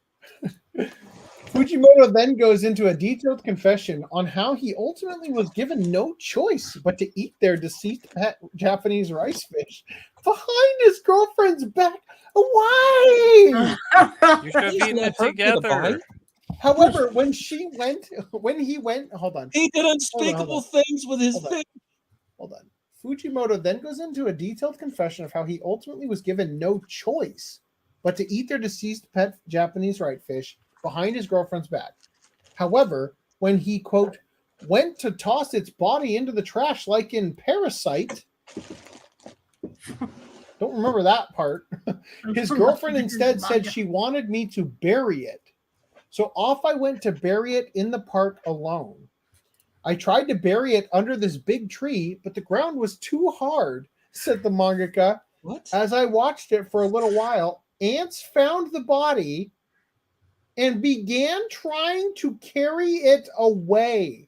How small was this fish? Wait, I'm sorry. This is an extremely strange So he picked it up off the ground, wiped the ants off of it, and just swallowed it. What a fucking panel! Wow. United States, 124 seconds. Deaths, 548,012. Canada, 7 seconds. Deaths, 8. What is happening? The gun devils attack? Oh my god. All right. According to him, what, like, seriously, you tell me about the fish getting carried away, and you're like, China, 37 seconds, 316,000 deaths. Like, Mexico, 2 seconds, It's 6,000 China's fault. deaths. Fucking ants. Comes from China. According to China. him, it was at. Sorry, go ahead. I said China, like Donald Trump or Donnie Trump, China. you know? China. China. It rhymes with vagina, okay? China ants. According to him, it was at that moment that he decided to skip the burial and instead consume the fish. Quote, I'm not sure what came over me, admitted Fujimoto, but in that moment, Hunger. love for that pet fish welled within me for the first time. I Oh, God. pushed the ants away and then ate it. Right there, raw, like sushi? I think I know what came over him. Hunger. Oh, God.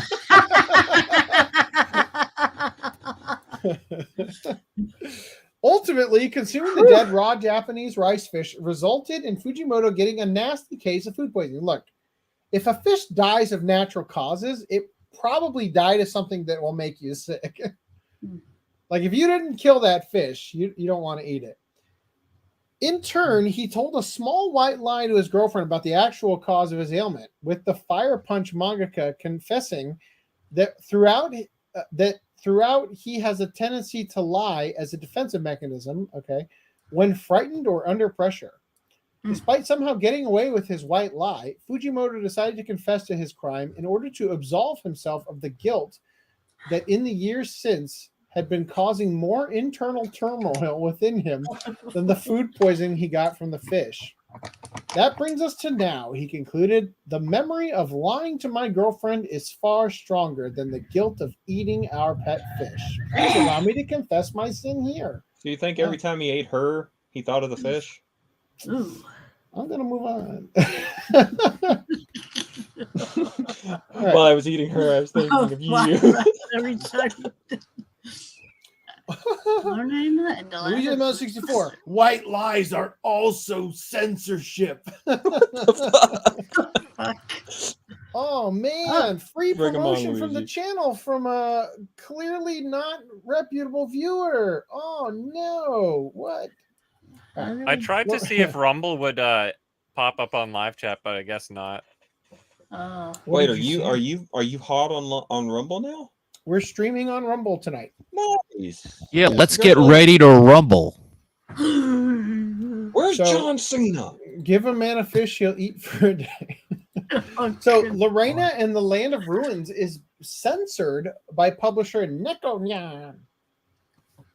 So Nekonyan, the publisher behind the Western release of Lorena and the Land of Ruins, announced on its blog that the third-person shooter is being censored by the company with the removal of adult content.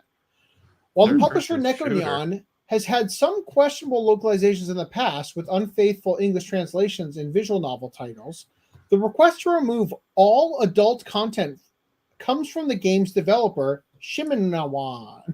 They got rid of the actual gameplay. It's no longer a third-person Coom shooter. It's just nothing. It's just third person.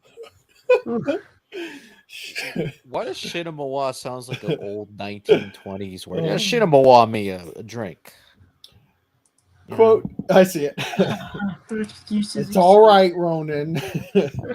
Quote, due to concerns from the developers regarding the content of the 18-plus version, they have requested that we not release the 18-plus standalone version or an 18-plus patch for the Steam version in any form, be it official or unofficial.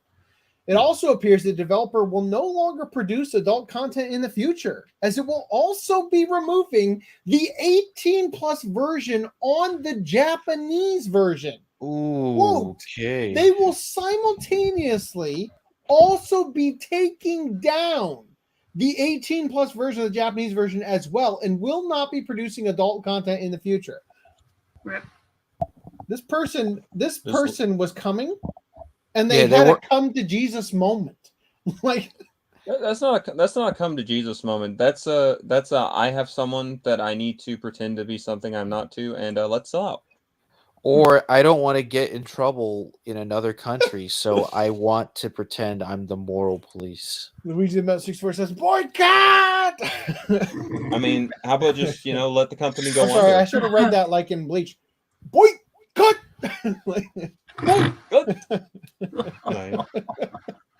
I got to remember to do that from now on. I like that. Nekonyan stated that since it wishes to abide by the wishes of the creators, the publisher will only release an all-ages version or censored version of Lorena and the Land of Ruin. What if the title was called like Lorena and the Land of Horrors? It will only be The publisher also mentioned that the adult content, quote, made up a very small portion of the game and that the gameplay aspects will not be affected as a result of the censorship. Not according to Footnum.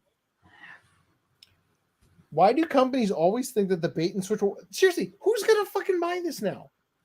Let me tell you about this great product. And then it's like right before you buy, oh, and by the way, I'm taking out all the features. Like...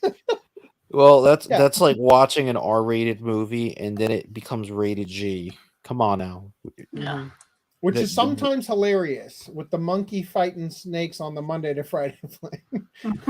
Well, some people say that Half Baked, the Dave Chappelle movie, was technically like basically a rated PG or G movie, but just with weed in it. I mean, I say the moment there's like hard drugs and shit, like it's no longer PG. Yeah, but it has the Disney music, the whimsical like they're floating in the air. Did they take out the what's his name? The dad from Full House. What's his name? Bob Saget. Bob Saget. Bob Saget's line about sucking dick for coke. I mean, if that's all, I think you missed what he said. King Style said that was basically a kids movie that they turned into an R-rated movie. Is that what you were trying to say? No, I was saying like based on what I didn't get Dave Chappelle said, they altered it in a way like the scene where Dave gets so like lit. I have not seen this film. When he's flying, like we gotta watch that. That's a movie. We gotta watch Half Baked for movie night. Isn't there an Eddie Griffin movie that has like a Cousin Skeeter character in it? I think so, but I don't think this has anything to do with Eddie Griffin. But all of a sudden I want to see an R-rated version of Cousin Skeeter. Then we should make it as a project. All right. We gotta add Black Dynamite and Undercover Brother to the Watch Club list. Yes, I think it's already in the Watch Party list. Also, Scary Movie should be a movie that should be on the watch list. No, I've never. No, the first two were good. The first two were good. Wait, come on. I'm trying to remember. We'll talk about that another time. Let's talk about Final Fantasy 16 being banned in Saudi Arabia. Too bad. So Final Fantasy 16 is scheduled to release worldwide this June, but one country that won't get the game because it just banned it is Saudi Arabia, as its public authority for audiovisual media, which is responsible for age ratings, has announced that it will not be releasing in the country due to Square Enix, quote, unwillingness to make the necessary changes. For fans of Final Fantasy 16, we would like to clarify that it will not be released in the kingdom. Due to the publisher's unwillingness to make the necessary modifications. The general supervisor of the board, Hatan Tawili, tweeted earlier this week, is tweeting haram, that one of the biggest and most important games of the year was on its way to getting banned due to the company's complete refusal to modify the content to have hijab. To suit the region. Yeah, to have hijab. While the game and company weren't specified, it is now apparent that he was talking about Final Fantasy 16 and Square Enix. While Saudi Arabia's public authority for media hasn't specified what Square Enix refused to change, there are several possibilities, considering that the Western regulatory organization ESRB rated the game mature 17+, due to strong language and sexual depictions. Also partial nudity. They left that part out. Final Fantasy 16 is going to be to his way to the PS5 object. Okay, so I just wanted to read this and point out if Saudi Arabia had the level of population as the United States, all Final Fantasy characters would be in hijab. Just saying. Like, the only reason that what Saudi Arabia wants isn't given to them, but what the US wants is because of the size, right? So we gotta keep marching in the opposite direction of ruining media and just keep on. You mean woke pussy bullshit? Woke pussy bullshit. Yep, couldn't have said it better myself. Are we doing good dirt for watch party? Yoko Tara Gacha 404 game reset lives up to its name with a server rollback. So I thought this was pretty funny how like this game had to get reset. It says Sega's new smartphone title, 404 game reset, a Yoko Taro gacha game featuring anthropomorphized video games, has been off to a rocky start, but has lived up to its name in a different sense. After suffering a game-breaking bug that required a server rollback from the devs, players began noticing the bug when an event was supposed to give double the rewards, but instead of multiplying the number, it squared the number. So, for example, a dungeon that was supposed to give 20,480 times 2 in rewards was giving 20,480 times 20,480 instead. That is the best glitch ever. The overflow was so bad that it caused players to see their currency and other numbers in the negatives. Oh, it rolled back because it didn't take long for Sega to notice the error in their error game, to call for emergency maintenance and an apology to all the players for the inconvenience. So is this new version of game called the Error Gay? Yes. Due to the bug's severity, Sega announced that it would need to perform a rollback to take the server data back to around 2 a.m. on May 5th. Oh, it's not that. What the fuck? When did this article come out? Oh, May 6th. Okay. That's barely a rollback at all. The timing is rather unfortunate for Sega, with the problem happening just in time to wrap up Golden Week. Anyway, I thought that was funny.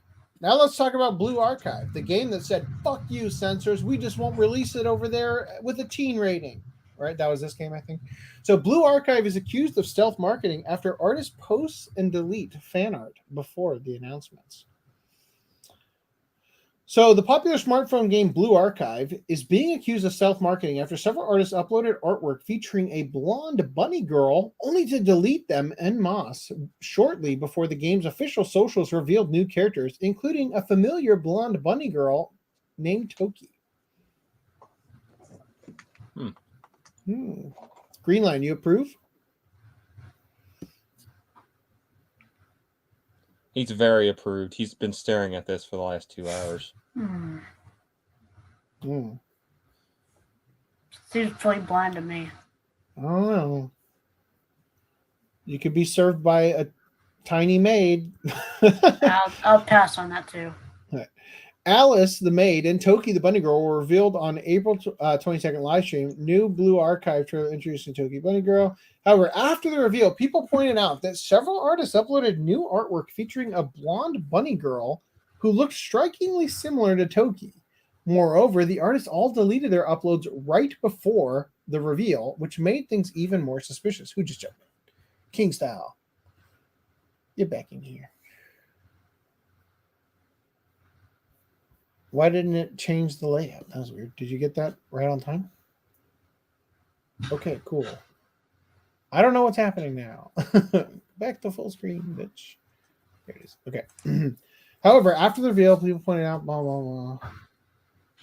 All right. So anyway, that's a thing. Okay. While Nexon and Yostar haven't said anything about the matter, it is assumed that several artists were commissioned to do art for the new character, but there was some sort of miscommunication that led them to post their work ahead of time. Since October 2022, Japan has started regulating stealth marketing, in which influencers and others are paid to promote products and services to their followers without disclosing a financial interest. While there isn't a legal provision that addresses stealth marketing, the Consumer Affairs Agency defines it as improper representation, which could result in companies getting warned, shamed, or more if found to be in breach. All right. Who fucking cares? Now you know which artists are under the take. Anyway, in other news, the Lord of the Rings online character creator adds facial hair option for women. Quote, "We want to make as many people feel repulsive in the game as possible." That's what that says. Peoples? So Standing Stone Games add more diverse character creation options to the Lord of the Rings online, including women with beards. I bet you that was just a mod that they were like, yeah, we're diverse and inclusive. And I mean, it's like it just happens to be one thing that kind of fits in with the lore, I guess. You know, like it's kind of a happy accident, I suppose, in that regard for them and for the fans to be able to just kind of like, well, all right, I guess I'll live with it. You could just say Magic gave her a beard. Yeah. No, because or she's just a very tall dwarf woman. Yeah, she's part dwarf. Oh fuck! Now I can't see the comments. God damn it! Oh, I've really done a number this time, fellas. Hold on. There we go. There we go. Now I can see it. Okay, so the update 35.1 release notes discussed the events and changes coming with the game's 16th anniversary. You know what I just realized? Motherfucker. Why did nobody tell me I've had the wrong mic on this entire time? Because you sounded good. Now you sound bad. Yeah, now you sound terrible. Do I? You sound pretty good. Yeah, it was good earlier. Do I seriously sound awful now? Yes. Fuck. You like sound more like you're in a hole than you did a minute ago.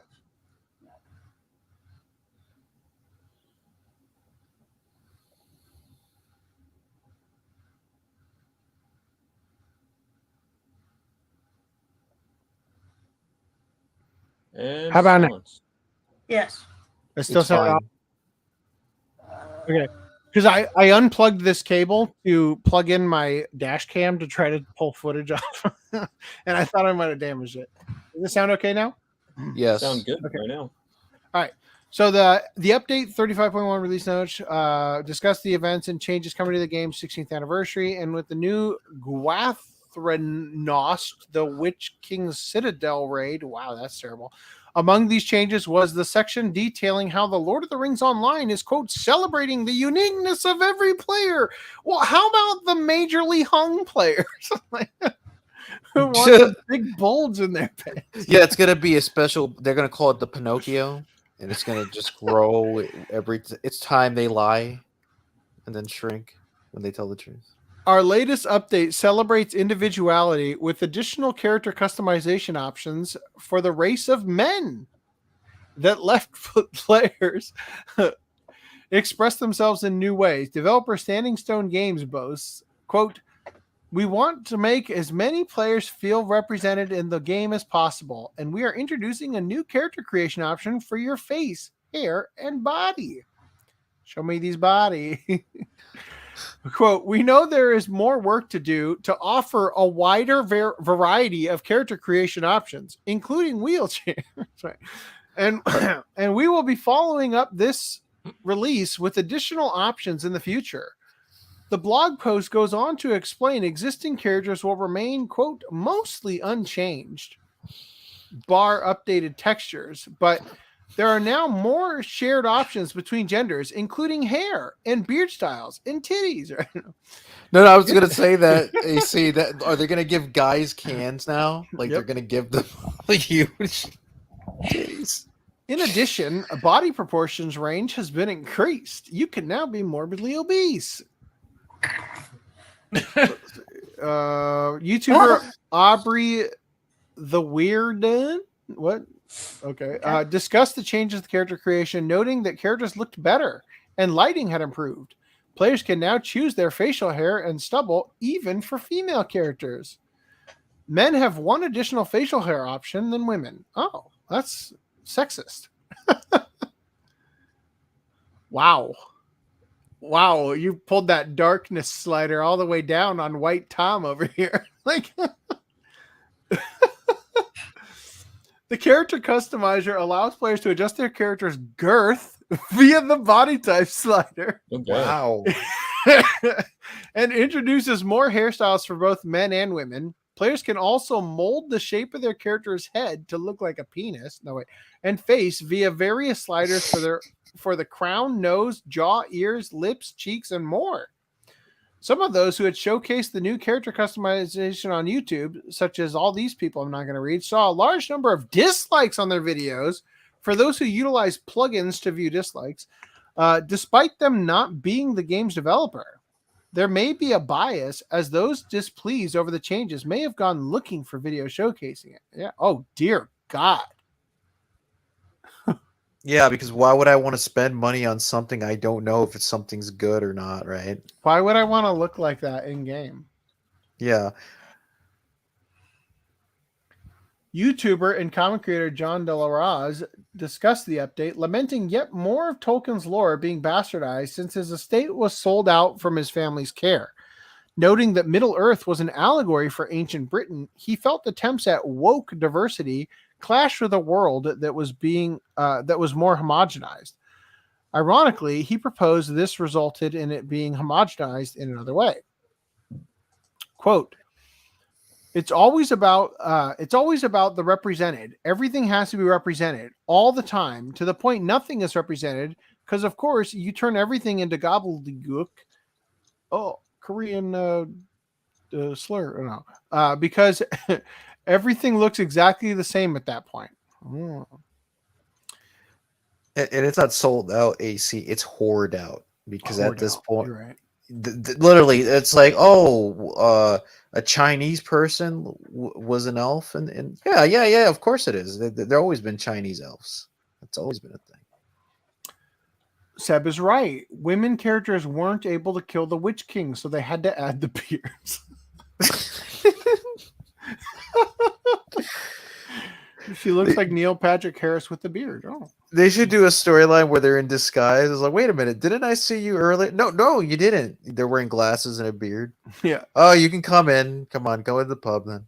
The idea of being fat and having epic adventures unimpeded was one of the changes. De La Raz also noting that the image of the 16th celebrations with an abnormally diverse cast of characters in Middle-earth was ridiculous. And she's in T-pose. It's so sad. They have to do this with everything and ruin everybody's experience by making everything exactly the same. So sad about this. And I got to see this. It does kind of look like Neil Patrick Harris. Despite the boy player being able to wear lipstick in Pokemon Scarlet and Violet, you cannot make him wear a dress nor a skirt, contradictory of TPCI when they have diversity, equity, inclusion hires. Yeah, you know what? Where is the Pokemon anime without the cross-dressing James, right? Yeah, like anybody wants actually, to see they took that out. They literally Men censored the being one where he masculine had and the women being blow up feminine are titties. true diversity and inclusivity. Lord of the Rings Online is wrong. You know, Itachi and Sasuke had nail polish too on their nails too. Yep. Though. Practically gay. Yep. Right, so NIS America censors preview for Disgaea 7 Vows of the Virtueless reverse cover art, claims the final printed material will be the original uncensored version. So without reading this, because I don't want to waste any more time on these, they showed this off, and you can see that even though the characters are not very exposed at all, they decided that no titty could go unscathed and needed to be heavily censored.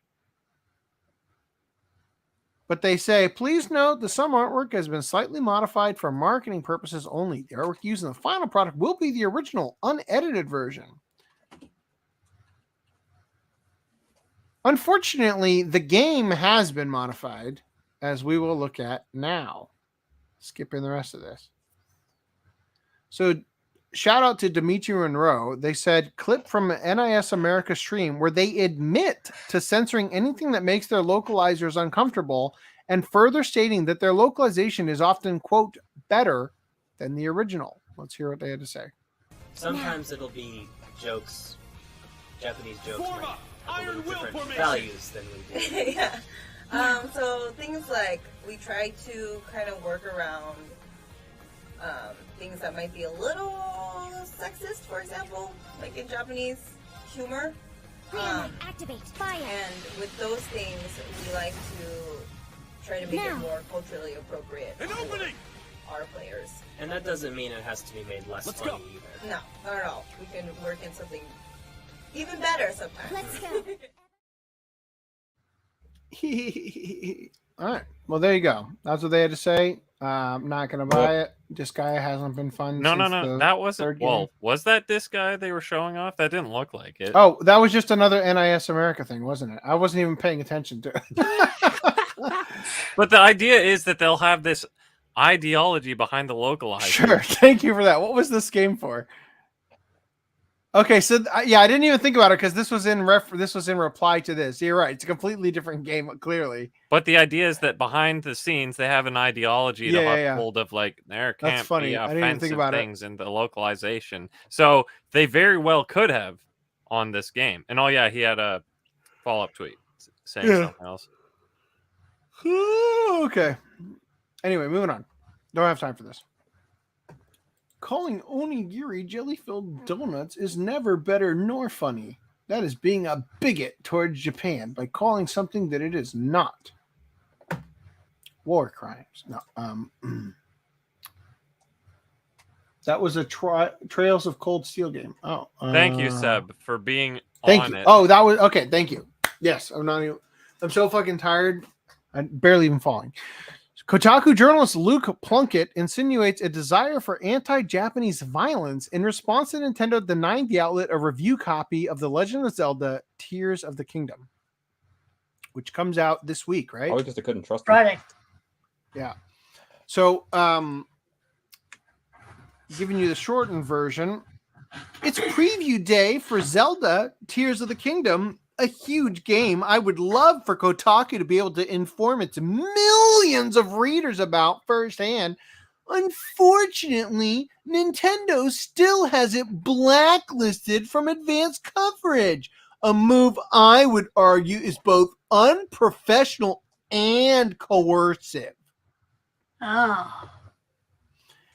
What Gosh notably failed to mention in his attempts at righteous indignation is the fact that Kotaku's blacklisting was nobody's fault but their own. While the exact cause of Nintendo's disdain for Kotaku has yet to be publicly detailed, a passing glance of their archives reveals that the outlet regularly, and more often than not extremely disingenuously, accuses any and all producers of any number of socio-political transgressions. In terms of Nintendo, with a history of such hits as Super Smash Bros. Ultimate Persona 5 DLC includes a disability slur. Right. Is it the DLC or is the DLC the music?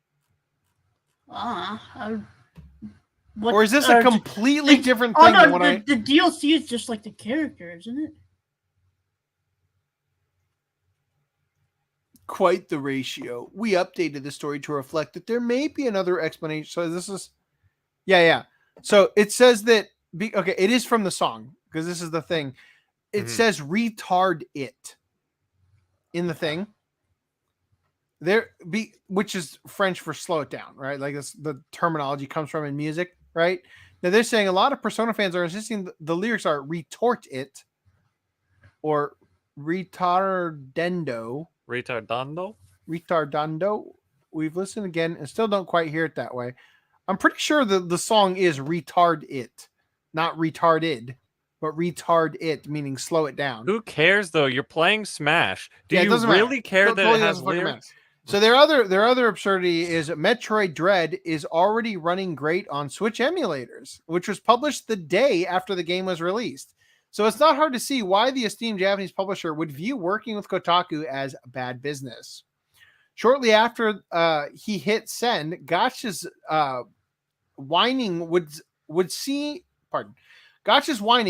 him in the outlet as a whole inundated with criticism, most of which was focused on the outlet's aforementioned lack of journalistic integrity and the fact that they were attempting to shift the blame from for their blacklisting away from their own actions.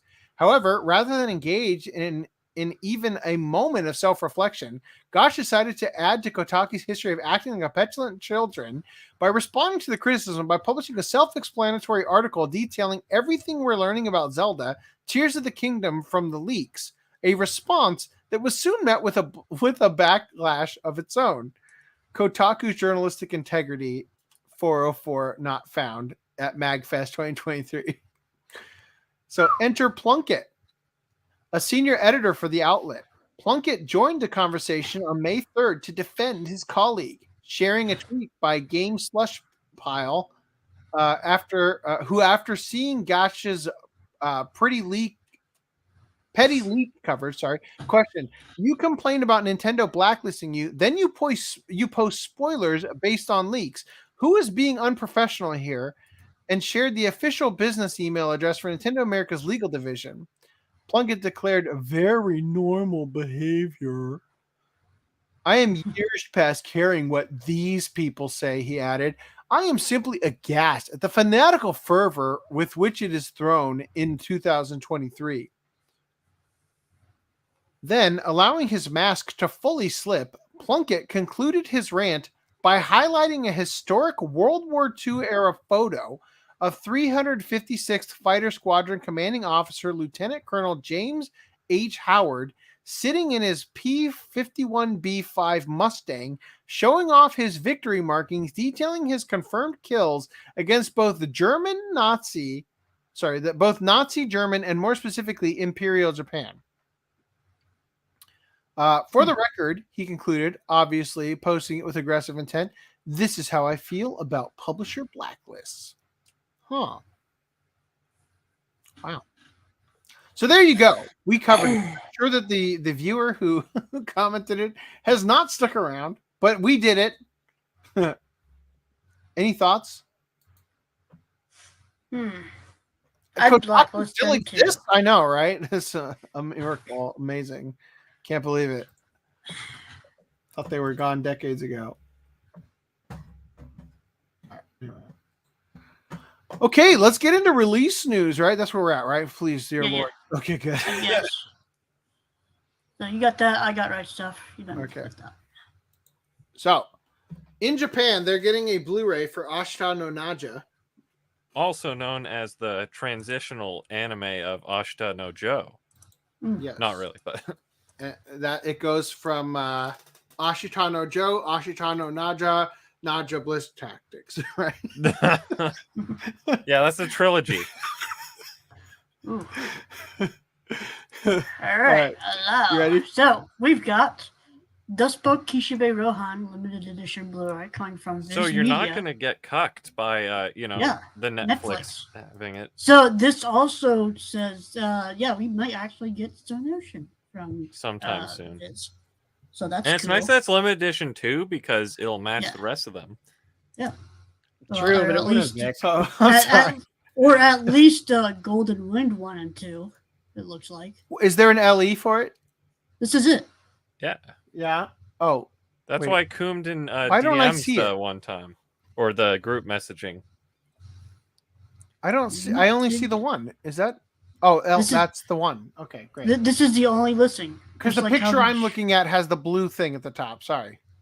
Well, yeah, because this is the art box. I'm sorry. And this is a book.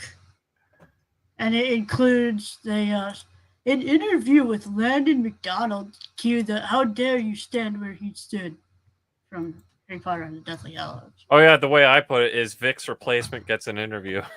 Yeah. How dare you stand where he stood? You know. I get it. And- I'm sorry. And then Super Sentai Bakugo Sentai of Abaranger. I don't know, Abaranger? Whatever.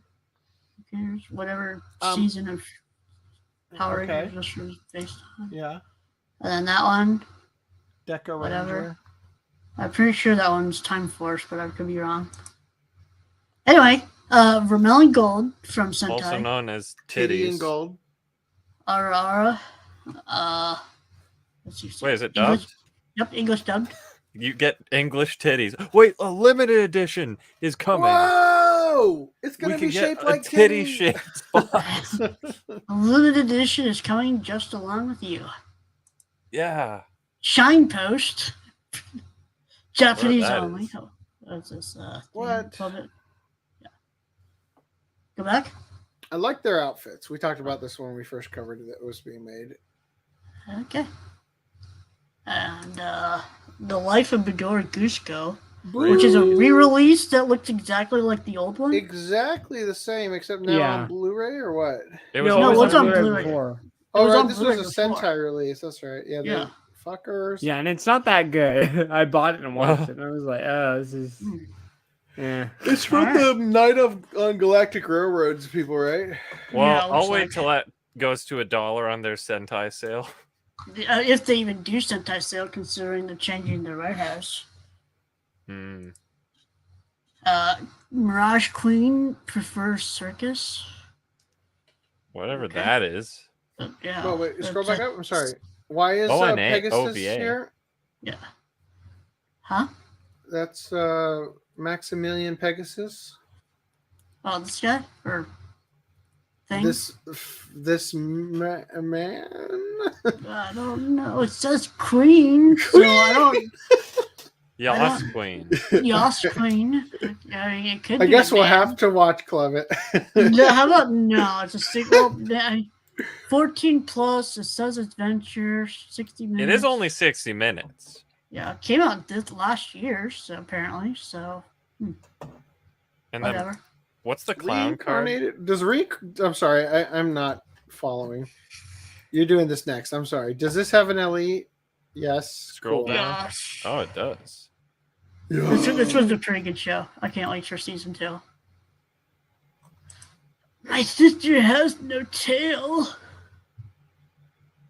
Okay. Oh, have a she's a tail. whore. She has no tail. Like that's it. It just seems a little weird, right? I mean, like, okay. Furries, be warned. She has no tail. Don't watch it. I guess this over here is the sister or something, because this is. Or maybe that's the one the tail's coming from. The tail is coming from her, and that she. This Who knows? one, Who knows? Oh my god! he's Keep got- going. All right, on the discotheque, Animal Treasure Island. Treasure Island. Is that like the sequel to Treasure Island? Yes. Sure. The The same scan movie. looks really except good, animal. I'll say, for being that ancient. How old is it? Is that 1971? 78 minutes. All right. 60 years, dude. Digimon. Digimon Season 1, Japanese language. Digimon Adventure. Anyway, moving right along. Yep. I Do you guys know why on the- Discotech doesn't just combine the audios for Japanese and English? They can't That would take because work. it's completely different Doesn't cuts. it? Yeah, they're different cuts because of 4 kids. Because of Yeah, 5 okay. kids. It's a different whatever. 5 Like kids. the only way they could get around it would be just including both sets of discs. They'd in have to one do set. what I'm doing, where you chop in the Japanese audio sporadically and put a subtitle.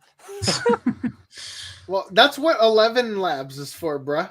Oh, yeah. But it doesn't have 5.1 rip. Anyway, All right, Ursa Yatsuro season or series part 2. you know what's funny? This follows the exact thing we were talking about of Discotech when they make new artwork. They just put some pattern in the background, like stars or something. They apparently don't know how to do backgrounds. You should copyright Yeah, it. okay. Yeah. So 55 to just 106. Terrifying Girls High School animal classmates. Oh dear. Well, Okay, so this is released by Discotech, not Media Blasters. Discotheque. Yeah. Could have fooled So- me. It looks like it would be released by me. Yeah, I just want to 18 plus right there. Oh yeah, it couldn't be that bad, right? 18 plus. Oh damn, shit! I might have to. Now curiosity has me. Like damn. Nice / censorship. Yeah. The end. The end. Exit. Stop screen. There we go. I mean, kind of a butt face, but yeah. All right. Oh, who's here? Lance is here somehow. Oh, Terrifying no, his girls' webcam's high on. school. Animal Whatever's going classmates. on No, it's bestiality. Turn your webcam off, Lance. We do not want to expose you. We don't want to see that ding dong. So the vice president left, but I don't like. You think it's because of Crunchyroll? Yes, Green Line. I think this is because of Crunchyroll. Let's throw My it in the my conspiracy theory is she we add left it to our because the notes? hentai section was removed, and she's like, I need that. I didn't get into anime to not peddle hentai. She moved to Oh Las my gosh. Vegas and took over by anime.com. Okay. All right, so Right Stuff COO Christine Morgan leaves Right Stuff / Crunchyroll. The vice president COO has been with the company since 2014. That's not even that long, less than 10 years. In an email sent to Crunchyroll staff and shared with Anime News Network, anime retailer Right Stuff vice president and chief operating officer Christine Morgan has left Right Stuff and Crunchyroll as of March 31st. Her LinkedIn profile lists her as working in Right Stuff from July 2014 to April 2023. ANN reached out to Crunchyroll for comment, but Crunchyroll declined to comment. Former Right Stuff president and co-founder Sean Kleckner also left the company on December 14th last year. Crunchyroll announced in August 2022 that it has acquired Right Stuff to expand its e-commerce service. Kleckner and the Right Stuff team then joined Crunchyroll's emerging business organization led by Terry Lee.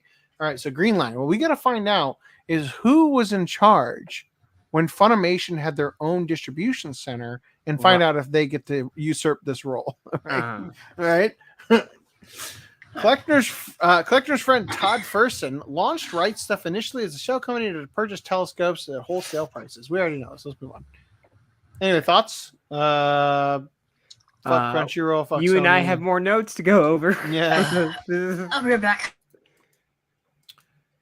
Be back soon. Godspeed. All right. So another reminder here that you can support the OCA podcast by shopping on Stealth Weeb. We have all your titillating merch from various anime. Is it time to reorder the shirts? No. Just tell me which ones you want. I'll get it fixed up. And then also you can buy stuff on I'll message you, but I just didn't. I didn't know if you had gotten that. No, I haven't. I've been very busy. OCApodcast.com/store. You can. Yeah, I don't know. We're good. Go fund yourself. Oh God, where's the it's all consensual mug? Yeah, I can't believe I haven't got on that yet. Let's do that. All right, moving on. Anya's penguin from Spy Family gets a deluxe plush treatment. So I haven't gotten far enough in the anime to see this happen to it, but I can't wait. And now you can have it. Probably pretty expensive. $82. Jeez. Also, Cup Noodle. You know what? I'm honestly surprised it's not more. Cup Noodle made a Cup Noodle only measuring cup. So the markings are just for the various sizes that Cup Noodle comes in. Now that's something I can get behind. Yeah, they're saying so now you can boil the exact love amount how of water you need. They made a very compelling argument for why it's a pain in the ass if you don't boil enough water, or if you boil too much and have to wait longer for it to boil. Anyway. All right. Okay, you know what's funny? If you put in the exact amount of water and bring it to boil, you'll have less water. No. The point is you pre-boil it in a kettle, then you pour it into your cup, that amount. No, but he's saying that when you boil water, it evaporates. Boil, it turns into vapor. He's saying that it evaporates, Yep. so and you have less water. So you have to always have too much from the start. Hopefully they compensate. Hopefully they compensate. All right. Anyway, so take a bite. The One Piece was a burger all along. Take a bite out of McDonald's Japan's first one-piece anime opening recreation. So I thought this was fucking hilarious. I'm going to play it for you guys. 富、名声、達田、この世の全てを手に入れた男、海賊王ゴールド・ロジャー。彼の一言は食欲をかきたてた。今年の達田が探せ、マクドナルドに置いてきた。人々は夢を追い続ける。世はまさにチキンタツタ時代。チキンタツタ amazing, right? チキンタツタ、おろしタツタ。 But what the fuck is on that bun? Why is it bulbousy like that? チキンタツタッタ。公式アプリで And デ they リバ put リーの natto on their fucking burgers. Yeah, they did give it a bit of a bulge, didn't they? Why is it bulged? It's a male burger. Maybe it's one testicle those each. are fermented soybeans, aren't they? Like, gross. Ew. Man, that's a nice hat. I mean, I've never had it, but I hear natto's good. I hear natto's good on Sounds like disgusting. noodles and stuff. I've never heard of it being put on a chicken sandwich. Anyway. Yeah, well, I don't think you eat a lot of. Heavy night I think tonight. natto's vegetarian, isn't it? Truly, It's like beans or something, isn't it? We all know Oh, my voice is Kotaku, sounding better. much like all games journalist sites, are actually lying through their teeth with apologies.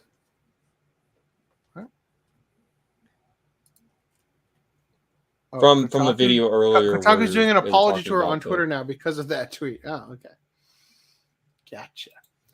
Good. A Sony-related company deserves to go Remember, down. they Right like- Stuff should have stayed independent. Instead, they became Metallica, where they became sellouts. Okay.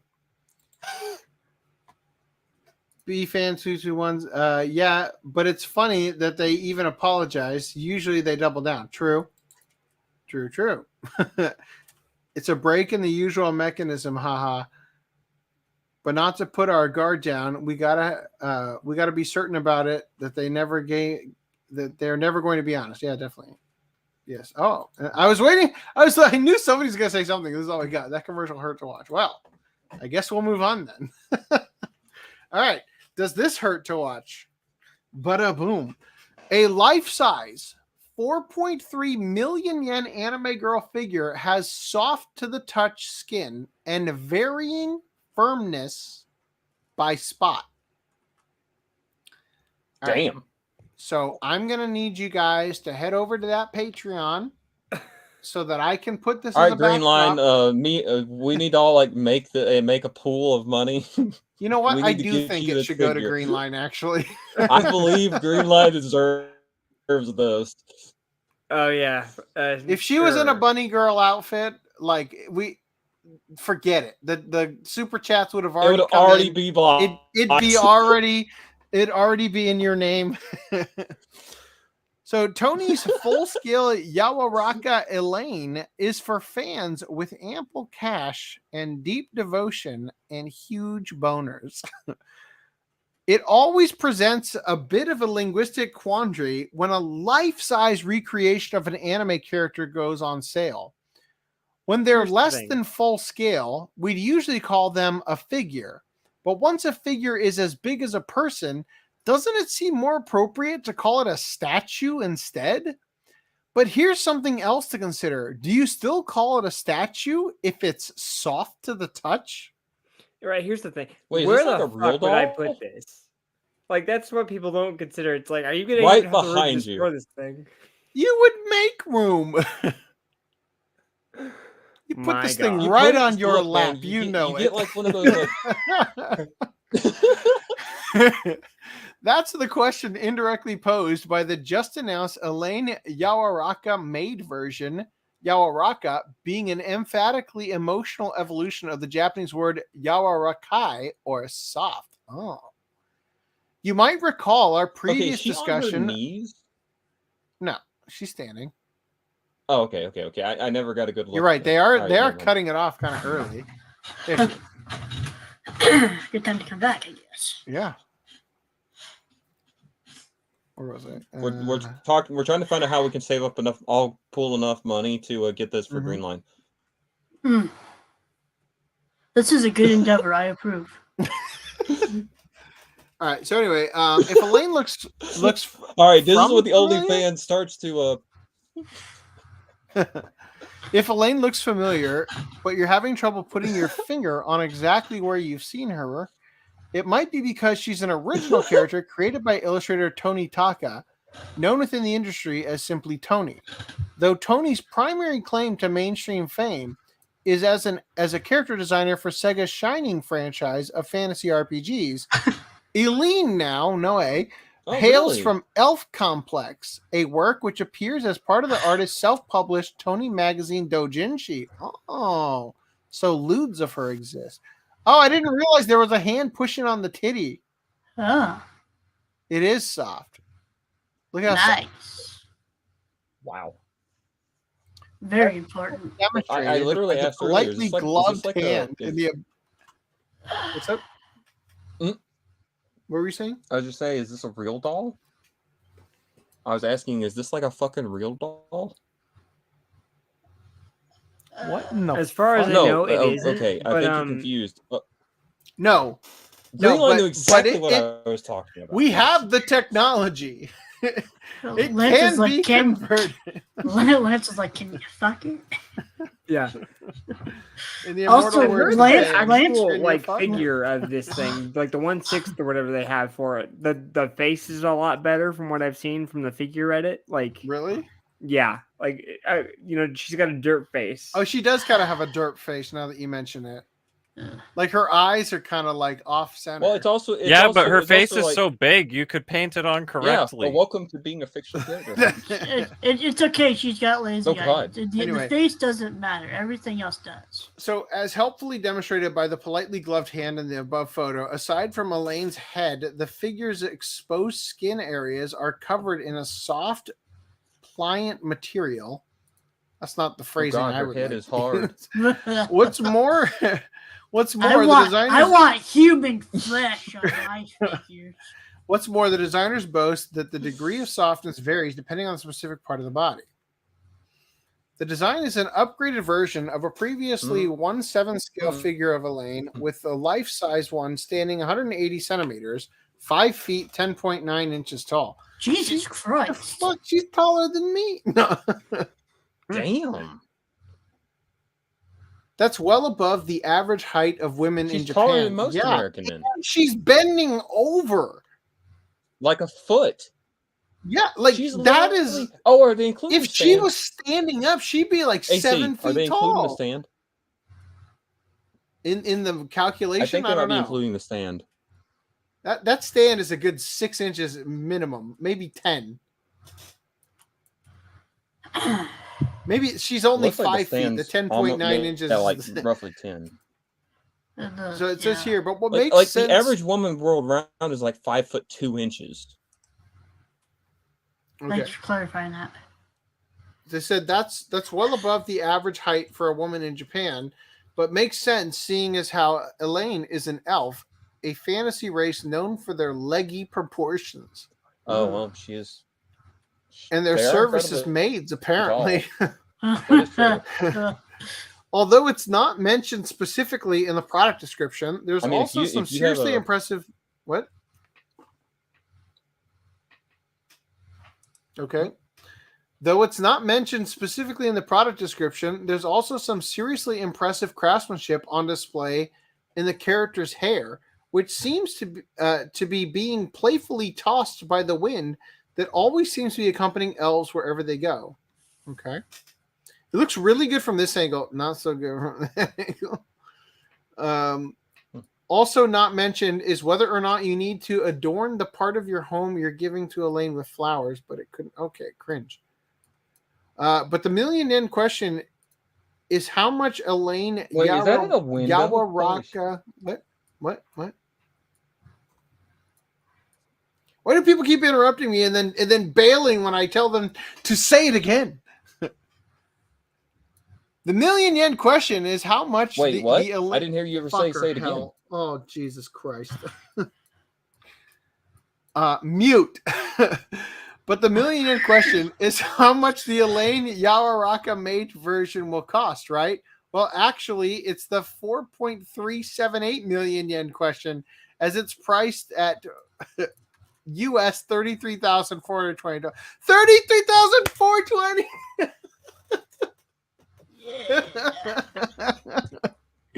Yep. The only thing that could be better is if it was 69. Rounded up to 34. This is for the love of anime, guys. Remember that. Right. We have our number. Now I put the normal figure in chat. A link to it. You have it? Yes. I got it. Tap, tap, tap. Oh, God. Face does look I think better. I just got booted from this. Oh, no, I'm still here. Okay. The question is, do we have the angle? Yep. Well, again, the fact that she is huge. Well, Green Line, are you getting this? No, I don't believe I am. Can you still get this? That's the question. No, the pre-orders are closed, but I guarantee you that you'll still be able to pick it up. Like orders closed. Yeah. Wow. That's something. And much more reasonably priced. At I don't have 33. Sorry, guys. So what I'm... Yeah, no kidding. All right, anyway. One of these days we're going to buy, for the podcast, we are going to buy a life-size figure. My kids will promptly ruin it. Big dreams, man. Gotta dream big. Anyway, all units will be built to order, and orders can be placed here through the Agrama Mart online store. Shipping isn't scheduled until June of 2024. Jeez, which is an admittedly long way off. But if you're willing to spend that amount of money on a piece, to make these? Yeah. Yes, I can. I think it would be very hard to make something with the raging erection of the man making. It would make someone very hard. Yeah, I couldn't quite pull that joke together. Sorry. But if you're willing to spend that amount of money on a piece of anime merch this unique, it's probably a safe bet that you're a pretty dedicated fan of the character. Yeah, the character that's only existed in that one thing. Right on. Good fans. All right. We open a mysterious link. What's it? You found another link? Yeah, from Solaris. Yes, It's actually available on Solaris. Okay, so if you guys wanted to buy it, it is why does it look bootleg? Why are these like JPEGs? Look at how shitty that picture looks. What? There's like an artifacting on the image compared to the other side. Look at that. It looks sort of photoshopped. Like, yeah, I could tell. And Like, there's it no looks like no ass shot, man. I don't know if I would trust this website, man. Yeah, be careful, dude. You can't return your money afterwards. You can't return it even if it smells like semen. I usually buy them and new. It's 3 times as expensive. Which I don't get, because on my screen it's showing $255. What? We live in the same state. What's that about? I don't know. Is my VPN on? Probably.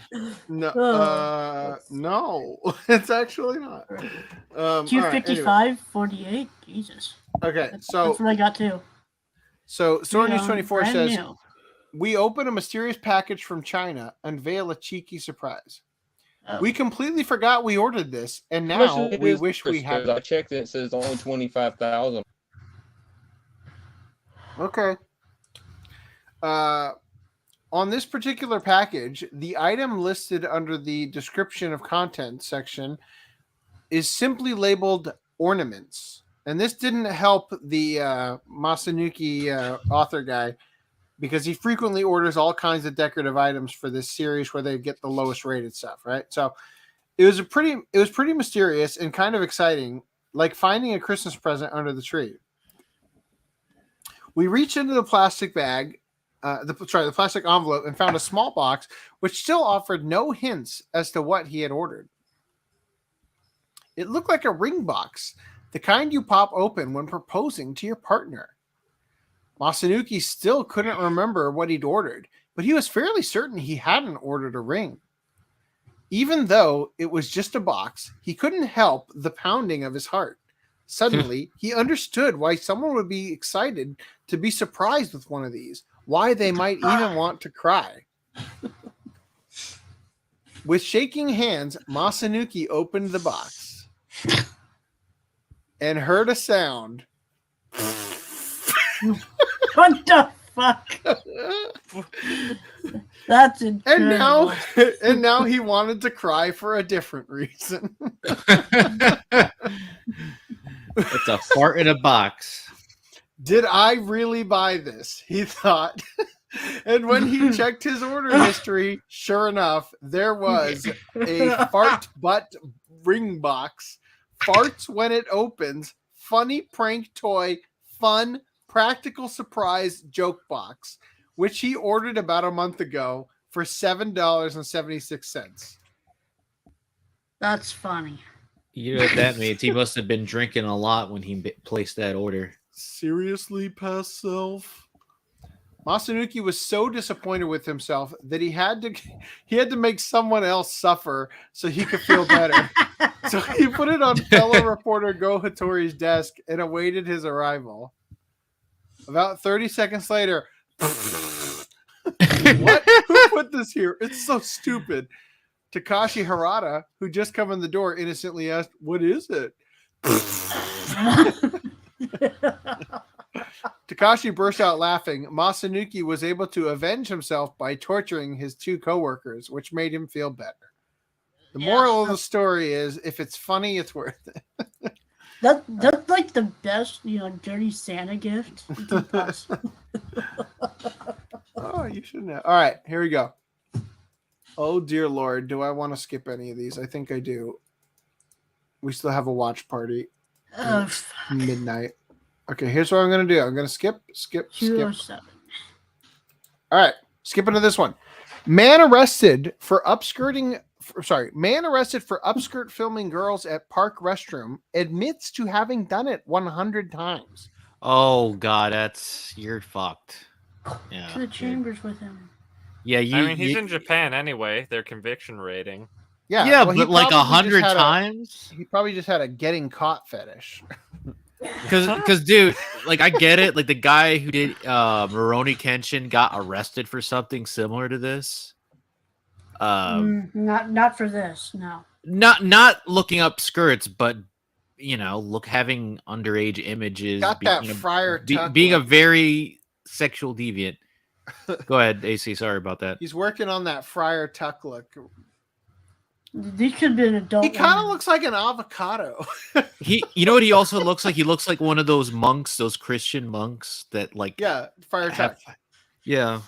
Like the top of their head is bald, but they still have the bangs and stuff, like me. Oh God. Wait a minute. Reese, are you half bald? He's more than half. Oh God. Reese, the top of my head is bare except for my bangs on like the sides and back. Oof. Which is why I shave it. I like how this other guy behind him is getting his handcuffs censored. Yeah, it looks like he has like a special weapon. Yep. They can't So show anyway, on TV. let's power through these next three. No. Women would up short boys. You wish in your fantasy.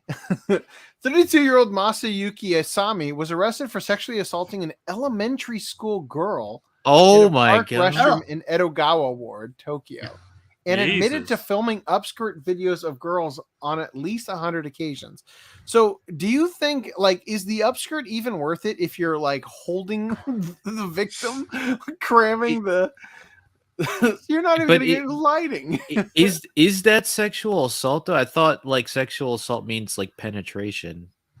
No. Holding somebody in a sexual manner, roping and stuff. Okay. It says here because they said he admitted to looking up the just skirt. To be clear, okay. So he was arrested for sexually assaulting an elementary school girl in a park restroom in Edogawa Ward in Tokyo. So he sexually assaulted her. He also, after being caught, admitted that he filmed, in addition to the sexual assault, he filmed upskirt videos of the girls. He probably did it without them knowing. I was making a joke, is it if you're holding the victim, does the upskirt even count? Right? Like at that point, it's not voyeurism, right? Is the idea anyway? So I remember Ricada said that sexual assault is like the statute or whatever for graping. Grapes, not the other thing, but wine, and, right? And I'd assume that what you're describing would be sexual harassment. I don't know. I'm not a lawyer. Are you saying that the upskirting would be sexual harassment? That might be. I mean, I guess the other like touching would be molestation, I guess. But is that sexual harassment? I don't know. Anyway, wow. How autistic is everybody here that we need the precise legal definition?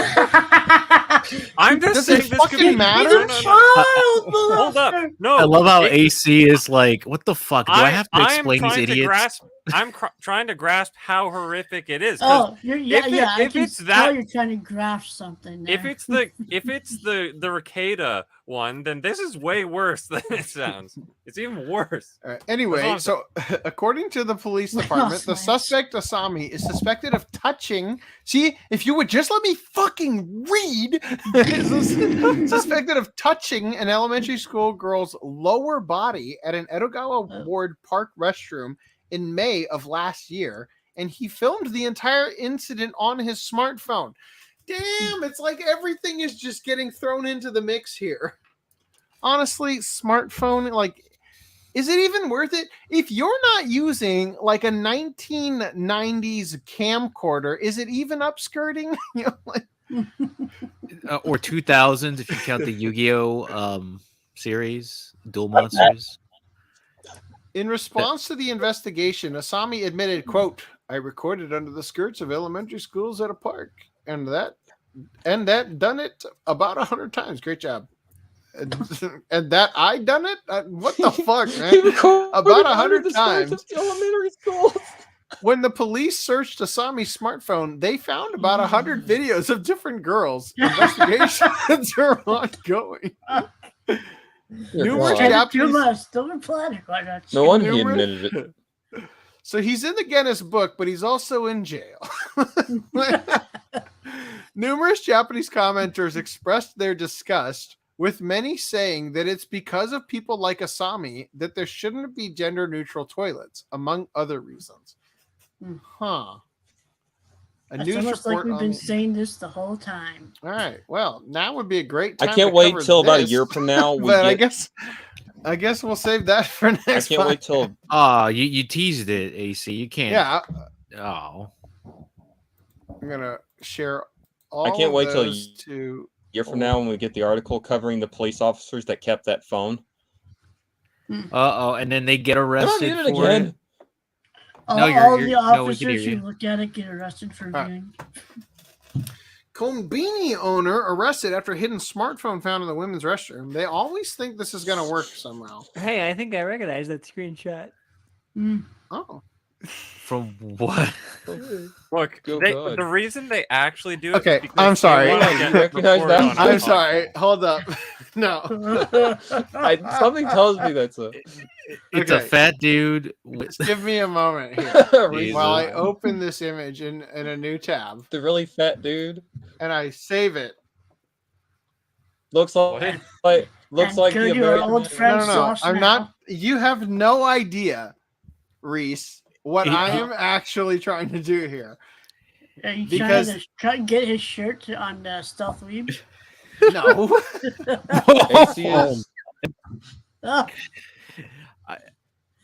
I don't know if that guy. That fat guy wants to know what brand that bra is. Okay, hold on. I don't know if that fat guy is supposed to be Boogie or is supposed to be like a knockoff Peter Griffin, but whatever the case may be. No, there is something very wrong here that I must immediately. Like I said, Photoshop will not open fast enough. Hold on, let me just go back to the article for a minute. A konbini owner in Itoshima in Fukuoka Prefecture was arrested after it was discovered that he was hiding a smartphone in the women's restroom of his store for voyeurism. 37-year-old Yuji Fujisaki, the owner of the convenience store, allegedly installed the smartphone under the sink in the women's restroom. The fuck are you going to see? Oh, it's got to be pointed sideways, right? It's got to be one of those single toilet, which was discovered by a female customer in her 20s. What? They don't know. Yeah, dude, this guy pulled a DC Douglas. Yeah, right. Not quite. Well, that was oddly specific. After the customer notified, Lance claims to have seen every episode, but he hasn't.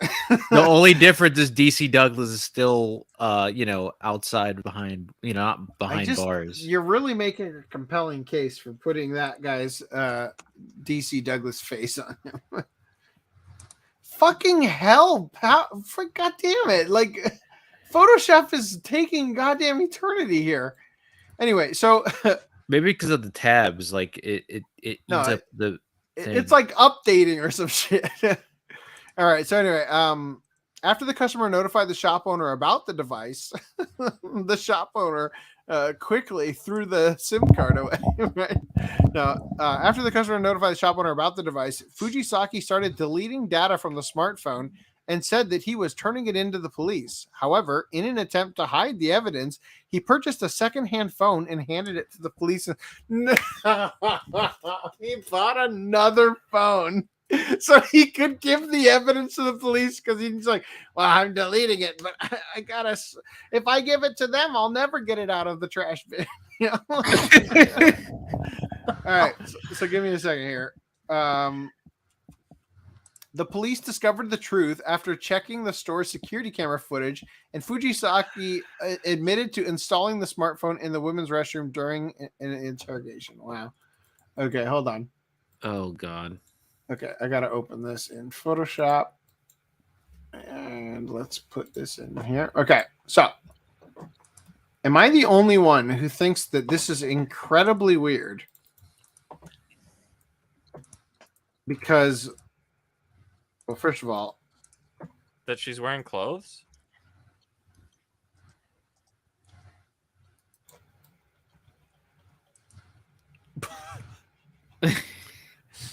Okay. What the fuck is happening?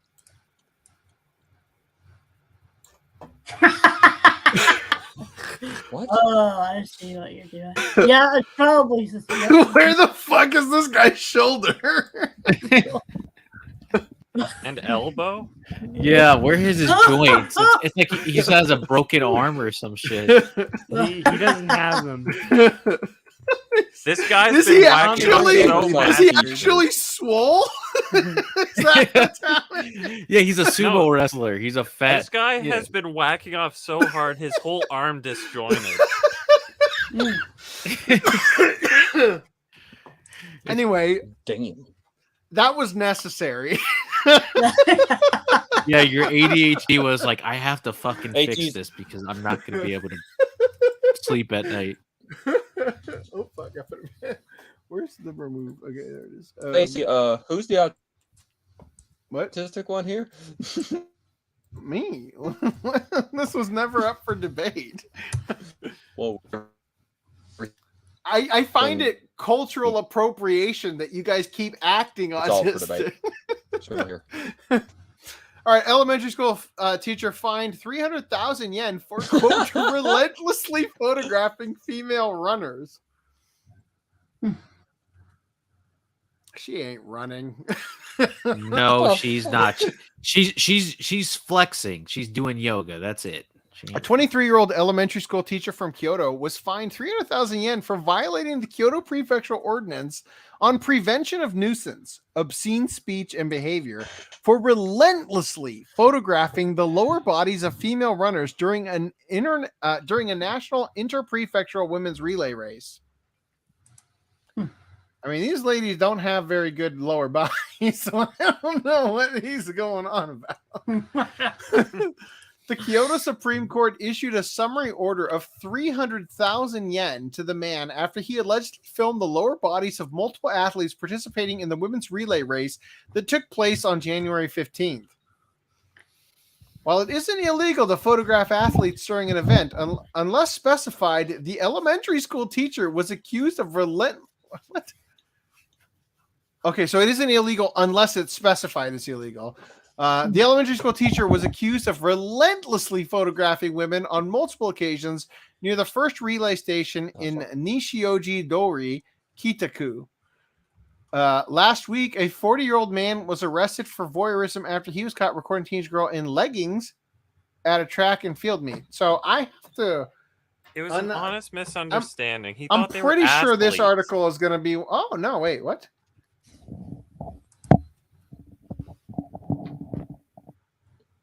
Huh. Oh God. All right. Who is Well, ranking I'm not the even mic? going to cover it. We're not going to cover it. I must have skipped that one for a reason. Anyway, old man urinating on tracks killed by flying cow that was hit by a train. What? Yes. That's a crazy story. I heard about this. So cows are considered That's sacred the and cow that protected hit animals him? in India. Oh, it all adds up. But an 82-year-old man was killed by one in a freak accident after a train hit a cow and sent it flying 100 feet in the air for it to directly hit the man while he was urinating on the tracks. I like to think of it like it's like a video game. You got to shoot the things that are blocking your path, and the train's like, all right, I got this. Yeah, hit the cow. This sounds like a skit from like like Mad TV or SNL in like the 90s or 2000s. Like they have an old man getting killed. Yeah, like think about in Mario how you jump and you land on the Koopa and the shell flies out, except it's a cow. The incident occurred on April 8th in Alwar, India, where an express train, the Vande Bharat Express, which can reach up to 114 miles per hour, struck a cow on the railroad tracks. The impact sent the cow flying in parts. In parts. Oh. That was missing from Oh Brother Where Art Thou? In parts. That was got ran over by a car. Oh my God. The impact sent the cow flying in parts, hitting and instantly killing Shiv Dayal Sharma, who was relieving himself on the tracks. Relieving himself. Yes. Mm-hmm. Well, he was relieving all his mortal duties. Vigorously Shiv Dayal- masturbating to that cow. Kyle worked as a railroad electrician and retired about 23 years ago, so he should know the dangers of urinating. Well, this wasn't on the shocking at all tracks. then. He's like, I'm gonna pee on it while the train goes over my pee. Hey, look, he wanted that I like how dock at his urination station. I like how you Wow. gave him like the Jordan Peterson / Kermit the Frog Ray Romano voice. I'm gonna do it! Yay! His body was taken to the hospital morgue by the police and handed over to his family after an autopsy the following day. Just like the idea, they just hand it to him. Here's the body. The accident has brought attention So for wait a minute, at this Indian railway companies that have been dealing with more wandering cows on their tracks as of late. I think they need to worry about old men pissing on the tracks because that apparently is how the death occurred. If he Clearly, hadn't that's the been pissing on the problem. track, I don't think the cow would I hope that next week I get to cover an article where a cow was killed by an old man who was urinating on tracks and got hit by the train. Yeah, he gets hit by the train and then he hits the cow and the cow dies. All right, final article tonight. Pantsless driver dies after being ejected through his sunroof while masturbating to porn on a cell phone when the car crashed and rolled over. Oh, God. What? Talk The about going Daily out the Mail hard of way. all sites had this headline. You'd think that was like Sankaku or something. If you can grab penis, you can grab joystick. If you can grab penis, you can grab shifter knob. What was he is the question. Or was it some Strong emergency brake. A Detroit man Whoa, was wait a killed. minute. Was his OnlyFans girl SpongeBob? Oh, Let's no. get the stupid Okay, question. A Detroit man was killed when he was ejected through the sunroof of his car while driving along the highway with his pants down and masturbating to porn being shown on his cell phone. Clifford Ray Jones, 58. Oh, This Jesus. dude was almost 60. Was killed instantly when his car rolled over going in the nearly early 70. hours of Sunday morning. At least he didn't have to suffer the embarrassment. As well as not Are wearing you any sure about that? We trousers. just heard his full legal name with the So his stainless. pants just weren't even on.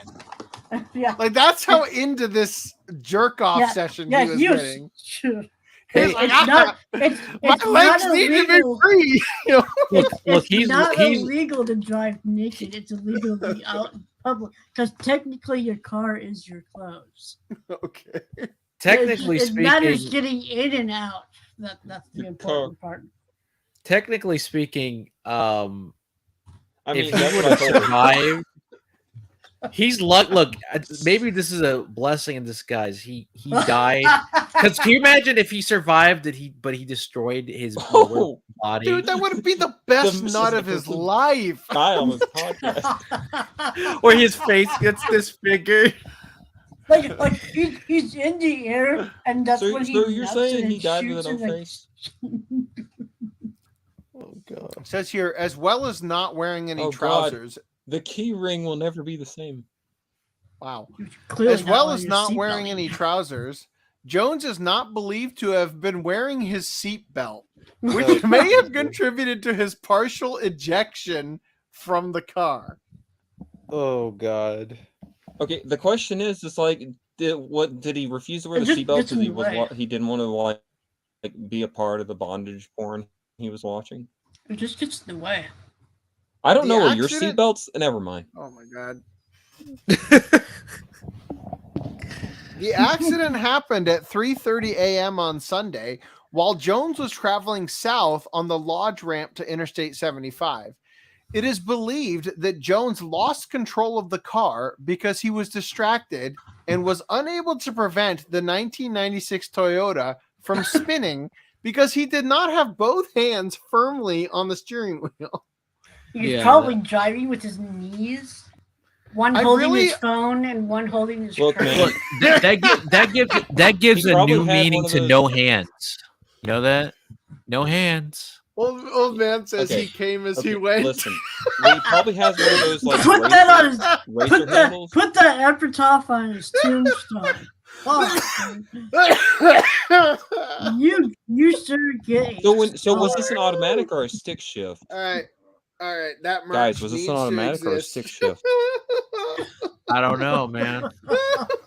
It's Because the depending on silhouette what of gear a he was body in. flying through the air out of a windshield, and it just says he came as he With a went with a boner. little drip stream trailing behind. Oh god, dude! And instead of blood, they found it's white. It's white stuff. It's cum. You know? Yeah, I feel- I want to know. No, there needs to be a fan. I want to know. I'm wondering if the There needs to article be a is fan gonna. animation. Okay. Dear Lord, dude, you are so delayed. It is ruining the show.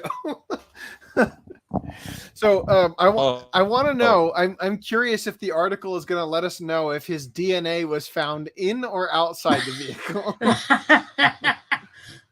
So it says Apparently all over the ground outside.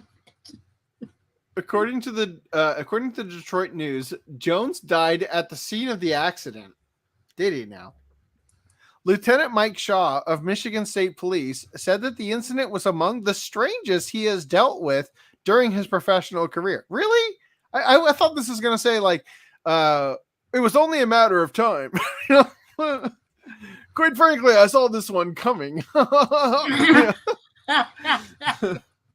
He said, quote, "We see people putting on makeup. We see people doing different things as far as hygiene, as far as reading books. It's almost to the fact that there's so much technology out there. Never a lot of cleaning out people the are more pipes. paying attention to what they're doing, other than He driving was their inspired cars. by the Mario movie. He wanted Fortunately, to be a plumber. no one else was injured in the incident. Well, I guess that is fortunate. That is. What's very unfortunate is there's no video of him getting launched through the air because, god damn, that would be funny. All right. So, Watch the CCTV footage of that. Wait. Yeah. Oh man, Oh, can you imagine when everybody's driving a Tesla and there's multiple angles in and outside the car of these accidents? Oh, Jesus. Hell yeah. Life is going to be good in the future. All right. So Vivy, let's talk about Vivy. Does Reese want to lay the groundwork for us? Yeah, can Reese mention all the good stuff he likes so that when I get to go next, I get to talk about all the shit that I hated about it? How about we start with you guys? How about you guys start? I'll let you go. Okay, can I go first? Go for Please. So I liked it. I liked the art and animation. I liked the way it looked. I liked the character design. Episode 9 was lit. Which one was that? The one with the best animation. Yeah, but what was the context? Is that the one where she's finally up to Anyway, future? sorry, Green Line. Please continue. We'll get back to that. And then 2 episodes in, and then I'm into it, and then episode 3 happens, and it started to go downhill for me. And So I think remind me what happened in episode 3 because I watched it a month ago. It's the start of the space hotel. Yeah, it was the start Remind of the me space what happened. hotel. That's when she's trying to like. Okay, so I'll tell you precisely what's wrong with this. Okay,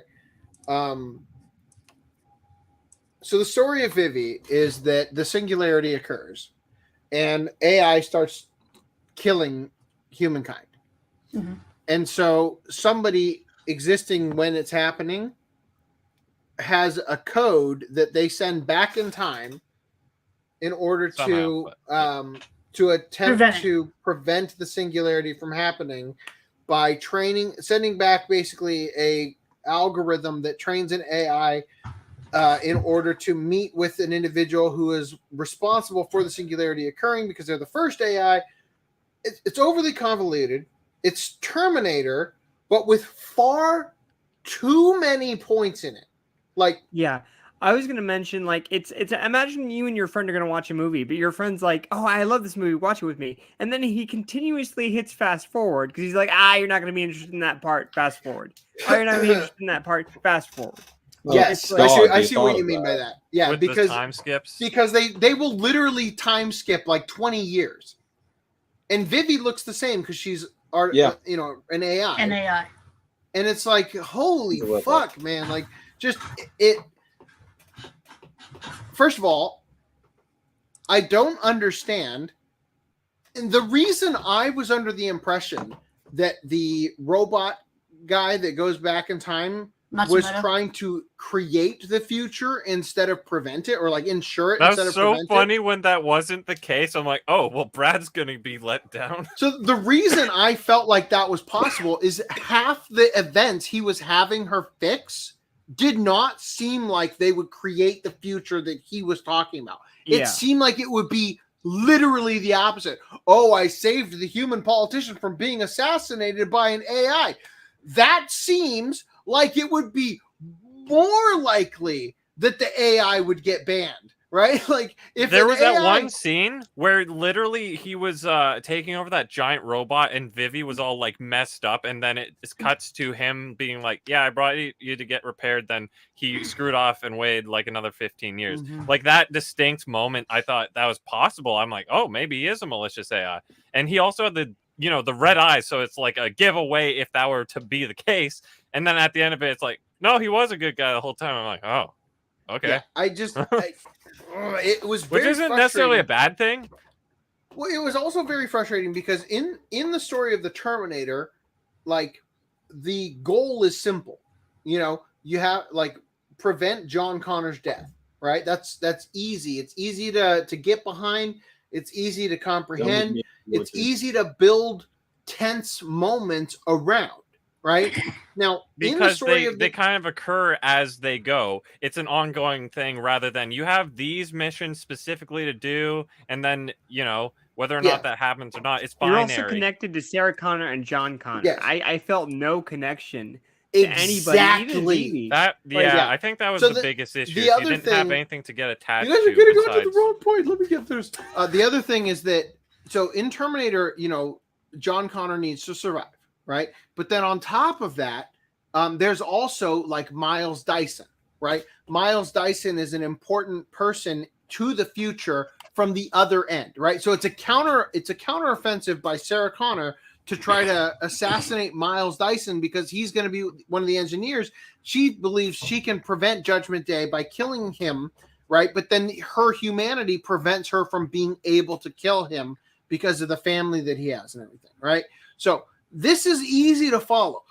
Vivy's not like that. Vivy's like, okay, this event is important because we said so. Then after that's over and you've done your Monster of the Week sort of thing here. Now this event is important because we said so. 20 years go by, that event is important, and none of it really felt like it mattered. None of it mattered. And like I said, example of why I feel and how I think both of us feel regarding the time skip is Matsumoto, not the robot, the doctor. He was introduced. He's this little boy, and we just skipped through his life. Osamu? In a blink of an eye, and I'm just sitting here like literally, I'm pretty sure he came into the story the second to last episode. Yeah. Episode 10. Yeah, and we see him as a little boy, and then all of a sudden I snap my fingers, and he's like 50 years old. Oh, not 50, but he's well, like 20 they skipped entire 60 years almost. Yeah. And it's like, how am I supposed to care about this guy specifically in this specific episode? How am I supposed to give a shit? How am I supposed to give a shit if you're just going through I don't have time to connect to anybody, any human anyways. That's every other character that comes into the picture that's a human. Like, it started off with that little girl, and that's like, oh, she was on the plane, and I'm just like, yeah, okay. I didn't make it to the final episode. I watched every episode except the final one, and at the preview for the next episode, they were flashing all the important characters, important quotes characters. And it's like, remember these people? And it's like, I barely remember fucking anybody because you didn't allow for me to... after a certain point... BF Fan 221. It's Vivy Fluorite Eyes Song is the name of the show. That's how you spell it. Okay? That's what we were watching for this watch club. But what is it? After a certain point, you get used to the tragedy surrounding everything, and it's like, oh, the fate of these characters is sealed and whatever, and you're expecting the worst, and you detach yourself from the possibility of getting attached, and because of the time skips, you're jumping places quickly that you literally only have Vivy and Matsumoto as the constants in the story. But because Vivy is an emotionless robot, it's harder to connect with her. That was the point I was sympathize. She doesn't even have the humanity of I need to see this through.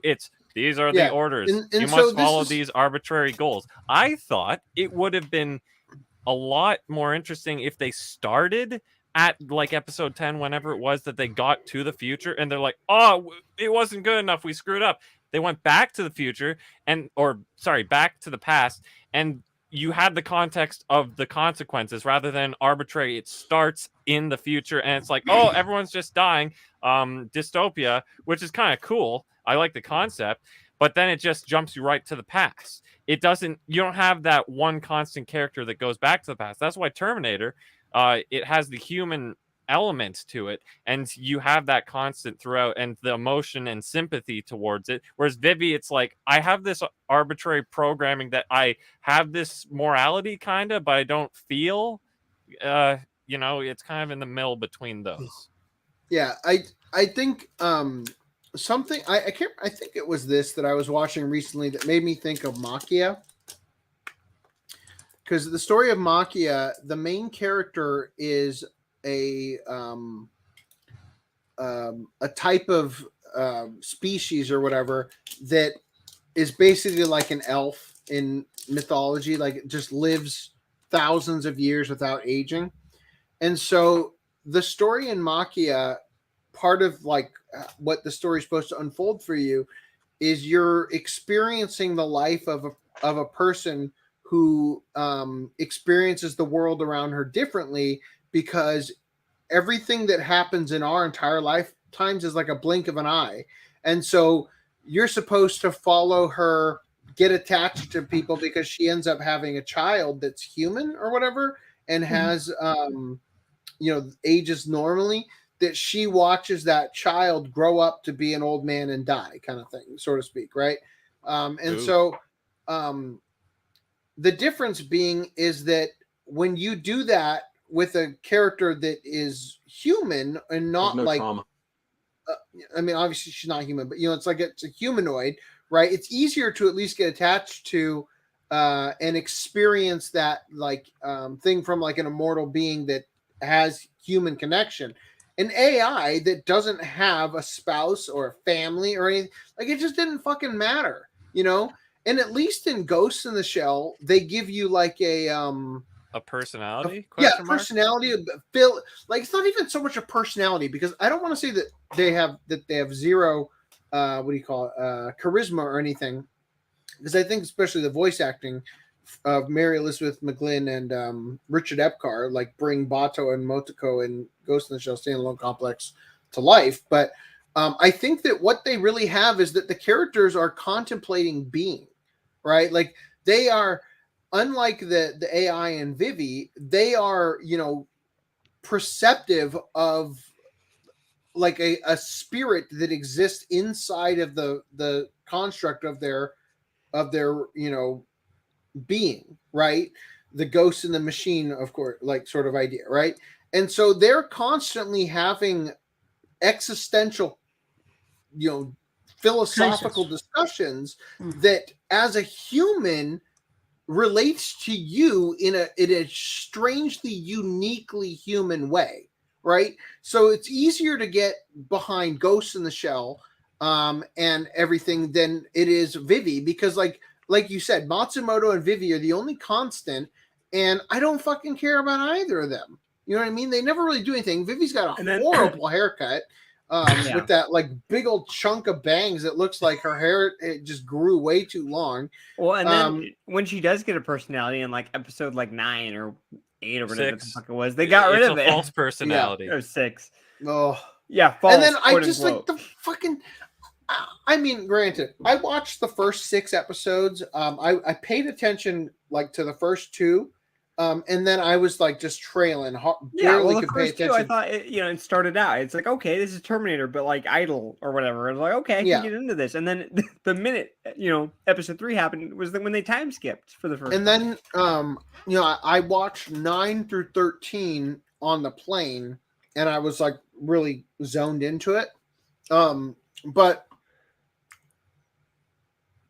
I do not buy, understand, or am willing to give any weight to the concept that she just couldn't sing anymore. Right. I guess that's another thing. How did that fucking happen? That was a convenient plot device. Yeah. Oh, that thing I was literally designed to do. Can't do it anymore. Yeah. I'm broken. And then they tried to like say that Diva and Vivy were 2 different things, and it was like, no, that's it's like, and then magically I can do it again for no reason. Like, maybe if they like all the she had to like delete all of the programming for her singing in order to make room in her internal hard drive to fit some massive code dump from the future or something, then maybe I could buy it. It just didn't fucking make any sense, and I just didn't care.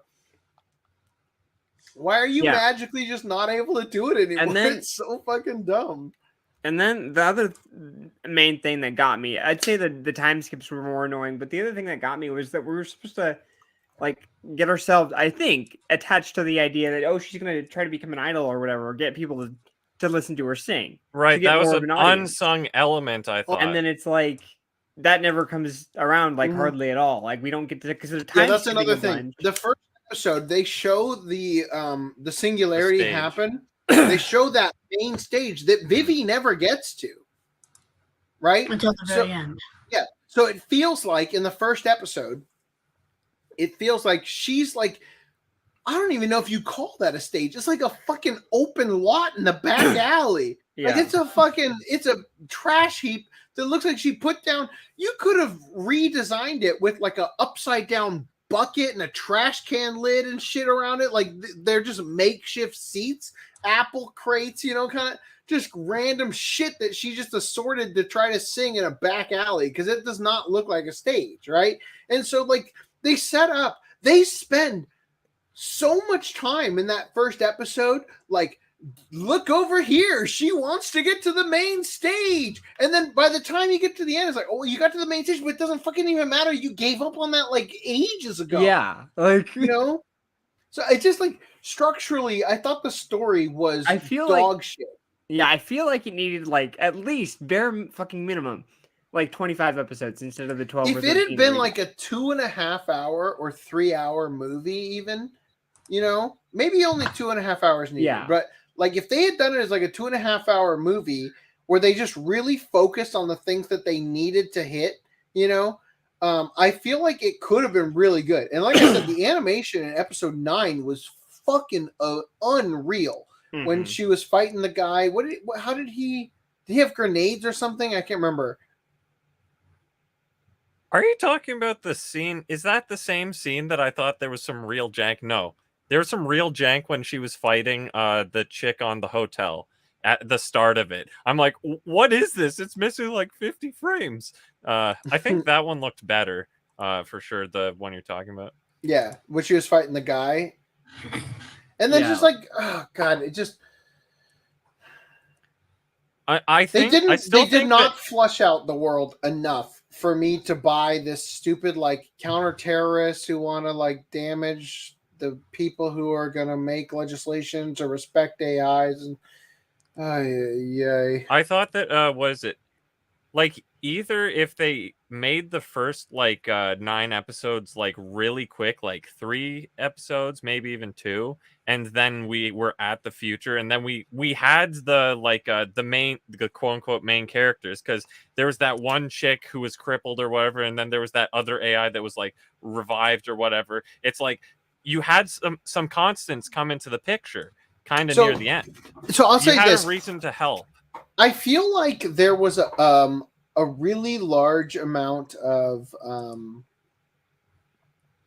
like they really wanted to have their big oh no they failed moment in like the second to last episode. Yeah, like they really wanted that. What they should have done if they wanted to keep us invested was have 2 simultaneous stories. This is how you save the series. You tell a story that's taking place in the future, as the opening shot is or whatever, with the AI killing all the people. You have that story going on while the other story is Vivy, right? And then this story in the future, their goal is to undo the singularity by sending back this code. And this story is the code has been sent back, right? And then the big reveal is when they meet up and they save the character from dying, right? Who maybe you show him die in the first episode, but then you continue that story leading up to that moment. And right before that person gets killed in the same way they did in the opening shot of the first episode, Vivy is there and stops the bullets from hitting him. And then that's when you realize that this storyline you've been following the whole time is the redo already because the code was sent in the time loop, right? Kind of thing, right? That should have been the big fucking reveal, you know? And then they pull that same shit. Well, I guess I won't say. I was going to say it's kind of reminiscent of Clannad, where they're like, it's like, oh no, we failed. But wait, what if we just concentrated really hard and did it again? You know, like. So I have a question. What do you think about Skynet going sentient in this one? I thought that there was going to be something bigger behind it than just, the AI just kind of came together and decided, let's just screw everything up or whatever. I was which never dawned on Matsumoto, the robot. Like, it's like, I wonder if, like. So another like interesting thing could have been, I'm going back to the sort of 2 things, is the point where they started to realize that the update from visiting the archive or whatever is what caused the AIs to go rogue. They could have worked that into like that interwoven story where every time they learn something in the future, it changes what they do in the past, kind of thing. You know what I mean? Like the code gets updated as we're progressing, and it's continually being sent back. That could have been another way to do this, until they eventually converge. And then they could have started to, alter events we were seeing maybe on an episode by episode basis to prevent something until they, reach that converging point. I don't know. I can think of a lot of different ways this could have been much better than it was. Yeah. Now, what did you think of the ending? So I thought there was a couple scenarios. So you either have Vivy sacrifice herself, dead, gone. And I felt like I would not shed a fucking tear. Well, I was thinking if that happened, honestly, there's no real downside because it's like, what? She'd be saved and then continue her life as a museum object. Right. Yeah. Like that was a pretty horrible And lifestyle. Earth is still royally fucked regardless.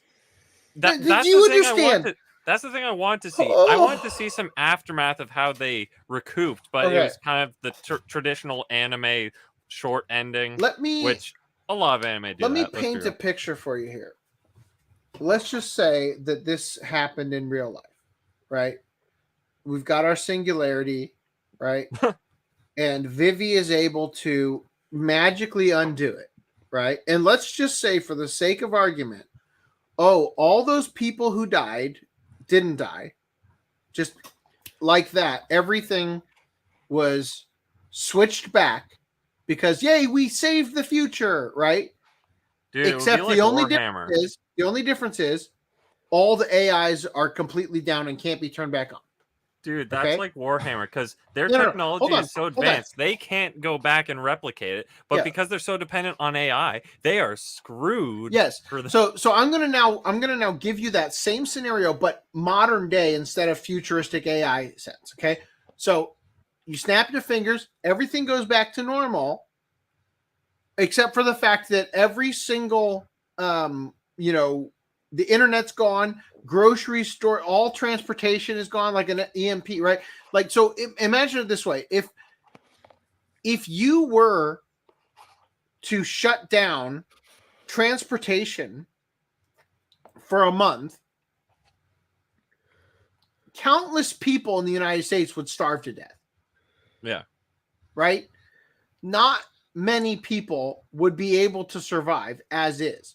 Now, if you live in a society where people's asses are wiped by AI, right? Effectively, right? Every single thing, every complicated task is replaced with AI, right? All your meals are made by an AI. Your driver is an AI. Your bodyguard, the person who helps you put on your jacket and ties your shoes, right? If you were to wipe that out, it doesn't matter how much percentage of the Earth's population is left, because they cannot survive.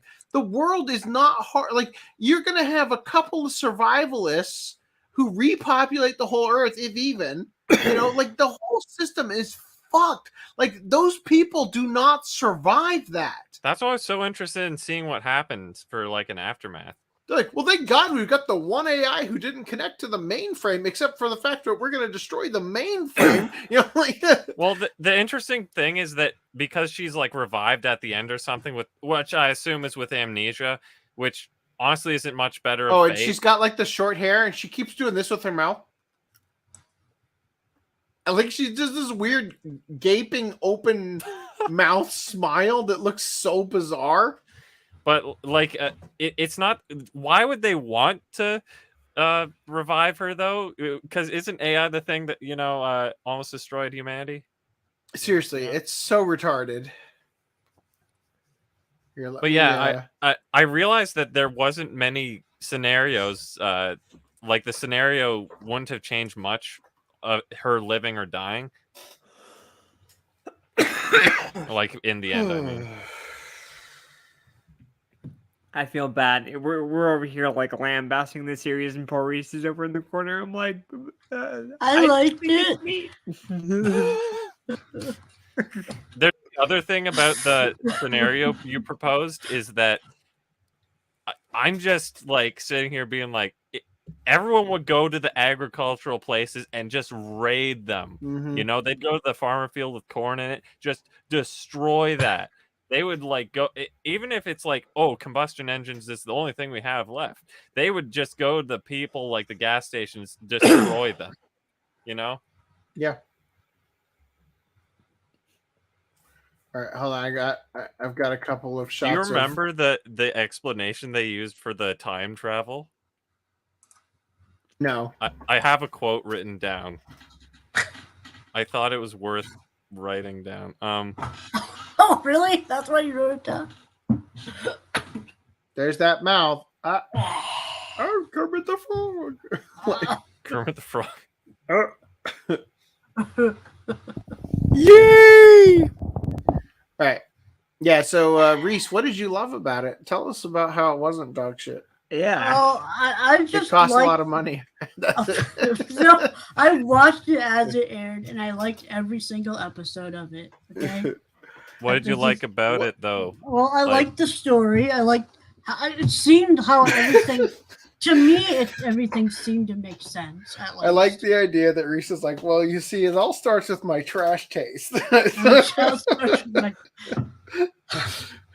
But like, sorry, what did you like about the story? What do you like about Vivy? Like, I understood. I it felt like I understood. Like the first arc, they stopped the anti-AI terrorists from killing that politician, but because of he wanted to do the naming bill, but they told him not to do it anyway.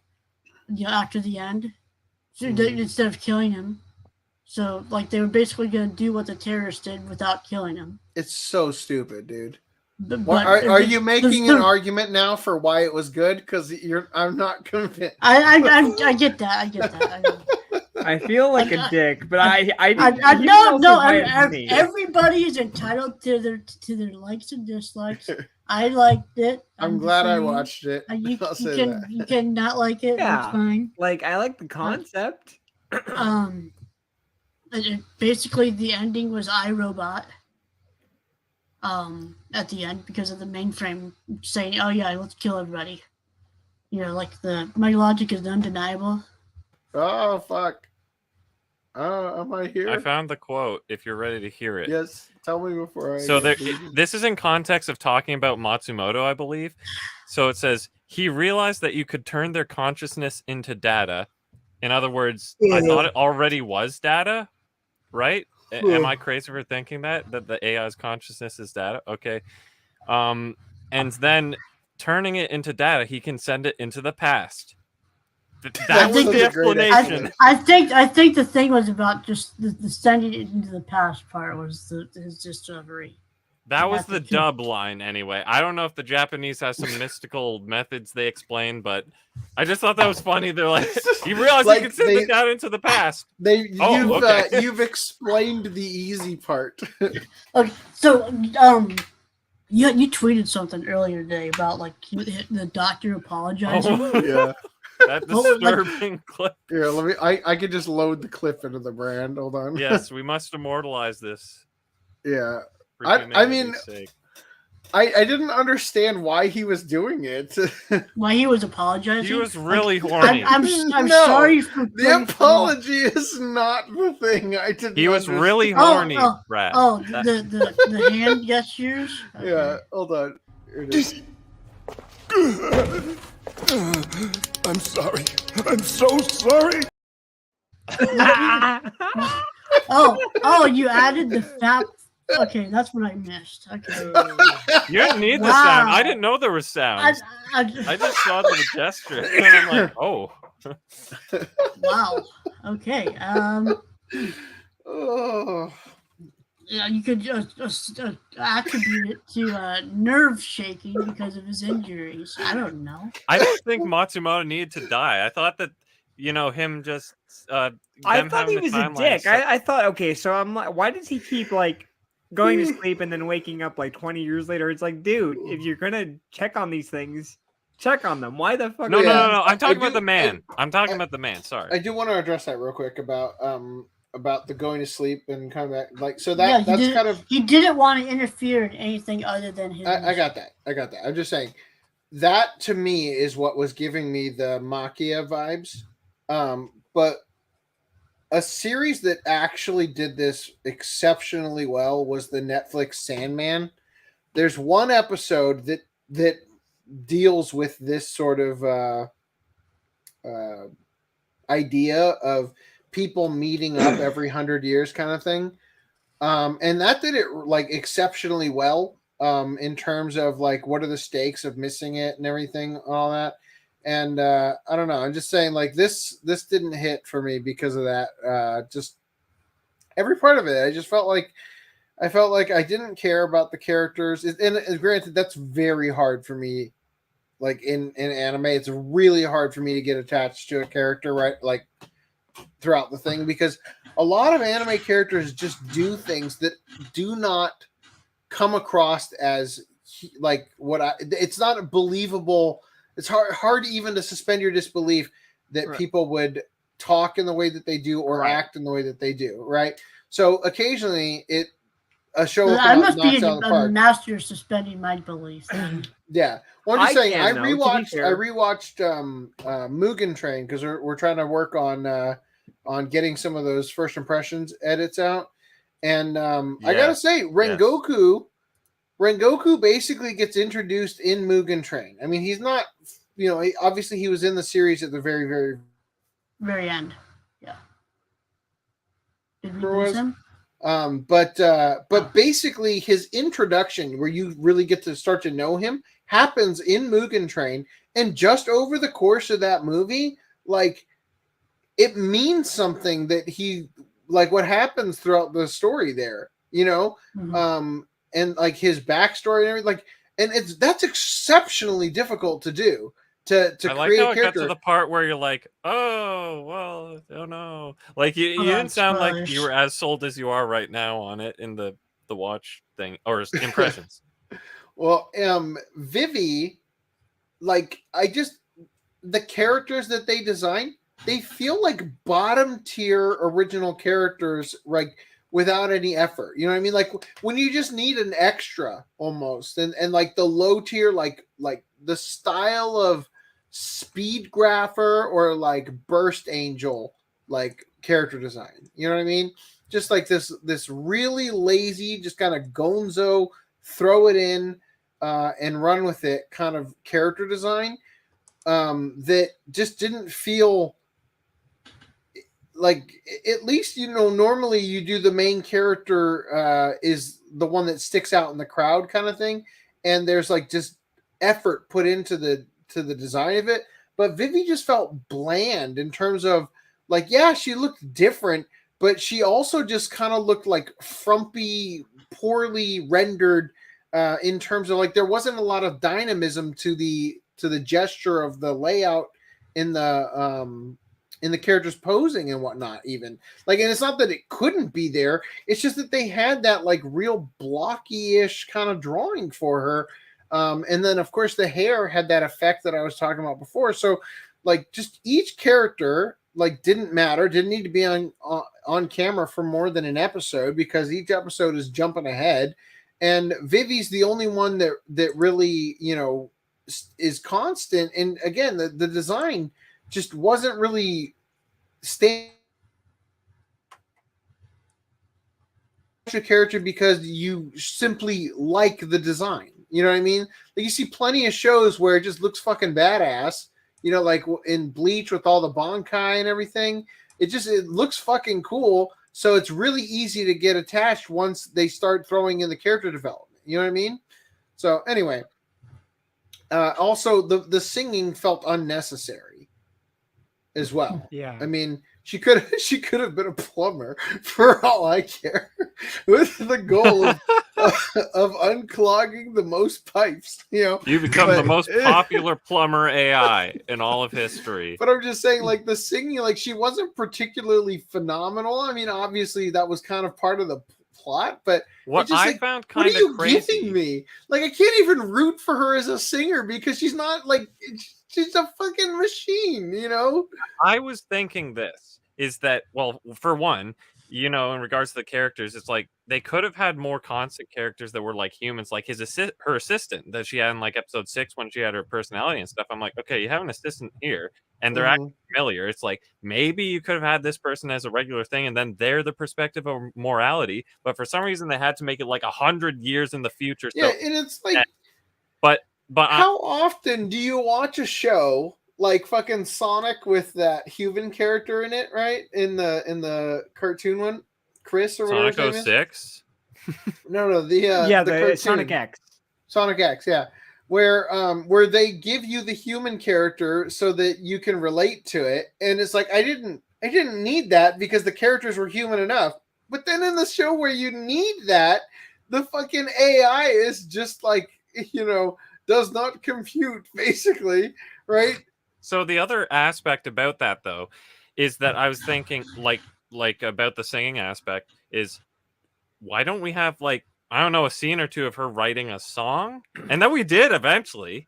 And it kind of blew my mind, though, that was a revolution. It's like the first AI to write a song. It's like, bitch, was. In current day, we have AI writing songs. No. Yeah. But no, I thought that would have actually lend more credence to her character being a singer and all this stuff, is like actually writing something. It took her like 7 centuries to write that one song. Yeah, but the thing, the important was that her writing of her own will instead of being ordered to do I don't know how she got big, though, because how did she have songs that were original without writing them? That's why I thought somebody else wrote them for her, of course. And then Ghostwriter. Well, that's why they all sucked. All right. So anyway, I liked it. I'm not butthurt over nobody else here liking it. I mean, I would be. You spent like $600 on. I would have looked like that. No. When we went like this, you go like this. No. Oh dear Lord, I gotta go to bed. I'm sorry. I do feel bad though, Reese. I'm sorry we didn't like it. I liked the animation. I thought I liked it as much as I liked ReZero. It's the same author both. I was gonna say, yeah, it's the same author. Like, did they cut content out of the anime from the manga? Like, what? No, the anime is all original. There are novels that were written after the anime. Like, it's sort of like a site. Okay. But probably expand on it because there's like because there was just so much demand for it. Either there needed to be a movie, aka they want to make money, or they needed like 50 episodes to just. Well, I thought that two things. I thought that they could have had more of these personalized moments where you actually get to know X or Y character or something to help flesh them out, or, oh, she wrote songs. But I was thinking about, well, if they include that, the pacing would be so off because you'd probably want to get so right into the plot because they have all the like separate missions that they had to accomplish before it was the future. It felt kind of like a conflict of interest of like you want more stuff to flesh it out, but you don't because you want to push it forward to get to the future.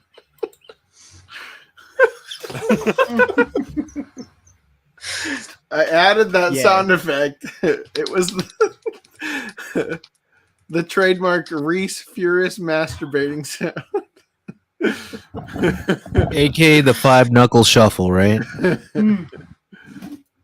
Or the open palm to flat head clap. All right.